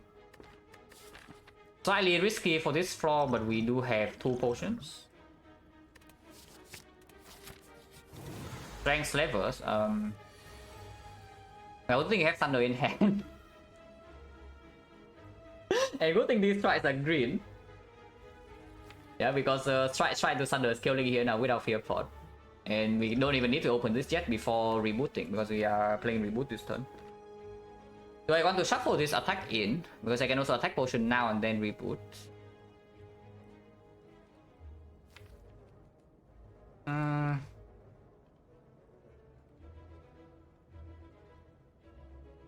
Fine, it's fine.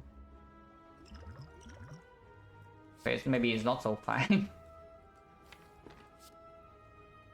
Maybe attack pod just sucks. Re-enter, yeah, better than FTL in the redraw, I would imagine. Skip? Nah, don't skip. Can we still do this first?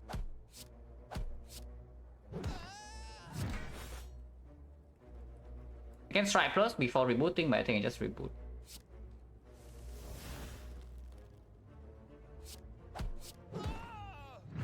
Well, good thing we took upgrade all base cards, guys. Instead of the garbage remove 1. Good thing that we have the every base card upgraded. Because I kind of like that turn. That was nice. Pretty good.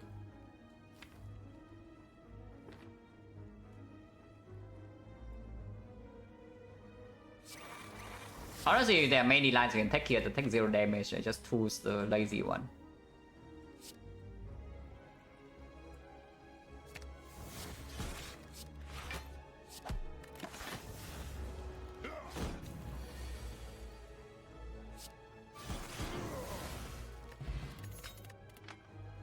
Vision trash, like trash, melter trash.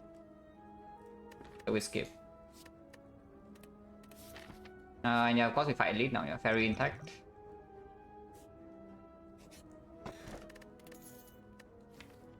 Can play. Don't think it plays enough for me to take it in this spot.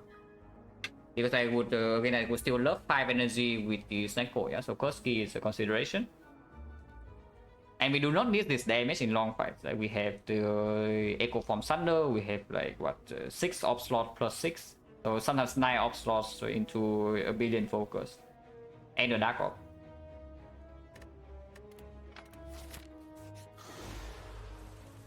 And again, Fairy is still intact, so no real dangerous threat yet. Performance bottom deck, not very nice. Cannot even seek for consume into Glacier. And seek into Defect into Glacier, but honestly, maybe just seek a Defend. Or just seek a freaking Defend.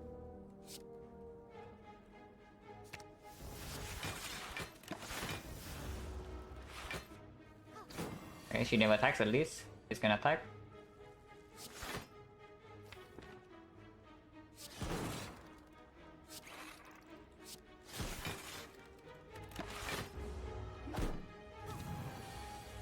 Missing exactly 21, yeah. So she will heal. If we're gonna attack again, we don't really care.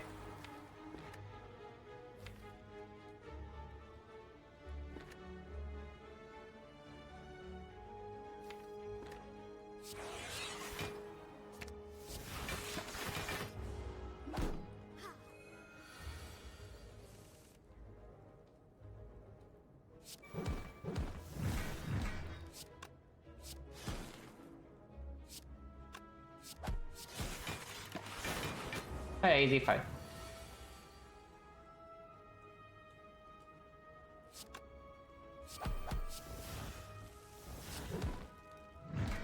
No potion? But still good, I guess. Not quite Glacier, but yeah, still good. Cringe. And bad. And cringe. And bad. We, however, do have Echo Form and Frozen Eye. So it's slightly better than usual, but yeah, Echo Form with Frozen Eye, so even though it's worse with XecnaR, it's better than usual because yeah, you can double play them like somewhat consistently. We just simply don't need these, and it also makes our Fairy weaker. It makes our Fairy pair potentially weaker. It suddenly puts pressure into Act 4 draws, and we lose the Fairy somewhere. Even if we don't lose the Fairy somewhere, it still puts pressure into turn 2 draw of like exactly the hard fight. Spear and Shield, not a huge problem, but the hard will be really annoying. And we don't have loop. Don't have loop to soul bleed of death yet. Maybe 7 gold though, but no. Monka? These are not the XecnaR rolls I want to see. Yeah, these are definitely not the XecnaR rolls I want to see. And I also don't want to see Thunder and Echo for bottom deck. And I cannot seek anything here. That's bad. Especially if she doesn't attack this turn. But I guess yeah, it's just Cold Snap Strike, kill the Sneaky, and hope that she attacks us for 16 damage. I also don't mind resting with Rigo Pillow here, yeah. 3 energy strike, yeah, we still play it. Oh god. Freeze. Next turn we do not draw into Thunder. It's terrible because the wizard is hitting, but we can do a cast a Dark Orb always at least. Which basically tells me that I cannot play, I'm not allowed to play Glacier here. Which is really annoying. But I am not allowed to play Glacier, otherwise I get hit by wizard. And there's nothing I can do about it. So if she resummon to attack next turn and the summons also attack, we're taking maybe like 40 plus damage next turn here in this spot. And yeah, there's nothing you can do about it.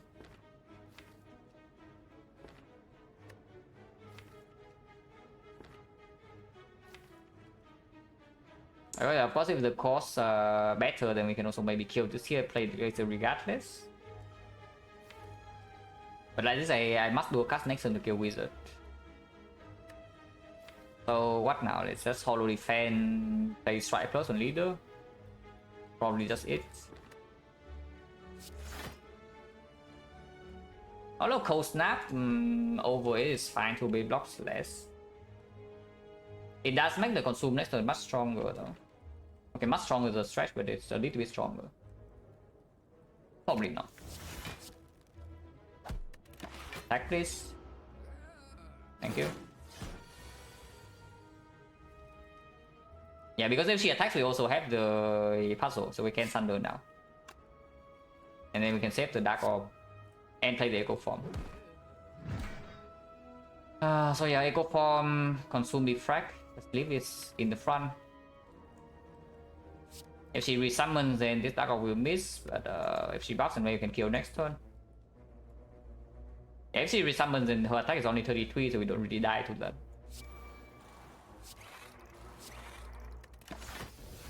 How this Echo has been? It's average. Summons.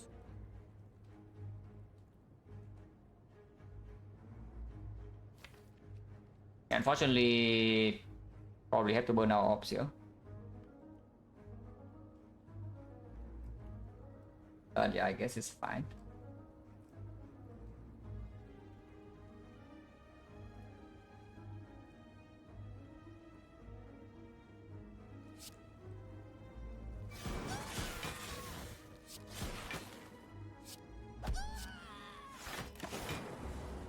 Nice, full block. So now it should be over.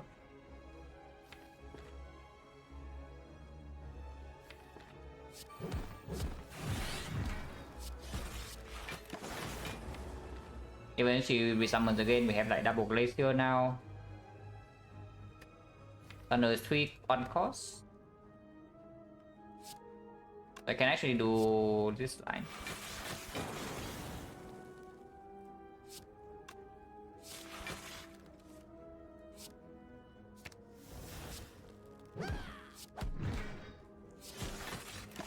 Yeah, this side of course from this spot very easy.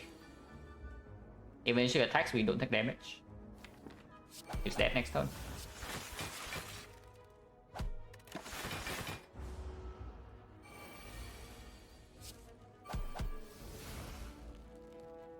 Okay, could be way worse.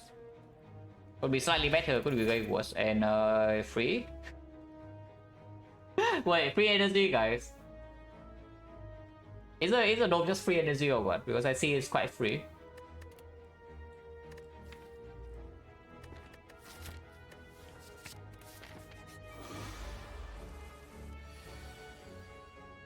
Ouch. Minus 22. Well, we have this. We are fine for now, but ouch. Consume, we do draw because we do draw 10. So I don't think I want to kill my Frost off. So we do Cold Snap, Fusion, yeah? Instead of Fusion, Cold Snap. Ow. Debuff? Oh, this guy's so stupid. Wait, it's so stupid. But that guy, the XecnaR is actually just dumb. And what can you say, right? Just stupid. So am I allowed to take 0 here then? Double defend or even double cold snap. Double cool-headed into enlightenment into playing these. So we block for 9 plus 4, that's 13, and then double defend. Yeah, that's full block.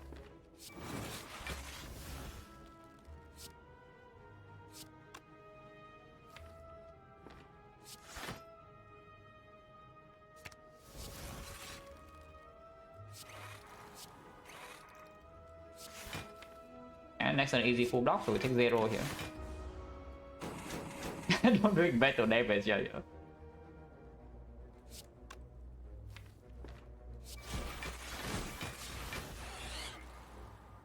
Burner on 0 because yeah, we probably go to question mark over this fight. This fight is no guarantee you can set burner, yeah. Sometimes chosen +1, sometimes triple cultist. And this fight is completely free to set up, so I would like to set burner to 0 and then we work here about hyper beam. Actually no, burner on 0 is just stupid, no? Isn't burner on like 4 much better? Yeah, on turn 6 it should be... We should easily block 58. Yeah, exactly. Why do I want to block him? It doesn't make any sense. It should easily block that on turn 6. So the actual damage turn is actually on turn 2. So yeah, burner to 4 probably is good then. If we want burner on 4, then I should play this zap. Yeah, I think I will. We can always double Glacier to evoke this if we fail to draw lethal next turn somehow.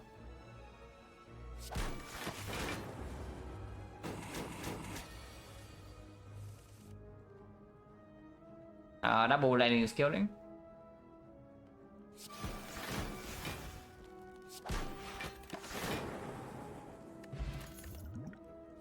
Green. Probably don't take more than 2 though, but the second one I think is still good. Okay, fine, whatever. This fight we can control too. This fight we can control, so it's not so bad.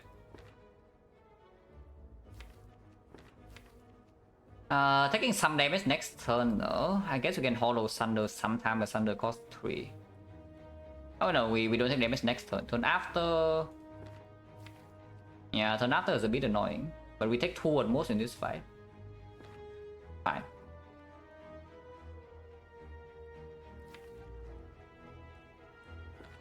Honestly, Cold Snap or the Cold Snap is better than Sunder, you know? So let's do that.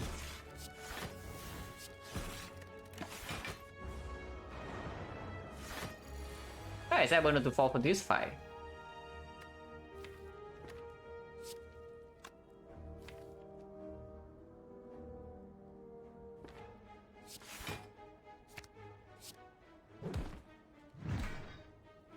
Was that stupid? Maybe it was stupid.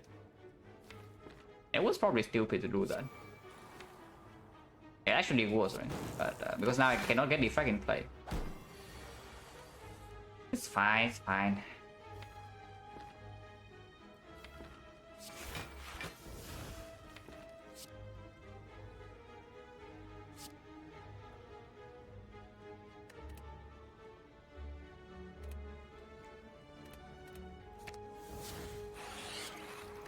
Full block.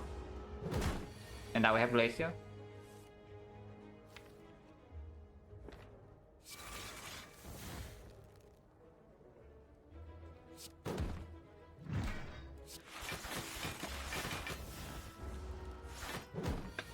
Double Defect this turn, and then yeah, we take our time.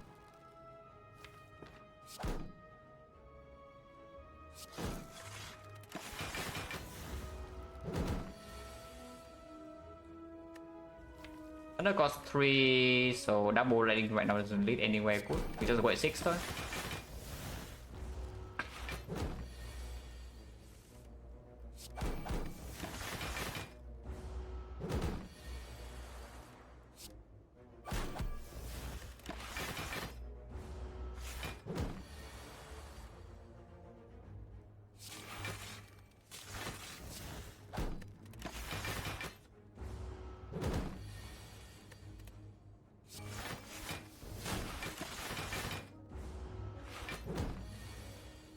Yeah, Spy Plus will kill, so yeah, next time's always dead.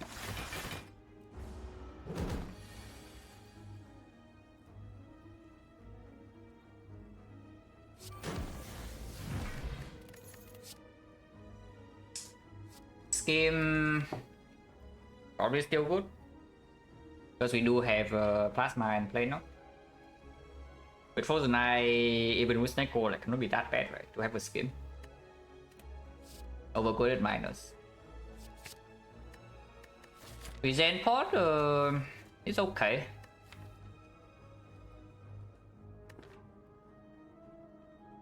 It's fine. You can use it early act 3. FC Sozu, this in act 4, so it's not so much worse than this. That's fine. And yeah, we actually do not need to rest. Upgrade here can be on Sick, can be on Fusion. Fusion upgrade is literally just for the Sick, so probably not. Can be on Hologram, can be on Cool-Headed, on Skim. Upgrading Sick is not actually doing much. I mean, it's manipulating the Shock Hope pretty nicely, and sometimes you can pull Enlightenment Thunder.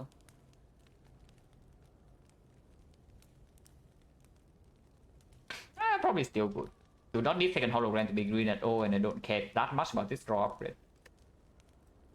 Is that drawing one card, or not just draw one card with this of your choice? And recall here as well, but take upgrade is fine. Yeah, wait for second echo form coming for the 9. I don't have energy to play it, so you need also to enlighten. It's probably still the best.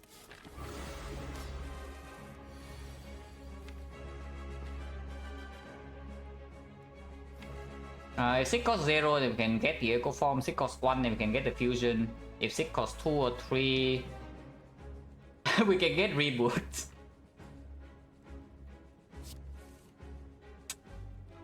Man, it really costs 2.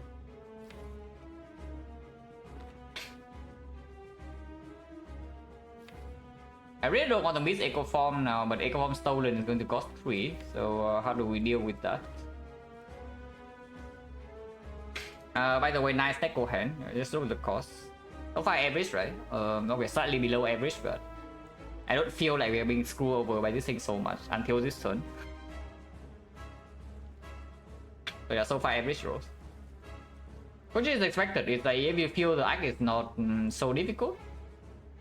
Take which one? Okay. But no, the second one is green. The second one is green. So we already know.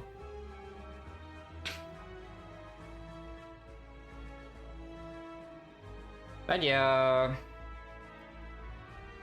So I was saying that if you feel like your deck is good with Neko and the rolls you do not feel the rolls are screwing you, and you check the stats and they are like roughly average, then you probably have the accurate read of this is that the deck is good as Neko. But of course here it's clear, yeah. it's just a double check to know whether I'm like insanely wrong or not.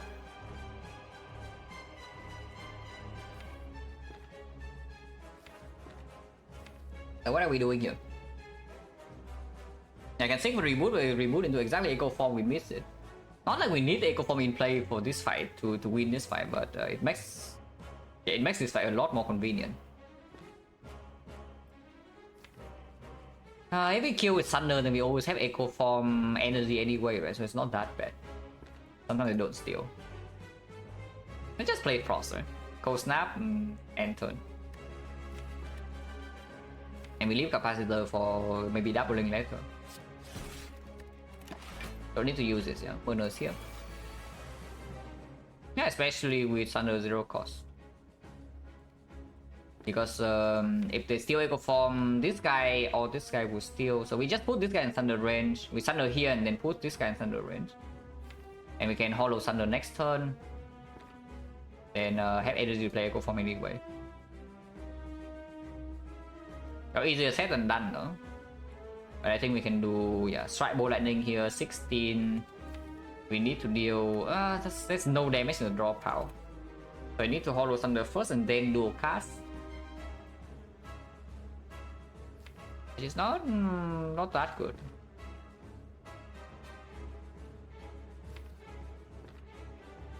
Put it first and then just dual cast now is potentially a line. Yeah, go it first and just dual cast now, and then it will hit this guy.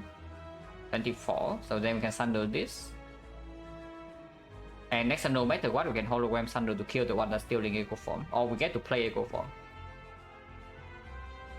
It'll be good, right? Even if Dual Cast costs 2, you can still play it. Yeah, that sounds pretty good to me. Yeah, Dual Cast now, hits here, and then we Sunder this.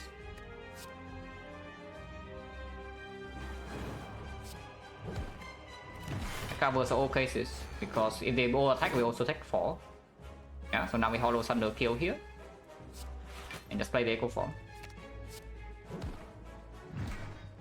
Yeah, easy.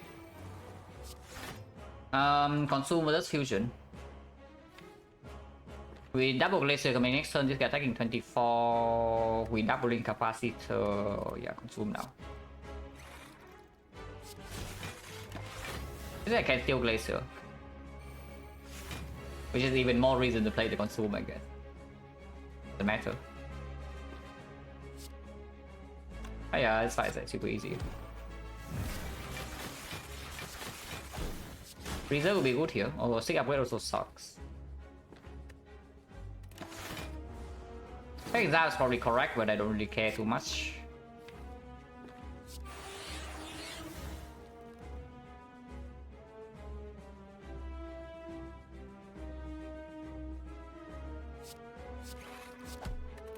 I have beams now. Okay, so it's 2.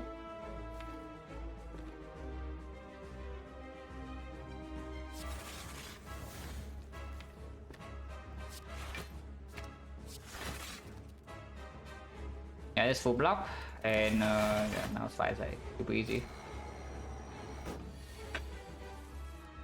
So we still haven't even played our Defect, which comes next turn.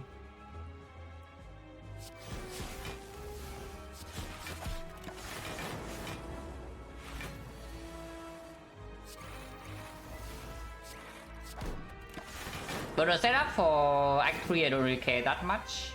But probably 5 is still good.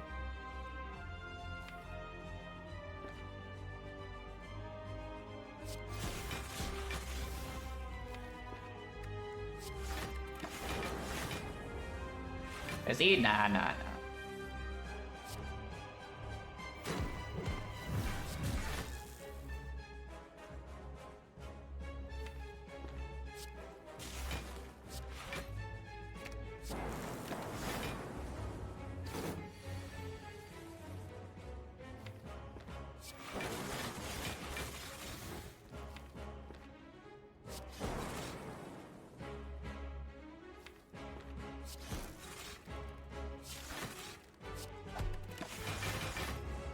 This have 70 damage, no problem. And next turn it dies.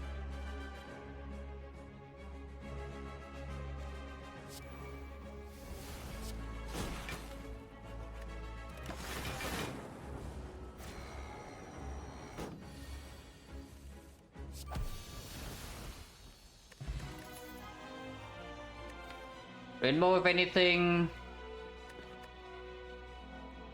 we are slightly above the Rainbow's pay grade, yeah?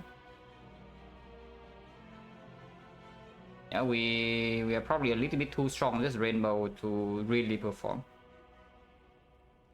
Yeah, Dark Orb Refill don't need, because we have Echo from Thunder for long fights. We even have Incense Burner. We also have a Billion Focus and the Off Source, so we can just play Zap. Or Bow Landing. And if not Rainbow, then it's just a skip. Don't mind skipping. Yeah, I don't mind skipping. Ripper with Mute Ticket, with Regen Pod. So Mute Ticket also says that we have full HP into Act 4. Regen Pod for a little bit inside Act 3, and we have the Fairy as insurance too. And it's 5 energy Snecko, making Enlightenment also stronger. Because yeah, Enlightenment 5 energy says that no matter how bad the hand is, you can play 3 cards. Enlightenment into 2 cards. Cage is cute, but I don't think it's actually great. Because the way that we can lose fights right now is that we actually cannot play Echo Form somehow.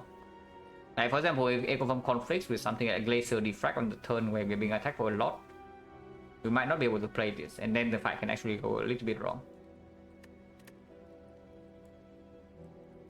Like the 5 energy snack go and move on.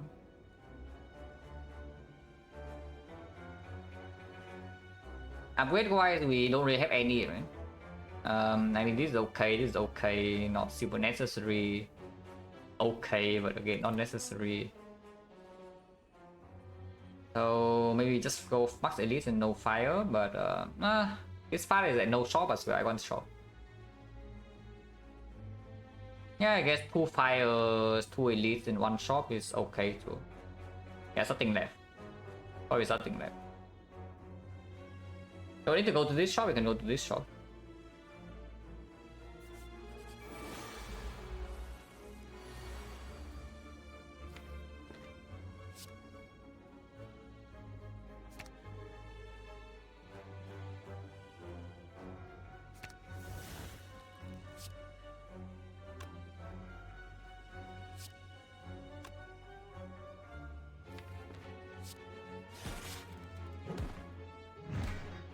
I would think Burner's on 5. I mean, we could have pulled Enlightenment Thunder instead and put this to 1 HP and kill with Strike, but I don't mind this line.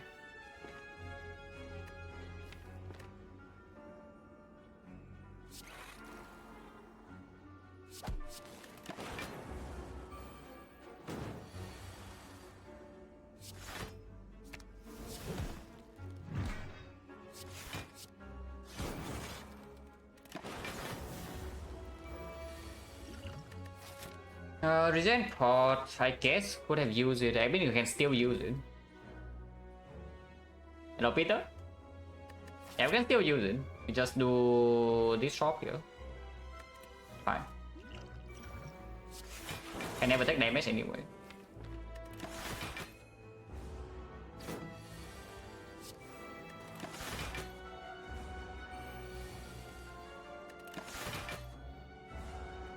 I think now would be good. And of course we can.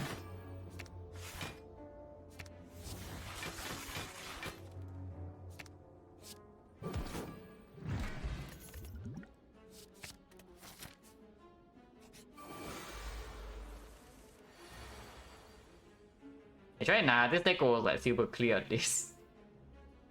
We leave back one with like Echo Form, Thunder, Glacier, Consume. And the other options are Joker, Blackstar. So this one is clear.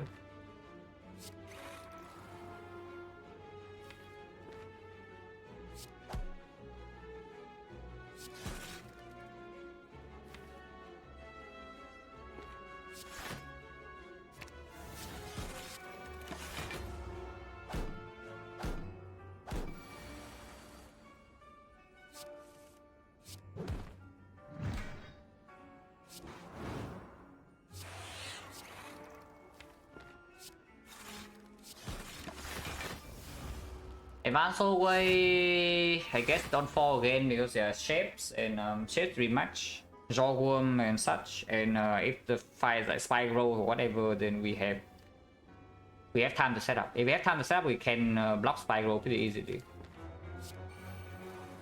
So just do 5 again, yeah.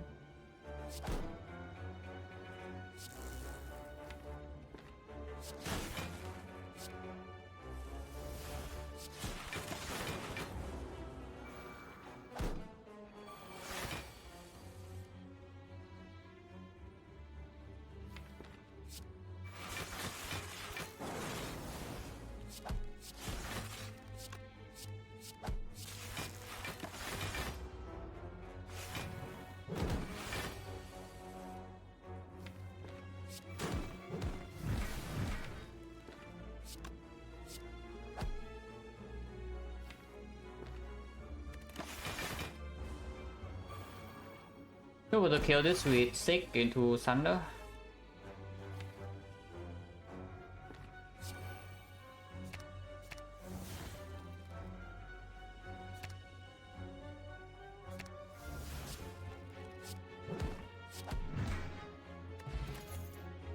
Garbage. One chance 40. Transient or burner number is kept.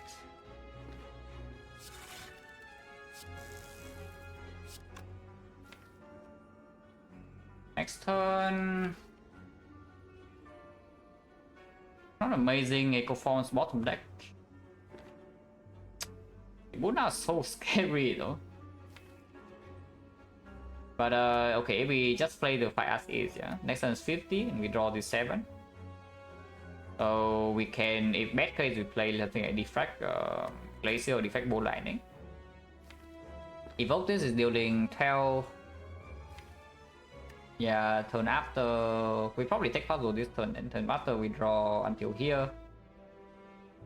I'm still not in play, Loop is in play, this is in play, but not consume. The hell is a consume? Oh yeah, bottom deck. That was spooky, but Echo Form's here now, so it's probably fine. We got an Echo Form we could play, is pretty important.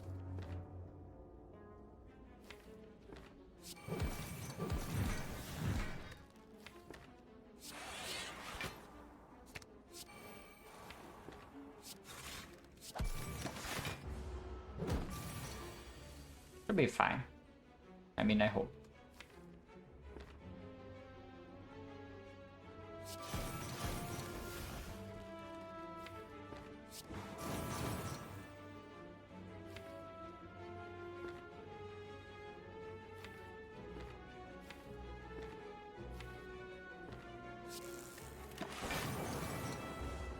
Here's 70.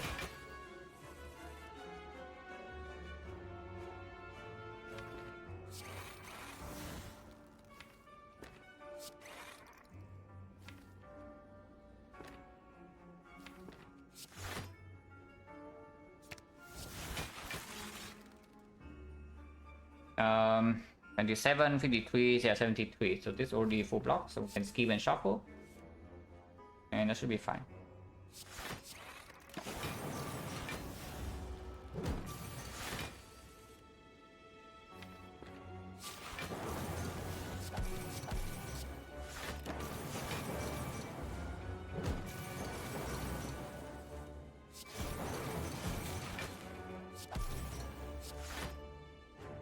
Wait, do I have no zero cost?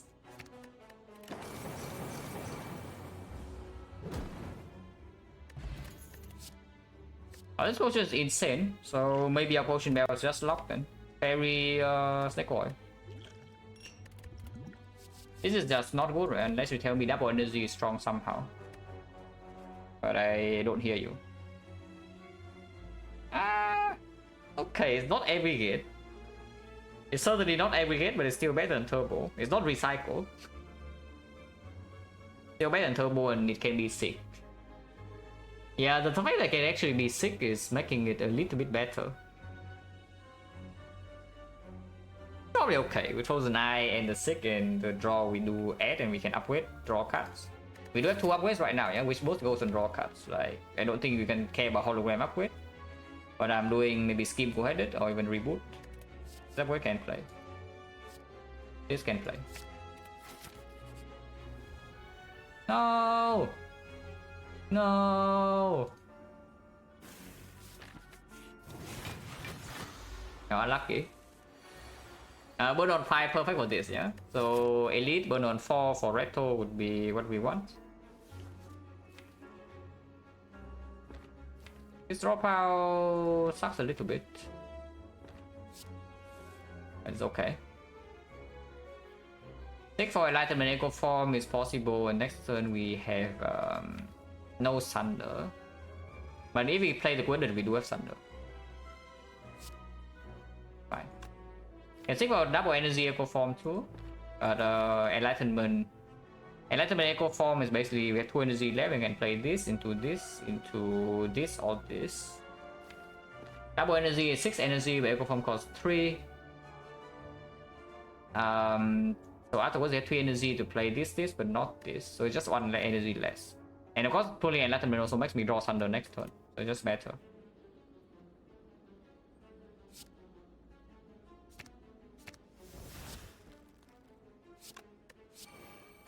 I do need to play the Gwyndon, yeah, to draw the Thunder next turn.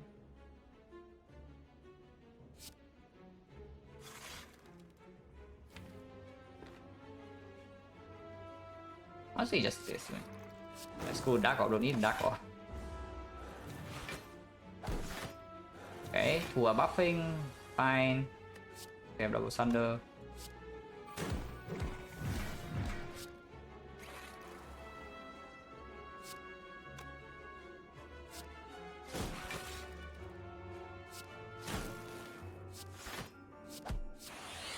I think damage here, but we have the... Yeah, okay, we took 14, but we have the multi-kit shot coming up. It's not so bad. And again, fairy to protect. Nice double energy, by the way.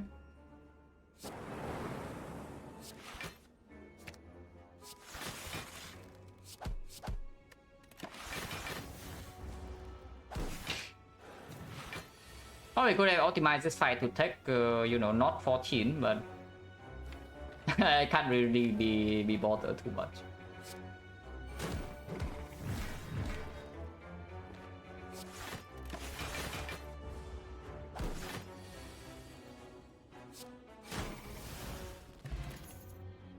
Fossil plus block 16, but discounted in hand, especially with Echo Form where we double play these cards. We do not need a card that says block 16. Like Glacier is better, these are the same. But not buff also don't need because of Incense Burner. Bit of Death Solution don't need because we have loop. So no, yeah, we just skip. Garage has damage solution after we double capacitor, but we can also double play Thunder. And there's some double bolt lightning, some force orb, some zap. Let's skip. Upgrade coded first. I've already coded first.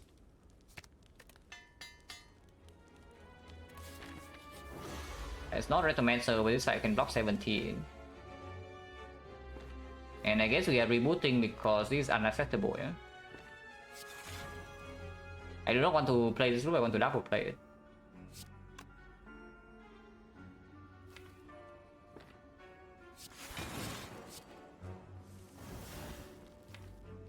Right, much better, double energy plays. Yeah, we can seek Echo Form now even though it costs 3, don't really care. Again, Enlightenment as well, but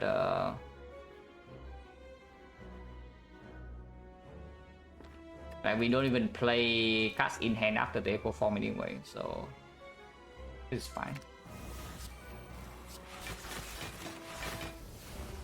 This fight should be extremely easy.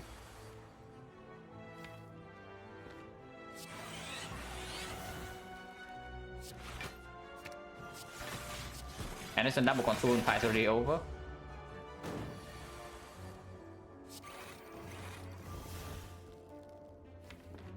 So we need to loop.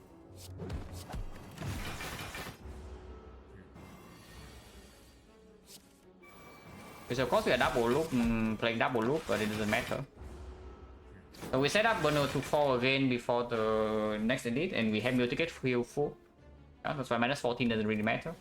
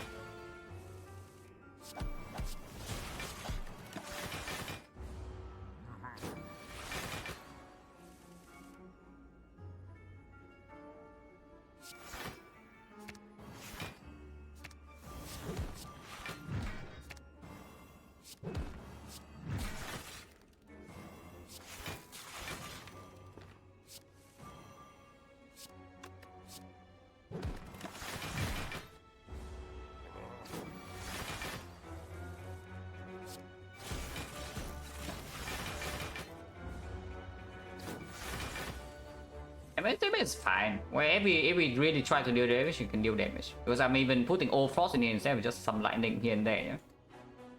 And honestly, but this part I might take a blizzard because with the dome I also don't really want to have to think about rotating like these things out for some lightning for damage in hard fight. So yeah, a blizzard would be okay. I guess if I take blizzard, I should have taken the barrage. That's actually true. I probably should have taken the barrage then.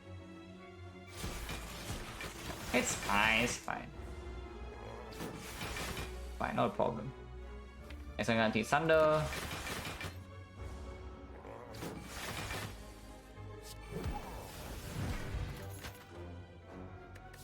Recursion for the Dark Orb is here we really lack damage. Algorithm 1. Ignore question marks, so it's like 2, 3, 4, 5, 6. 25. Better than Force Field. Yeah, better than Force Field. It's 25 when we enter Act 4. Sometimes we see Spoon in the shop. Do we buy Spoon or not? Yeah, okay, not amazing. Works on this algorithm reboot sick. But yeah, with the cycle value of this also goes like down quite a bit. Mostly okay though, we can double this in every floor and then it's like 1 energy block 25 or so in the hard fight. We double play the speed and shield sometimes it's 1 energy block 30, so double echo for 1 energy block 60. No, not 1 energy, but yeah, it's a cut block 60. It's okay. It's fine. Sometimes Spoon, sometimes Apotheosis.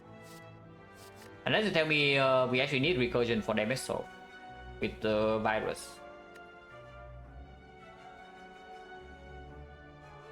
Keeping the virus orb around is not too easy, yeah?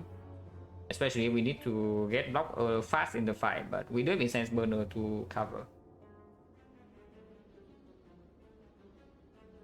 Recursion just better, right? With the burner. I think recursion just better. Because if we die to the heart, it's because we don't have enough damage, not because we cannot really block it. Okay. No potion bell, so your focus spot is not a thing. Souvenir to not get vulnerable, but it's only one attack because the other one's blocked with the thing. Another loop plus is here, which I think I will buy. Hologram I don't think I want, so here just remove souvenir as possible. 269. We have 131, 186. 186 into 4 more fights. Yeah, it's okay. We did see one event. This actually is falling, so all the rare relics are still here, but also the cringe here too. Sensory Stone with Neko, Madness, Red Mass, yeah, some empty notes. And cancel no. You can palette the debuff away, but you cannot prevent it with the souvenir.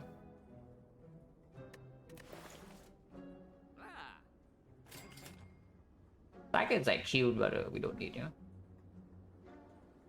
Remove. Probably still strike over defense, especially now that we have the recursion. Unless you tell me we have retro problems. The retro is only one flaw in the burner setup.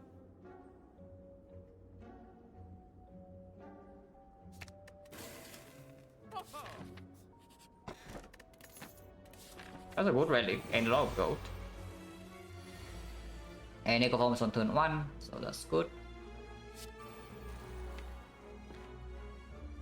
Unfortunately, Enlightenment costs 3, so we cannot play all of these. But yeah, if we only play 2, then Enlightenment or not makes no difference. Yeah, I guess it's just Echo Form Glacier. We take some hits, and then we draw to Thunder next turn, can double Defect into Thunder, kill the second wave, and then we outscale this easily. That's what we do, yeah. Echo Form Glacier, take some damage, that's fine.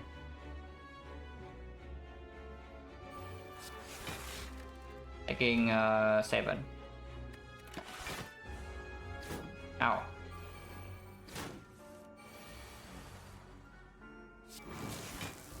I did not mean to play that. So that was a misclick, but it's fine. Yeah, I definitely did not mean to play that. I meant to play Defect. But it's fine, guys. No problem. No, nothing to worry about. Yeah, it's like whatever, really. It's actually just whatever. Slightly bad, but not so terrible that we just take a ton of damage in this fight because of that.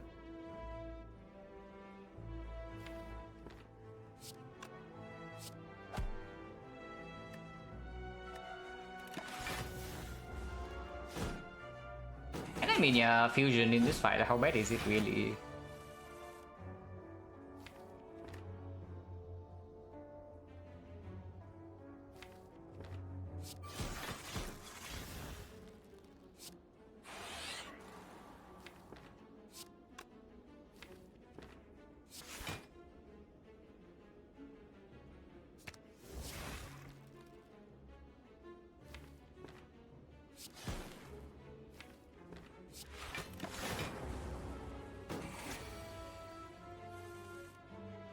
Yeah, fusion in this fight, how bad is it really?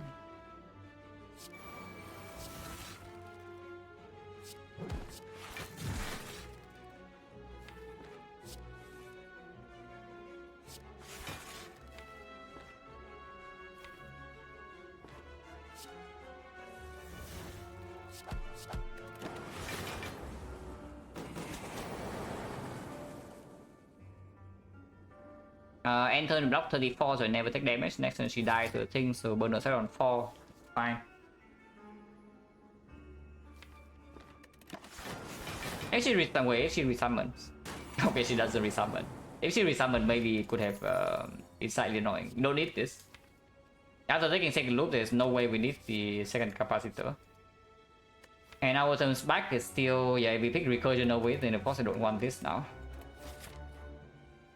And we go just maximum 5, yeah.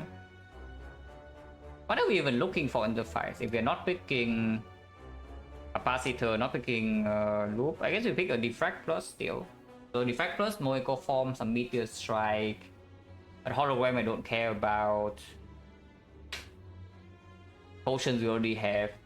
Like Snake Oil, Fairy is a good Act 4 potion belt. So what am I actually even looking for? O1, no, don't need O1 in this spot. I mean, the open Snake Oil supposedly is quite strong, but if you don't need it to win, you don't need it. Because when you are drawing very badly, the O1 is actually just bad. So essentially speaking, if you are very, very confident in your chance of winning the run with Snecko, you do not pick the O1.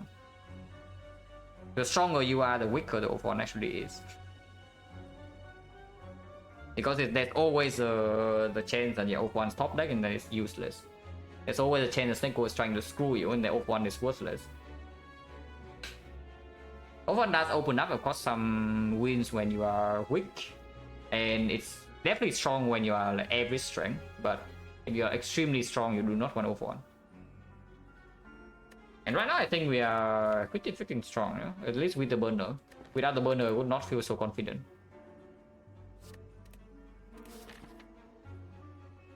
Yeah, what do we even want inside fights?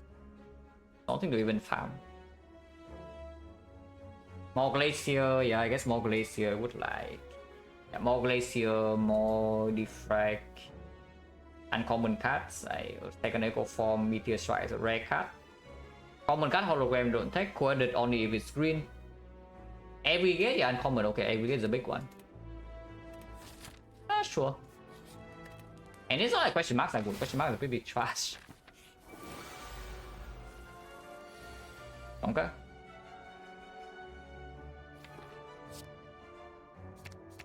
So if I know I need to lower draw power, this hand, at least for me, is pretty clear what we play.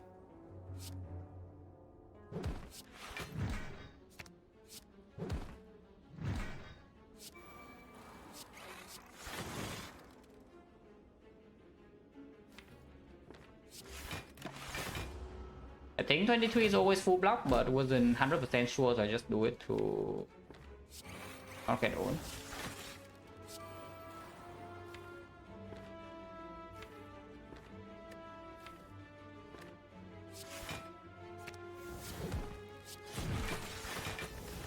Turn to 5 or to 4. So was Jogum can before the game, and the shapes you also want it on 5, so you're probably just on 5.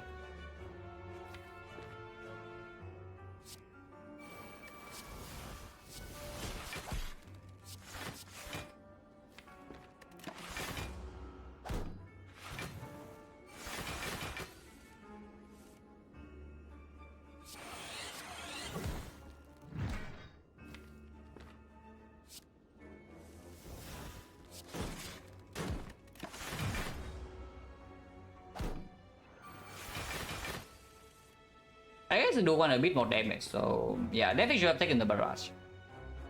Now that I think about it a little bit more carefully, definitely should have taken the barrage. Like, not taking it is actually pretty bad. Hopefully it doesn't kill me. But yeah, definitely should have taken barrage.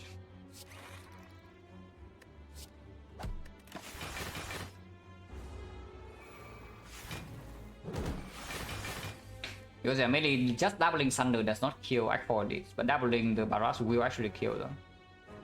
And in the hard fight also make sure that we never have problems, even if every single orb is just frost. So then set up this thing to block 4 cycle with the intense burner 4 cycle and a half. And then eventually the barrage will just kill it for us. Because every time we play it, it's like what 1, 2, 3, 4, 5, 6, 7. That's 80 damage. Without vulnerable, without panic, without strength. That's really, really, really strong.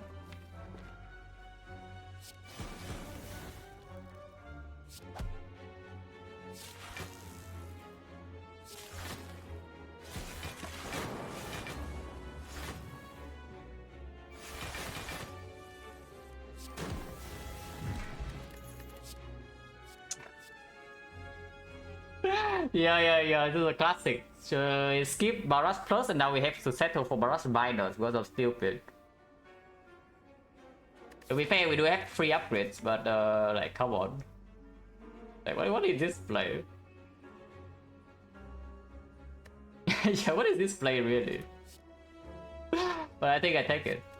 Yes, I admit that skipping this a few floors ago is just a big mistake.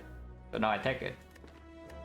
Double Snake Oil over Fairy. Yeah, Fairy with the burner is not super duper important. We have full heal into Act 4. And again, Fairy into the hard fight with 50-50 and such. When the fight goes really long, you cannot even count on it. Because if the hard multi-hitting, you're taking... Big is always full block. And multi-hitting, if you're dying, is like 120, maybe 300. So this doesn't actually help. But this potion is insane. But yeah, we take Barrage and accept that mistakes were made. Keep taking hallway fight, so go to 1 question mark, empty note. Sometimes we lose max HP because of the madness, and max HP does matter because we do interact forward full HP. And when Silent Run, I play very clean and then make one misplay in the chamber and we die. Run was difficult. I make one big mistake and that cost the whole run, which is a big shame really. Every loss nowadays is just a throw, yeah, which is I don't even know whether I should be happy or sad.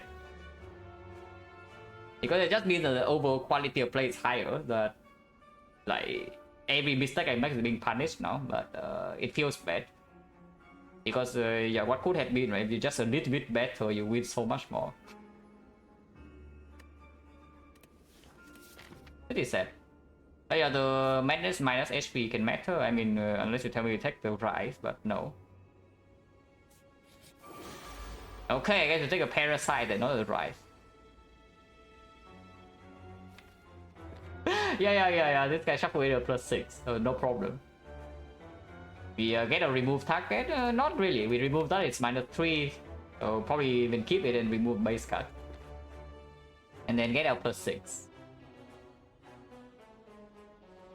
Add gold, yes, add gold.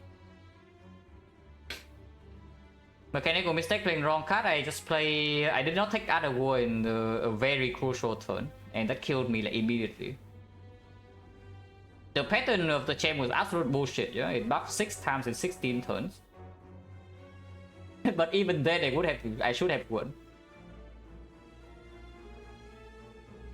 I just didn't take other war in a very, very important turn.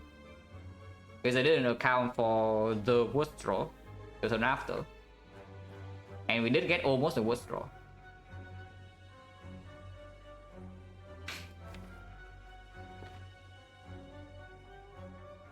Yeah, just free fire, right? We just play local snap thunder and then if it curses, it curses.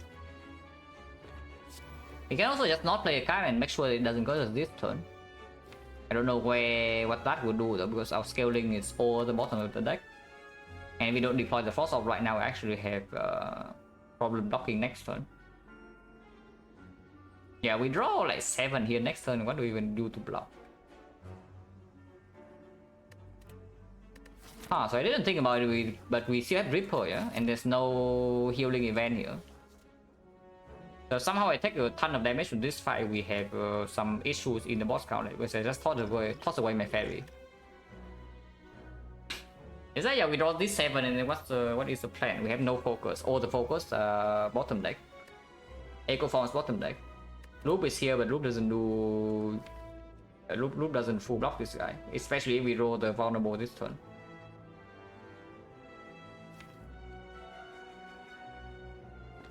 And if I keep the Dark around, dual cast next turn with hologram doesn't kill either.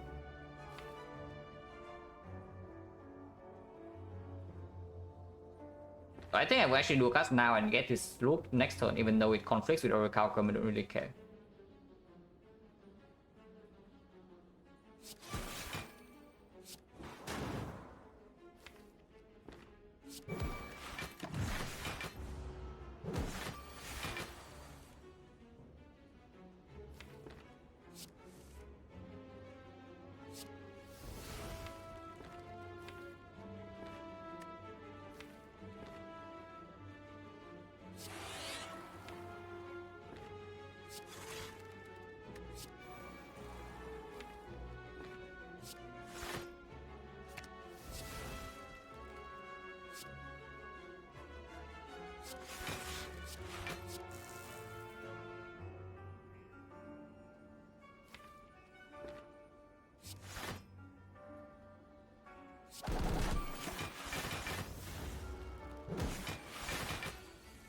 Fine, now we don't do focus.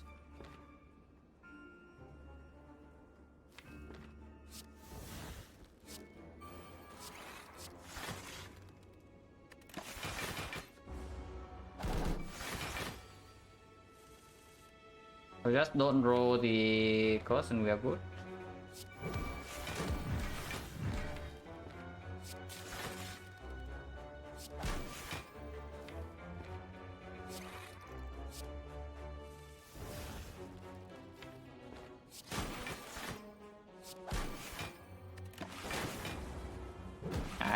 We double summon and it dies this turn. I mean, at least I hope it dies this turn. We are 1 damage off or what? Yeah, not really, yeah. Because we can kill now with this. All the consume even. Another loop. Not really I want a second defect or something. Beam cell, yeah, don't need now that I actually pick a good attack.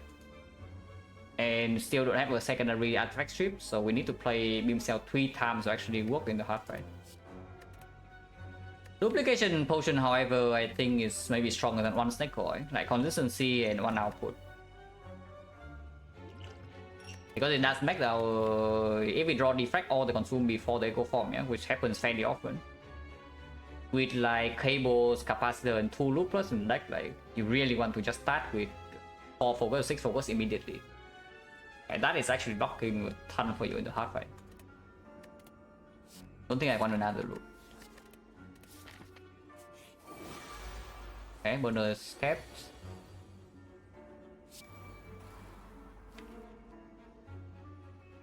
Take for Echo Form Enlightenment. So we can Thunder Hollow, and that is full block. Because it's only attacking 40, and next turn Echo is in play, so we should be fine.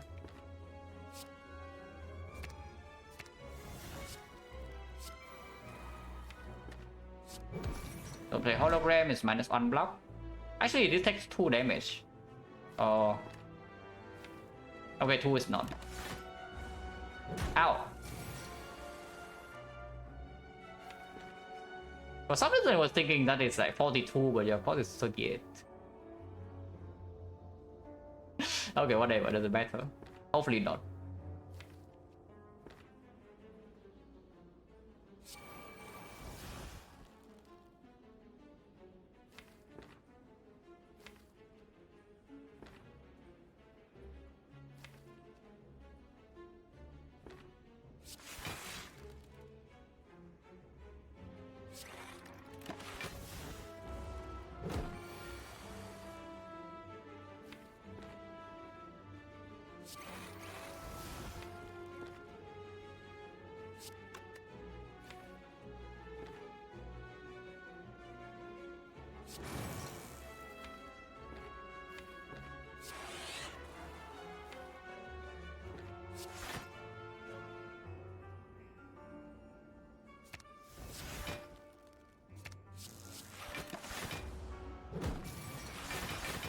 Okay, fine. We partially block for 71 here. And now, of course, we take no damage.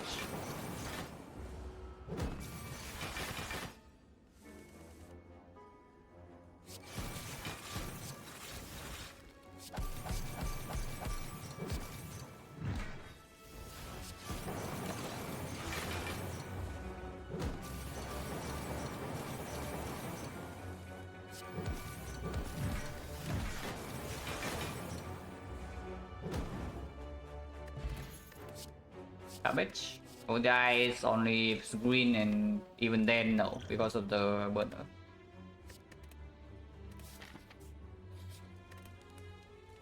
Yeah, Barrage.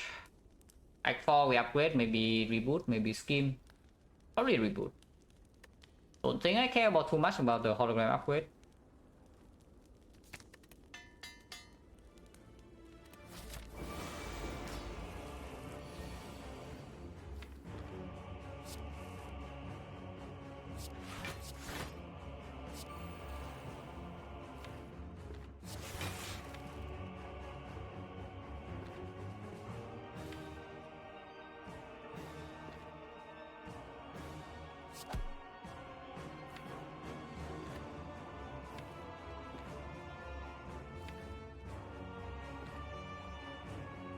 I don't need his Dark Off.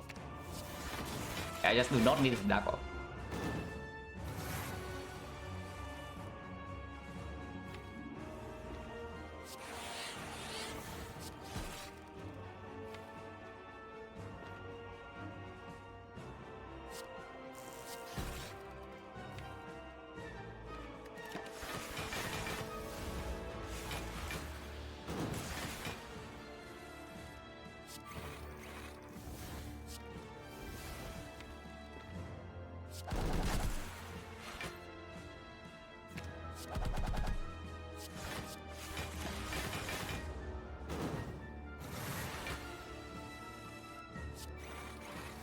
It's fine, they're completely over, yeah.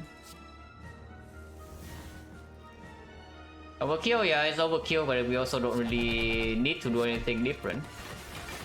It's fine, it's definitely 0 damage.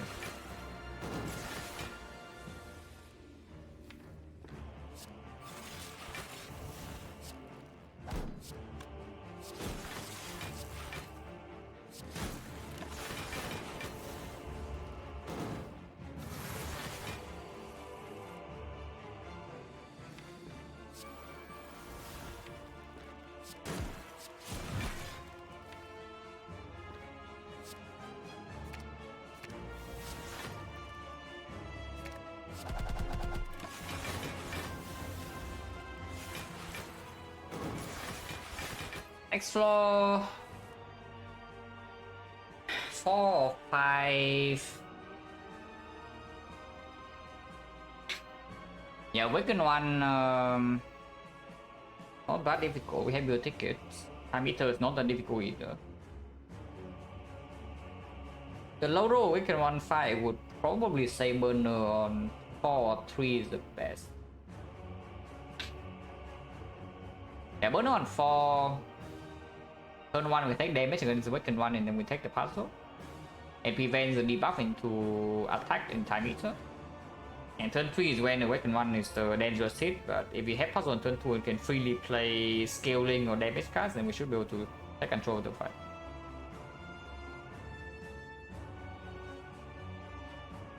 Was the falling on in this run or what?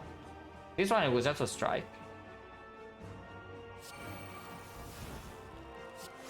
This one is just a strike.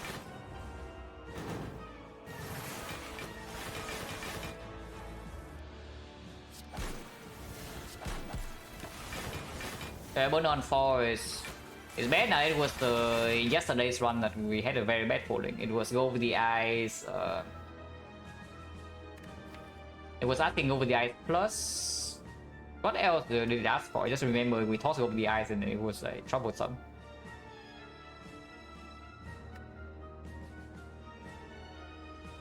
I don't even remember, but we lost over the Ice Plus for 2 folding. Aggregate, yeah, okay, aggregate and loop plus. Yeah, that sounds about right. Do we set up this to 4, yeah?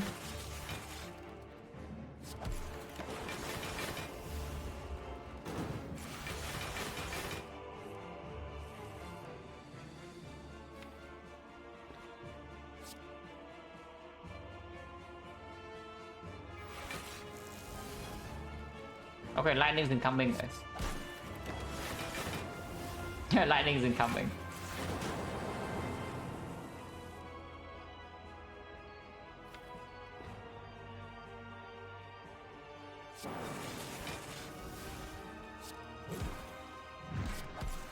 There's a number of rush kills.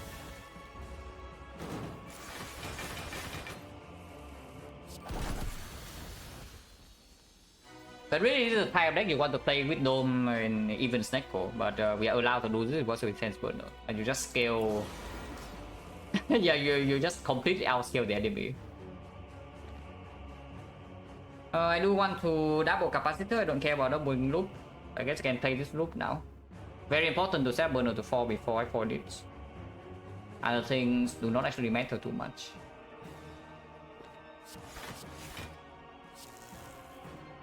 And why not double the loop, right? Ha! Oh, this guy thinks he's so freaking smart. I really think he's so freaking smart, guys, but we are prepared. So I draw 3 and then I 6, and the next turn we have some double consume maybe.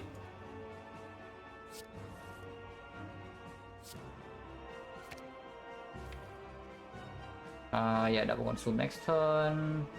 Pick for double energy is fine. Because I can play 6 cards this turn too.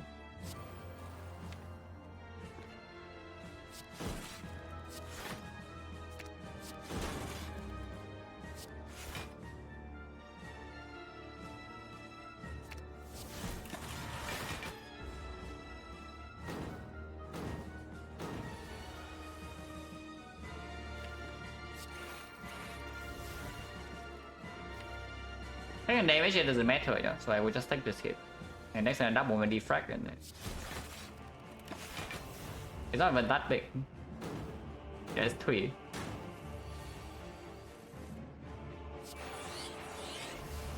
Okay, fight's done. We have not played a single loop yet.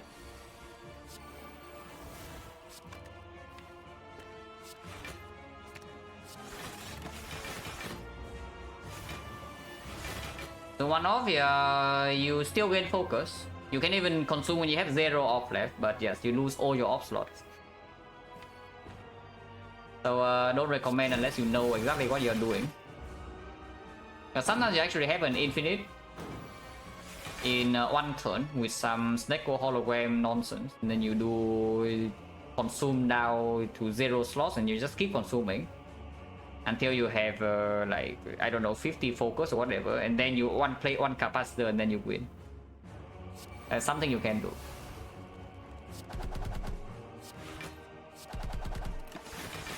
It's just slime maybe, really matter.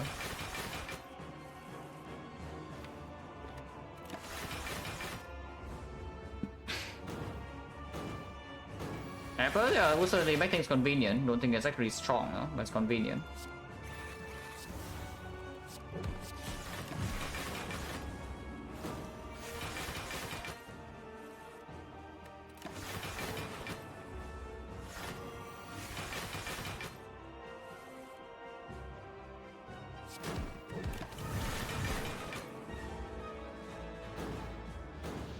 Gambling chip, yeah, gambling chip will be super sick, and we can buy it.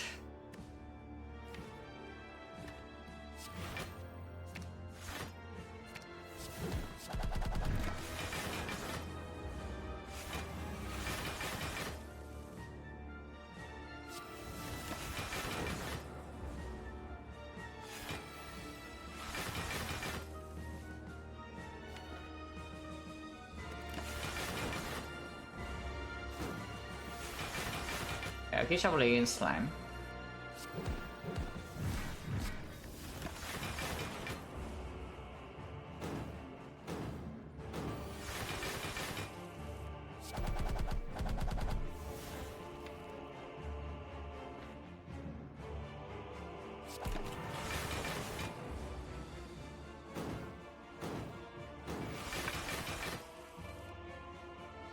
So double grinding here will work, right? It's 48 passive and then 14, so that's 62, so it's at 1. So even if he tries to gain block, he will still die next turn. Double check.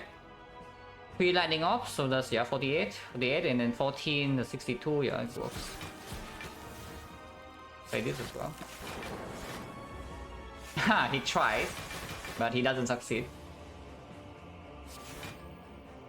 Yeah, he really tries.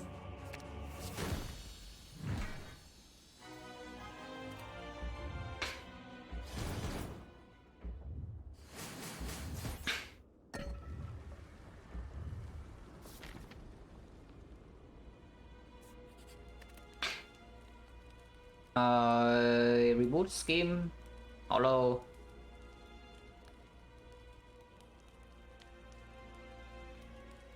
Probably reboot. Because if we are playing reboot, it means the situation is really bad, you know? I mean, if that is the case, I would like to draw 2 extra cards. When the situation is really bad, because I think if the situation is good, we only win.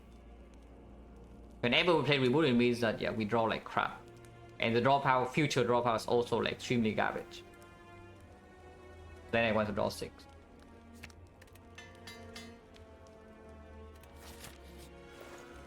Hey! Hey! Oh, that's really funny. But yeah, we take gambling chip. Yeah, that's really funny, but yeah, we take gambling chip. Generally though, this is really, really strong. This makes sure that we never die to even 20 times 15, no matter what the attack order is. At 20 times 15, we can easily block with this. It also means that turn 3 spear and shield will block easier, yeah? Because turn 2 you can store block with the incense burner and then block turn 3. But we take gambling chip.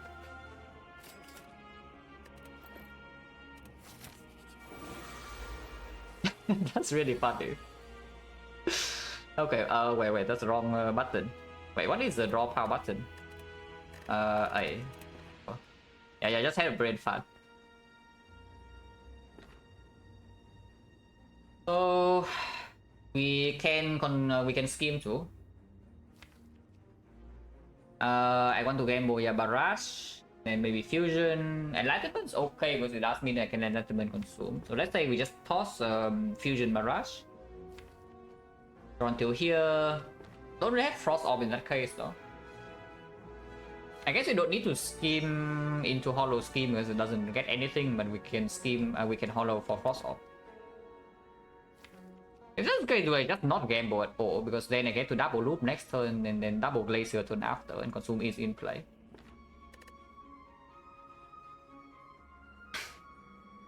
It's just stronger, right? Gambling like just barrage, for example, to get the cold snap, and don't play scheme. So we enlightenment, echo form, consume, cold snap, whatever it costs 1 after enlightenment. Natural cost can be 3, which would mean that we cannot play it, but then it's fine. Yeah, then it's fine. We have 1+1 frost in that case. I thought scheme as well to draw 2 this because we are not playing the scheme. And next time we draw to draw 5, I can double loop. Turn 3 we have 1, 2, 3, 4, 5, 6, 7, and then I can double glacier. And that should win the fight convincingly. Just toss away these 2. Draw this. Cool, so that costs 3. Annoying.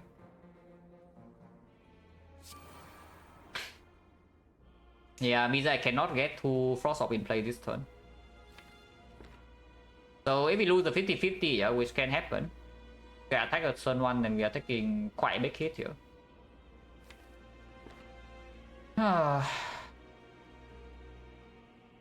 Just in try to run story matter, yeah, I mean I care about the theoretical win rate, so I will track the win losses, but I am I'm really tired of people asking me, okay, do I mark this as a troll? Like, is this winnable? And like, why is boss squad performing so badly? Why is boss squad suddenly like winning a lot? And just, I don't want to deal with that. If you also want to quit, I cannot get P-Box because I have a mod. I have the Filter Spire mod.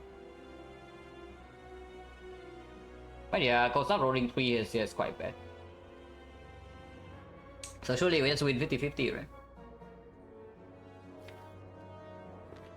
Yeah, really we just win 50-50. Because the hollow scheme doesn't lead anywhere.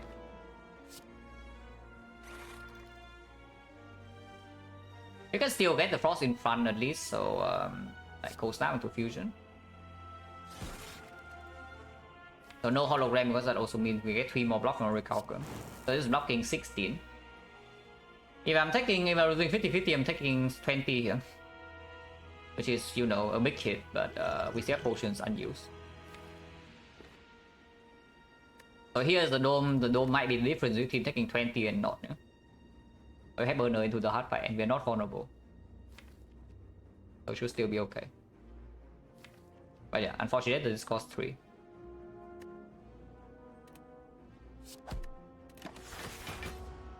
Oh, just win the 50-50. Plus 20.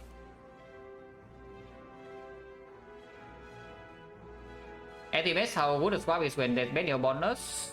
And yes, and how often does the boss squad wins when it's the good map. So I guess I should also track like where they would actually swap if it's a normal run. Like including map analysis basically in the stats, but I'll do that later. Yeah, I probably need to do that later, otherwise it doesn't, the data doesn't have actual value. But yeah, I'll do that in one go when everything's finished. Also, this is kind of a little bit unlike Silent in the sense that yeah, it's a little unlike Silent even in the sense that even if the swap is slightly bad for the with the map, you don't actually just die, you know. You swap Silent in a bad map, you're forced to the knob, you're dead. Here, of course, you also forced to the knob, sometimes you die, but it's less often. Because you can also prepare for a Lagavulin Sentries better.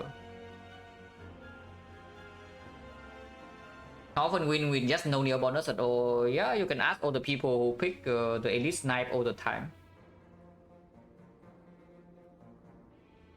Yeah, you can ask those people how often they win.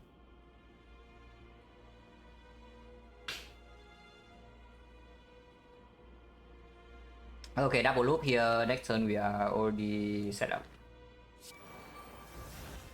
So Incense Burner, of course, doing amazing work as always.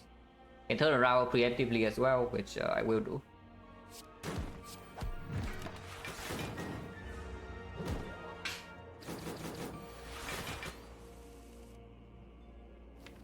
Am I allowed to double loop again? I think I am. So I will.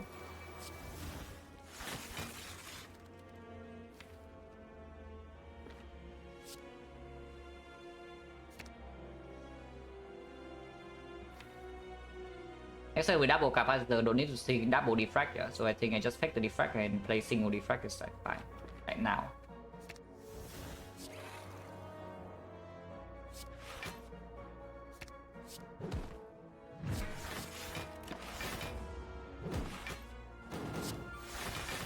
GB, thanks very much for the prime stuff.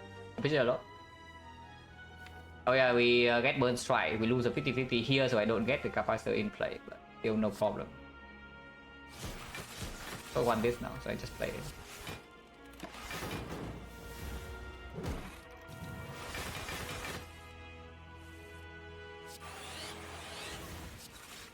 Oh yeah, this fight is like pretty easy.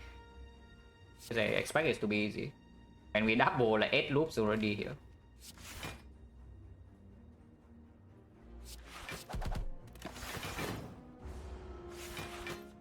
You got Taylor still, thank you.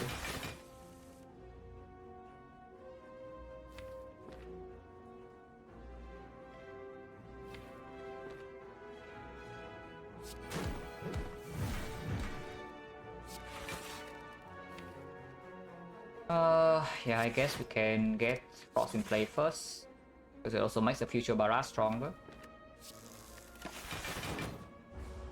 We have like a ton of time here, yeah, before we actually even come close to taking damage.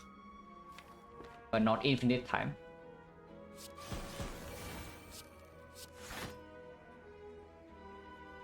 Another 32, barrage is 42, so yeah, barrage more damage.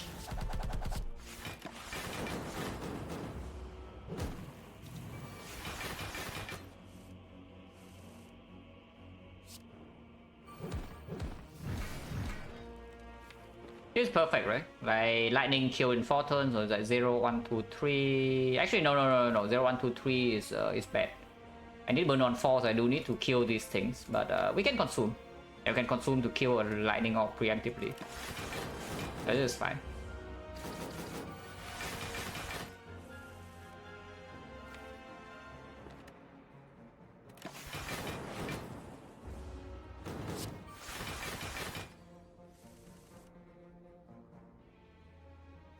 Yeah, just double defense to consume once here and it works. It goes to 13 and 13 it kills over 3, so burn on 4. Perfect.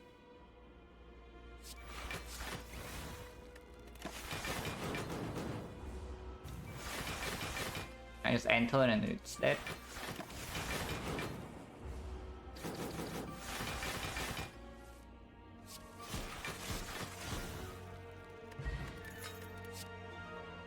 Second sick, not even good. It does allow us to sick into a 0 cost sick though. There's that.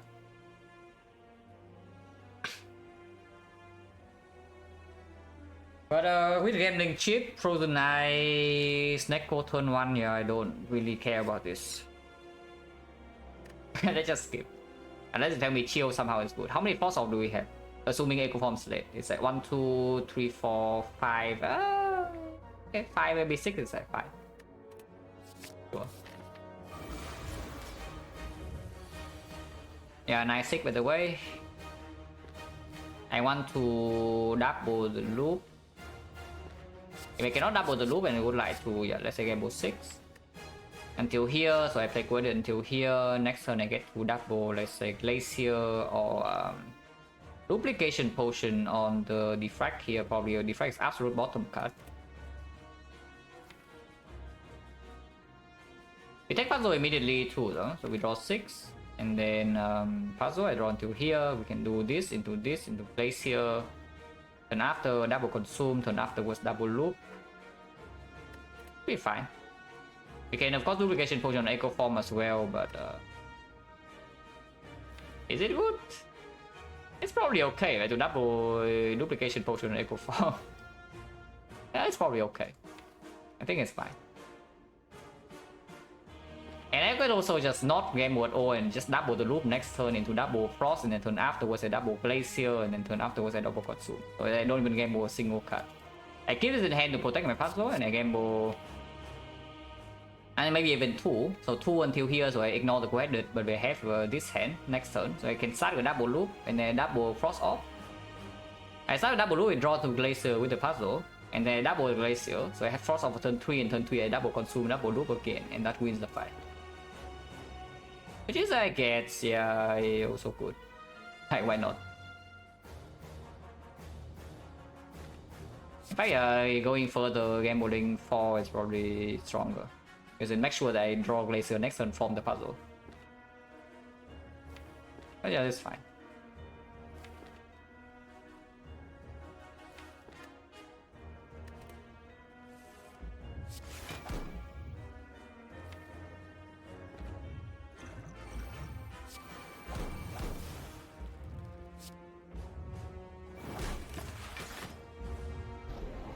so many winning lives. It doesn't really matter. Without the burner, it could have been actually pretty dangerous.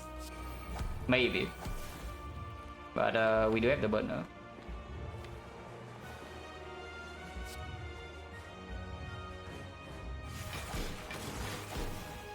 Let's take our time with dealing damage. Yeah? No need to rush. Yeah, 3 force off next turn. Double consume, double loop is a little bit scary, but 1 force off is enough to block generally. Actually, I should do Seg Oil now. Should I thought before actually playing the cards, but stick oil now to single consume, and then next turn double loop, and then double capacitor is safer. So now if I play a card and single oil, there's a chance I consume cost 3. If that's the case, what would happen? Nothing wrong happens, right? Because we never die to 1 hit. And we just never die to 1 hit even if we lose a 50-50 here. So yeah, I'm allowed to do that. I just play Thunder, Stick Oil, and if consume cost 2, I play it. Consume cost 3, then we ignore, but that's fine. Yeah, consume cost 2, I play it, and then just to win the fight easily. We won the 50-50, so this turn is only 45, fight is completely won. The fight is completely won.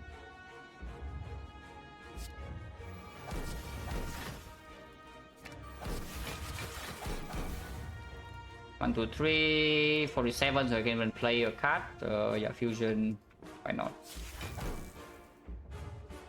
1, 2, 45, 49, so I can play strike, why not? Yeah, Void can try whatever the hell it wants. I cannot do anything.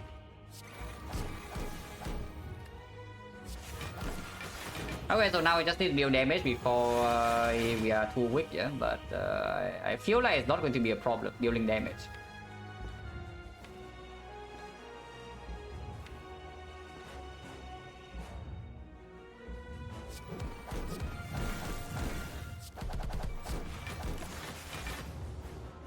Yeah, just a feeling that we are probably not going to have damage issue.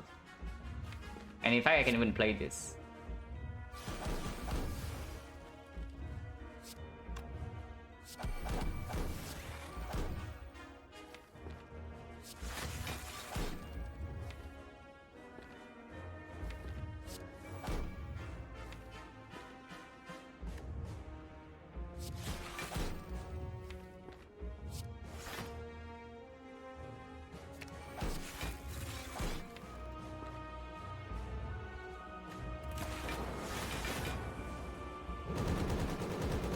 Yeah, literally just rotate in front, we have 150 passive damage without even me attacking.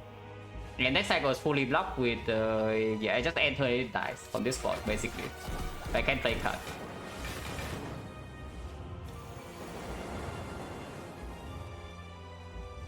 Wait, I'm taking damage. That's cringe.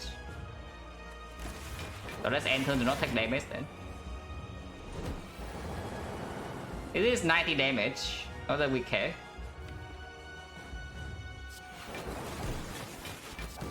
I care a little bit.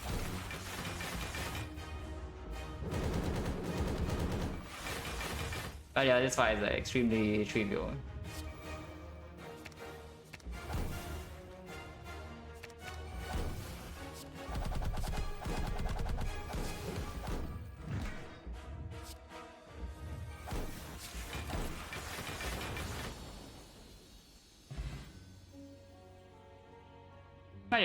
Dome swap like pretty.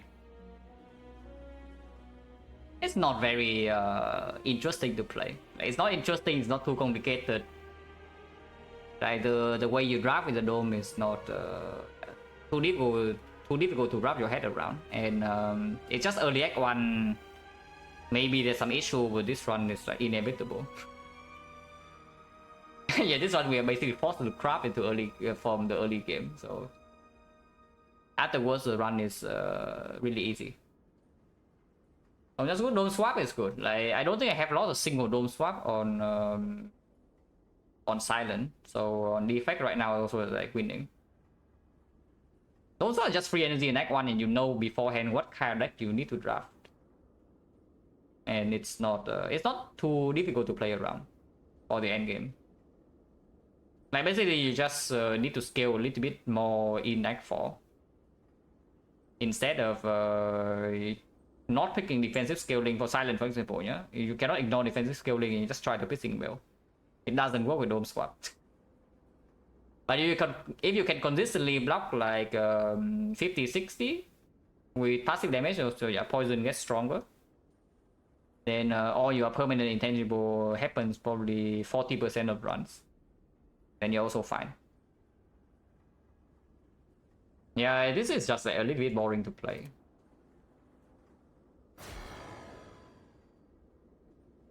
Not super interesting relic. Not much to analyze about. And yeah, of course, Fire Energy Snecko, but that's an advantage of boss swap, is that you make the Snecko and the Vac one better like a lot more. Because then when you don't boss swap, it's actually very difficult to pick up Snecko and the Vac one. Because you need sustain, you're playing with 3 energy and a useless relic at the start. So you actually need sustain already in your deck, and it's difficult to pick Meteor Strike Act 1 as well, you don't already have the 4 energy. So the situation where you actually have a good Snecko pick and the Vac 1 would be when you see the Echo Form, Glacier, Thunder and all that. But that would already be a strong run. So now do you really want to pick Snecko? Because Snecko on 3 energy, if you break boss relic again in Act 2, you're having problems in the end game. But yeah, you start to energy, all the Snecko itself, you get into this position fairly often. Is that you see the Snecko is just good.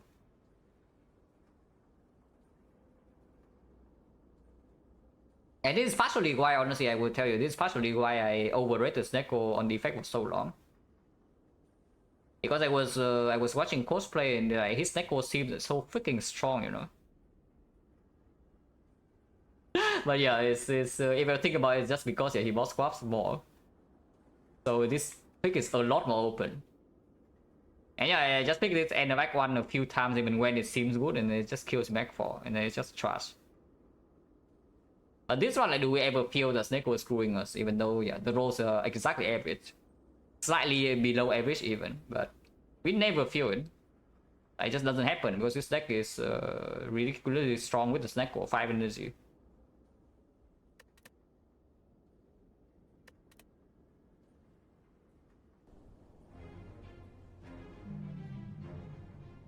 Which is a pretty big thing, honestly, opening up Snecko with the boss swap.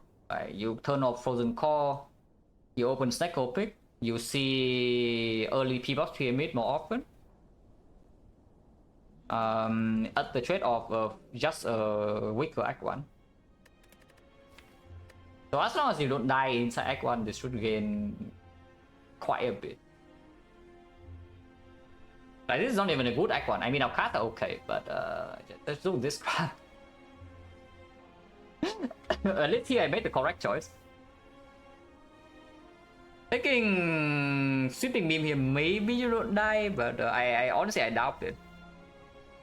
You probably get taxed in this fight to death, yeah? And in this fight already the Sweeping Beam cannot even play because there was a double Mad Gremlin. And you pick Sweeping Beam here, you cannot play it. And otherwise you take 4 more per turn. But yeah, because now coordinate, if you do pick the coordinate here, you die. You should have actually just died in probably on 4-6. Color, no, I don't think I have gone to color yet. Yeah, fairly straightforward to play after this floor. Like we have Echo Form with Rest, we have like Consume, Frost Orb, we have Consume Plus, and now second elite, yeah, not 5, but no problem because the draw goes good enough. Can just block it, like take 11 damage after 4 turns. Ice goes completely sold with Echo Form. Then yeah, afterwards just go Snecko into first question mark is good, so suddenly we Storm Act 2. That's how Act 2 works. Yeah, this is literally how Act 2 works. You walk into Act 2, and your first question mark is a good event, and you take no damage.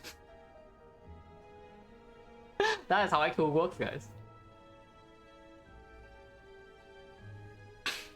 And to boss relic, remove unswap and 1,000 core swap, increase chancing P-Ox Act 1 from 122 to 120, 5% increase. No, it's not, that's not true, no? It's going from, because you are seeing 4 boss relics out of 20. Yeah, you are seeing 4 boss relics in total out of the 20. Because if you respond to P-Box, you already like, yeah, you are there, yeah? So let's just assume P-Box you see start of the run or Act 1, you see 4 out of 20, that's 20%. And the other line would be 3 out of 22. The one of 7. Here 22, no, it's 4 out of 20. It's not 3 out of 20, it's 4. So yeah, 20%, and the other thing is what, 4.5, so it's 13.5. Yeah, around 6% increase.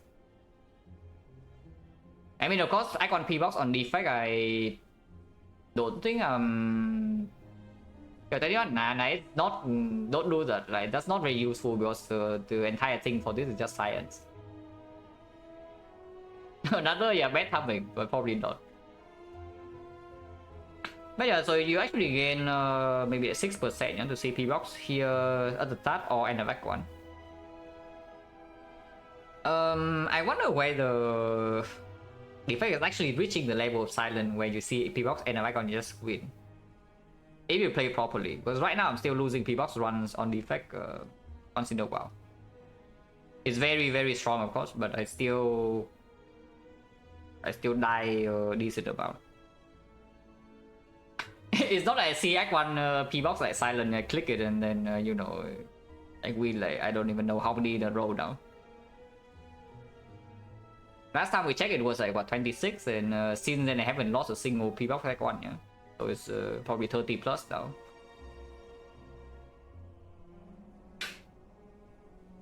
But yeah, it does improve your percentage for sure, like 6%, but then your win rate expected, let's say, goes from 80 to, let's say, like 95.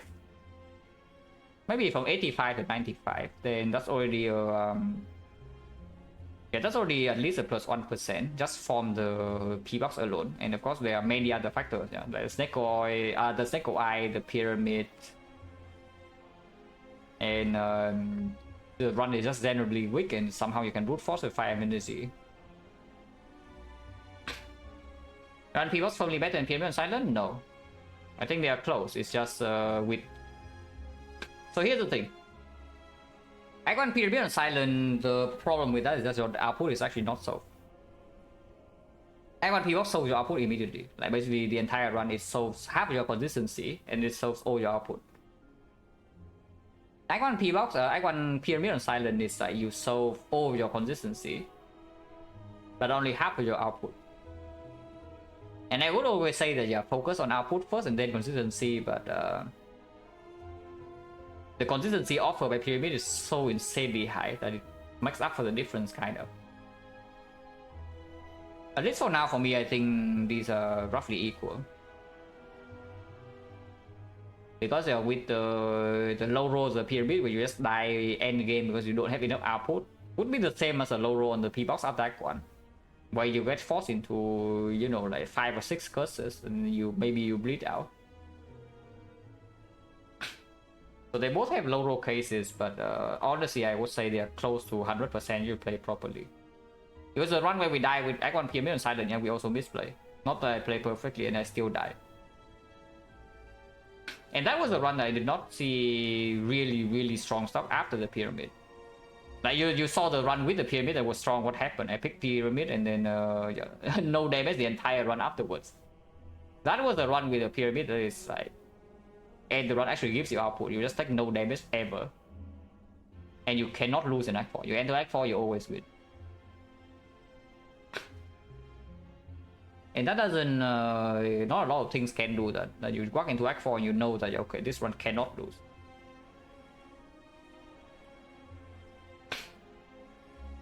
Effect pyramid noticeably closer to 100 than box attack 1, yeah. I also feel like that because pyramid and defect, after Act 1 it opens up, like first of all it already makes Act 2 way better, yeah, compared to the P-box. Because P-box after Act 1 on defect you actually bleed out way easier than on silent.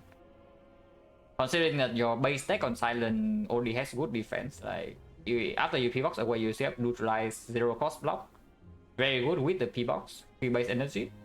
Survival energy block 8. Yeah, efficient block cut. It's like 5. Defect P-box away, what do you have? You have Zap dual cast, yeah, okay. So you go into Act 2, you get chip for like 10, 20, 15, you die in like 3 floors. Sometimes.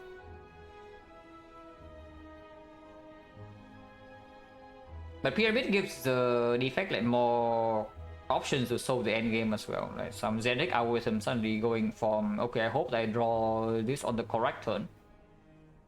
Two, yeah, okay, I have apparition in my deck. And I still have a max HP. Suddenly Amplify is a crazy strong. Suddenly Echo Form, Cell Repair always lands. Soling is easier. Ritual Dagger always lands. Gameless Brew that you save for Act 4 always is a lot stronger. And because you are stronger in Act 3 as well, you can save your Gameless Brew. There are so many things on Back Pyramid on Defect. Really comfortable to play. Maybe a hot take feel like Toxic on Defect wins very often. Yeah, as I said, right? I don't trust Toxic on Silent. I definitely do not trust Toxic on Silent nowadays. But Toxic on Defect, that is good. Yeah, Toxic on Defect is actually the real one. It's like, yeah, you ask what character is a Toxic best with, I would answer Defect nowadays. Like the level of trust I have in Toxic would be, yeah, Defect is first, and then it's on Silent, and then it's probably Ironclad, and then it's on Watcher. But it's like, yeah, upgrades on Defect are way more important than upgrades on Silent. It's like on Silent you see Toxic Egg, yeah, and then your card, the cards that you see, yeah, okay, Red Dance. Oh, plus 4 damage, cool, but in the grand scheme of things, you are dying to the boss, right? Does that actually help you? No. The Blur, yeah, plus 3 block, okay, fine. The Dodge and Roll, okay, plus 2 block. You just gain like this minimal start gain, you know, you gain like 3 block here, 4 block there, a little bit of damage.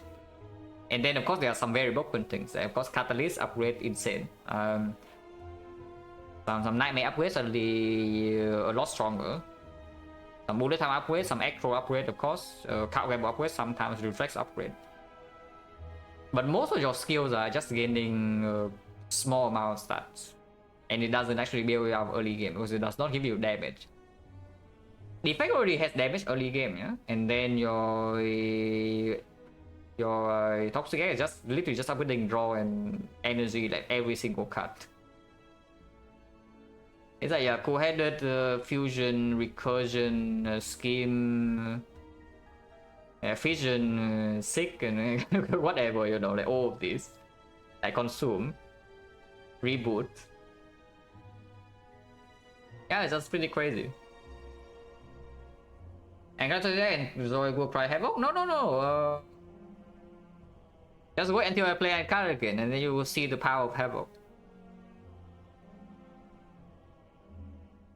No, I'm telling you, Havoc is actually a good card.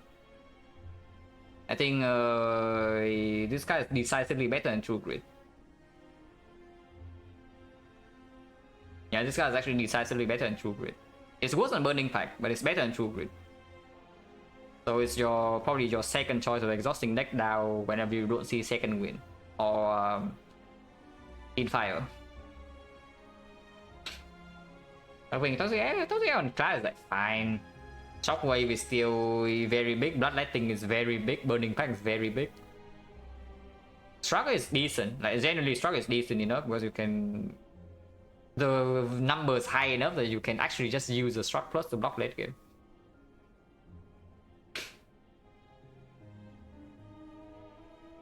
It's a fine Ironclad like Rage or whatever.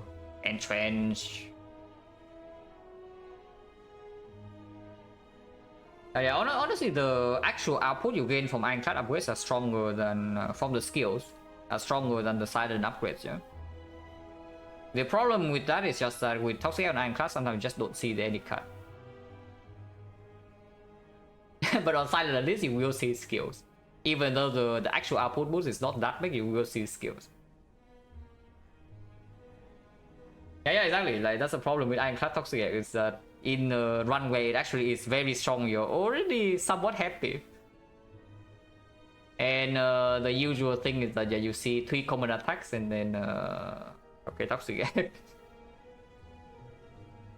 That's pretty sad. Watcher Egg is generally very strong, like Watcher Toxic Egg, but the problem with that is just the biggest risk for Watcher is usually in this portion.